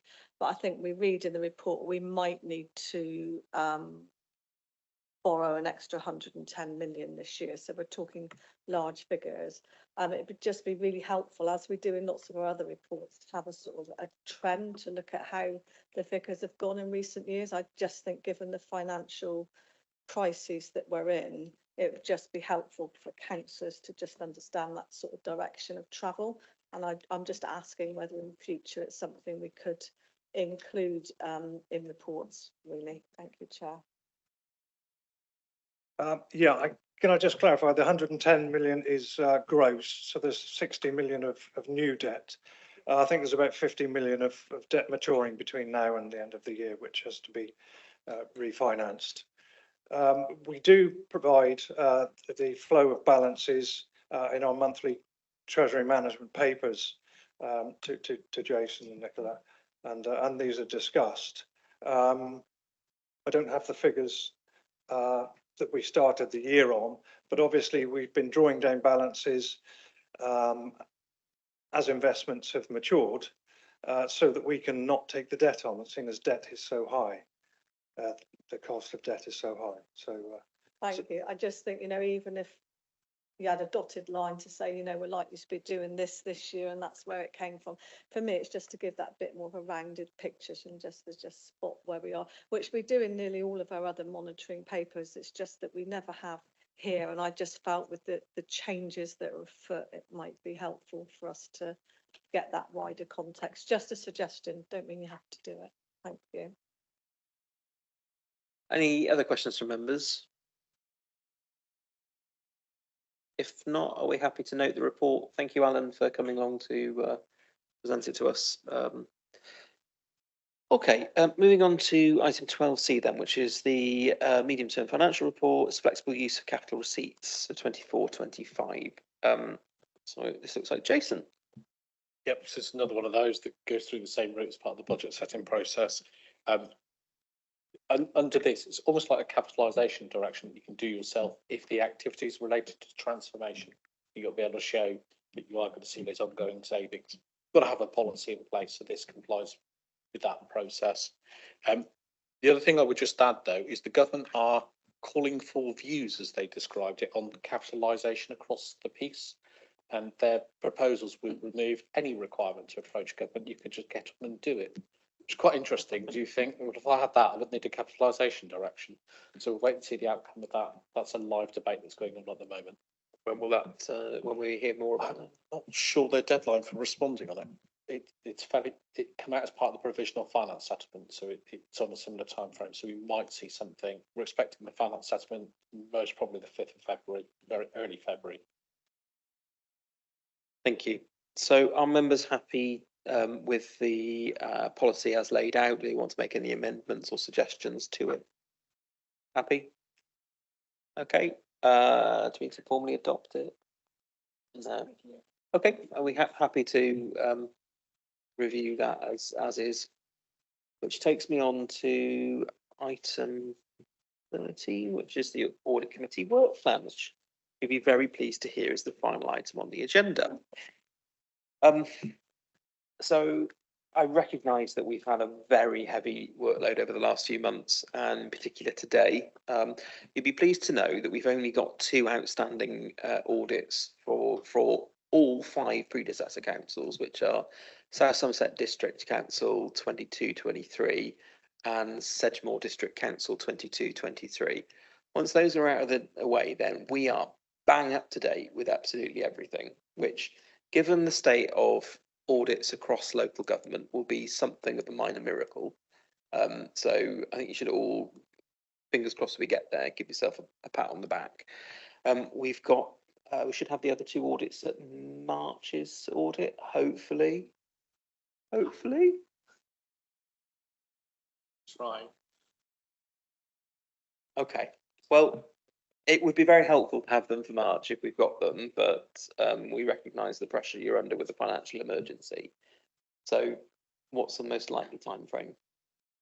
I think Sedgemoor will most probably be March. It's just we are trying desperately to accelerate matters with South Somerset, looking at Barry, because that was our lunchtime conversation, just in terms of the response to queries. But we have got, it is largely an external team that are working on that, so it shouldn't be affected by pressures in the rest of finance. It's just really just as in how much comes into the. Conscious that the auditors will be moving on to their NHS audits fairly shortly, so what's your drop dead to have that done before you start on those?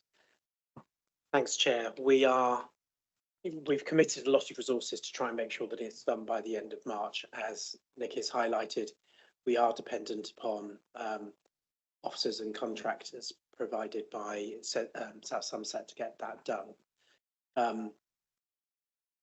We're still pushing. The deadline is the end of March. The risk is that we then move it to NHS. That then pushes us back to July.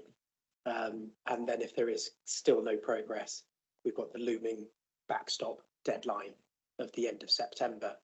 And if we do that, that will create significant issues in relation to the opening balances audit for the new Somerset Council. So we do not want to be there. So that's why we prioritise the delivery of this audit. And we have a very strong team delivering. Okay, so internally, what are the factors which are going to prevent us meeting that deadline? It's just the response from the other services to the queries that come in, and obviously we don't know until they start doing some of the testing in terms of, you know, in relation to PPE.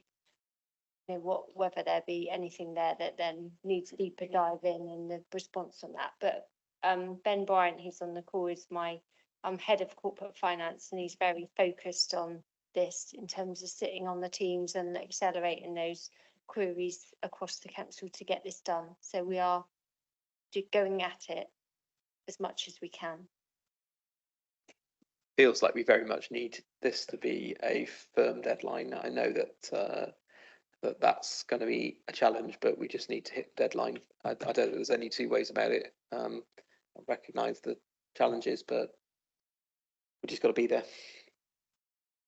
As Jason is Executive Director of Finance and Property, then hopefully we will be able to accelerate queries in that area. Jason.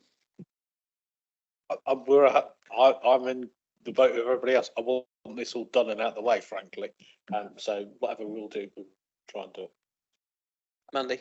Frankly, I don't mind if one comes to March and one to May. I think, to be honest, today's papers were unbelievably difficult and probably 2 or 3 days hard reading. And I know I raised this earlier on, but I don't want to see another agenda like it. You know, to do what you need to do and do the job properly, it's nigh on impossible with 900 pages. So I don't mind. The other thing is we've got quite a heavy agenda for March already, and not so much for May. My question was, we've got a couple of things that are going to come back to the next meeting, and they probably need to hop into the work plan, because they're not there at the minute. So I think you had a couple of things to add, didn't you, Chair? I've lost the will to remember what. I'm sure Michelle will tell us exactly what those things were. So the action plan on the balance sheet review is one of them, and There was. Yeah. Thank you. And I think there was a written response and something as well to a committee. Thank you, Chair. Before we close, I just want to ask a couple of questions. So, firstly, we won't know until we get the response from DULUC whether we will get the council tax rise that we are looking for. What's the drop dead date for setting the council tax in terms of getting the bills on the doorstep when they need to land? We do something simple like this, as some set accounts. Right. There's lots of moving parts to this. So legally, you have to set your budget by the 11th of March. We have a full council meeting on the 20th of February. DLUC are making their decision on the council tax will come through as part of the final settlement. So we'll know that early February. So that's not an issue in terms of factoring that in, whatever the decision. In terms of the capitalisation direction, formally we won't know until the week beginning the 26th of February, sometime into March. So we are working across our democratic and legal and finance to understand what we can do. Because while I was sat here, the revenues and benefits team come back to me and said, if we don't issue bills by the 28th of February, we start having real practical problems getting bills out. You have to give them 14 days notice to take a direct debit. So you've actually got to run the bills, go through all the process, check them, get them out in the post and hit people's doormats all in a quite tight period of time. And of course, you've also got the same on the HRA as well with the rent set stuff as well. So if we could go back to talking about South Somerset accounts, that would make my life easier. We are on it and working that through to, it might be that we actually go ahead and continue with the full council on the 20th of February, knowing the risks we're taking around the capitalisation direction. But the assurance is DLUC are given me in terms of support, meaning that we should be able to set the budget, but we are just checking all this out. This is uncharted territories for a lot of this stuff. So if we're in a position where we don't have the capitalisation directive signed off by the time that the final bills have to go out, then we can't put the council tax up to the level that we're expecting. Is that a fair? No, so no, the two separate things. So council tax we will know as part of the finance settlement early February. So that'll be clear. Okay. That's done. It's whether we can set a budget without having confirmation from DLUC and whether they can provide enough assurance to me that I can rely on in advising you when we set the budget at full council. That's the bit we're just trying to work through. Fine. So it's entirely down to the capitalisation directive direction, and if we can get that, because that then has a knock-on impact on what the overall budget is, obviously. Yes. Well, at the moment, without that, we can't set a legal budget because it's not balanced. So it's part of the jigsaw to balancing the budget. So the bit we're looking for, we know the date DLUC will provide that is after our full council meeting. Can we have enough stuff and assurance from them that we can take that to council and still legally set the budget? That's the exam question we are now trying to answer. So do we know what the legal risks of the council are if we are in that position? That is the question. Our lawyers sat the other side of the table and trying to work out this very moment in time. So where did that appear on the risk register? Because that seems to be an existential threat to the council, doesn't it? Can I just ask a question about the flexible use of capital receipts policy and how much does that give us a safety net? That is another factor in there. The flexible use of capital receipts policy has got a demonstration back to transformation. Clearly, we have a big transformation programme. It doesn't cover just balancing the budget. However, the consultation that is going on around capital flexibility would do. So there could be other mechanisms government put in place. If you follow the logic of what they're consulting on at the moment, they're effectively saying you can do a capitalisation direction yourself without referring it to DLUC. That's how it reads. I don't know if that's what they really mean when they get there. So no guarantees around that. Would that not require secondary legislation, so ministerial direction? No. Okay. Andy? I agree, it should be on the risk register, I think. And the other thing is, presumably, we could be into even rebilling territory, because once they press the button to go on the bills, from memory, they can't stop it again. So you might be in a risk of rebilling, which would be a huge cost for the council. They've got to be out by a certain day, though. So that's why we are now working on what does this all mean. And I would say this is on the risk register. So go back to that earlier conversation about you were saying, why are all the controls we put in place not reduced down the risk score from 25? I think this explains why I'm still going, despite all what we've done, I'm still in the position where I'm going, I can't set a balanced budget at this point in time because of these factors. Okay. I think there's another step in this as well, which is probably how many other councils are having a conversation about capitalisation.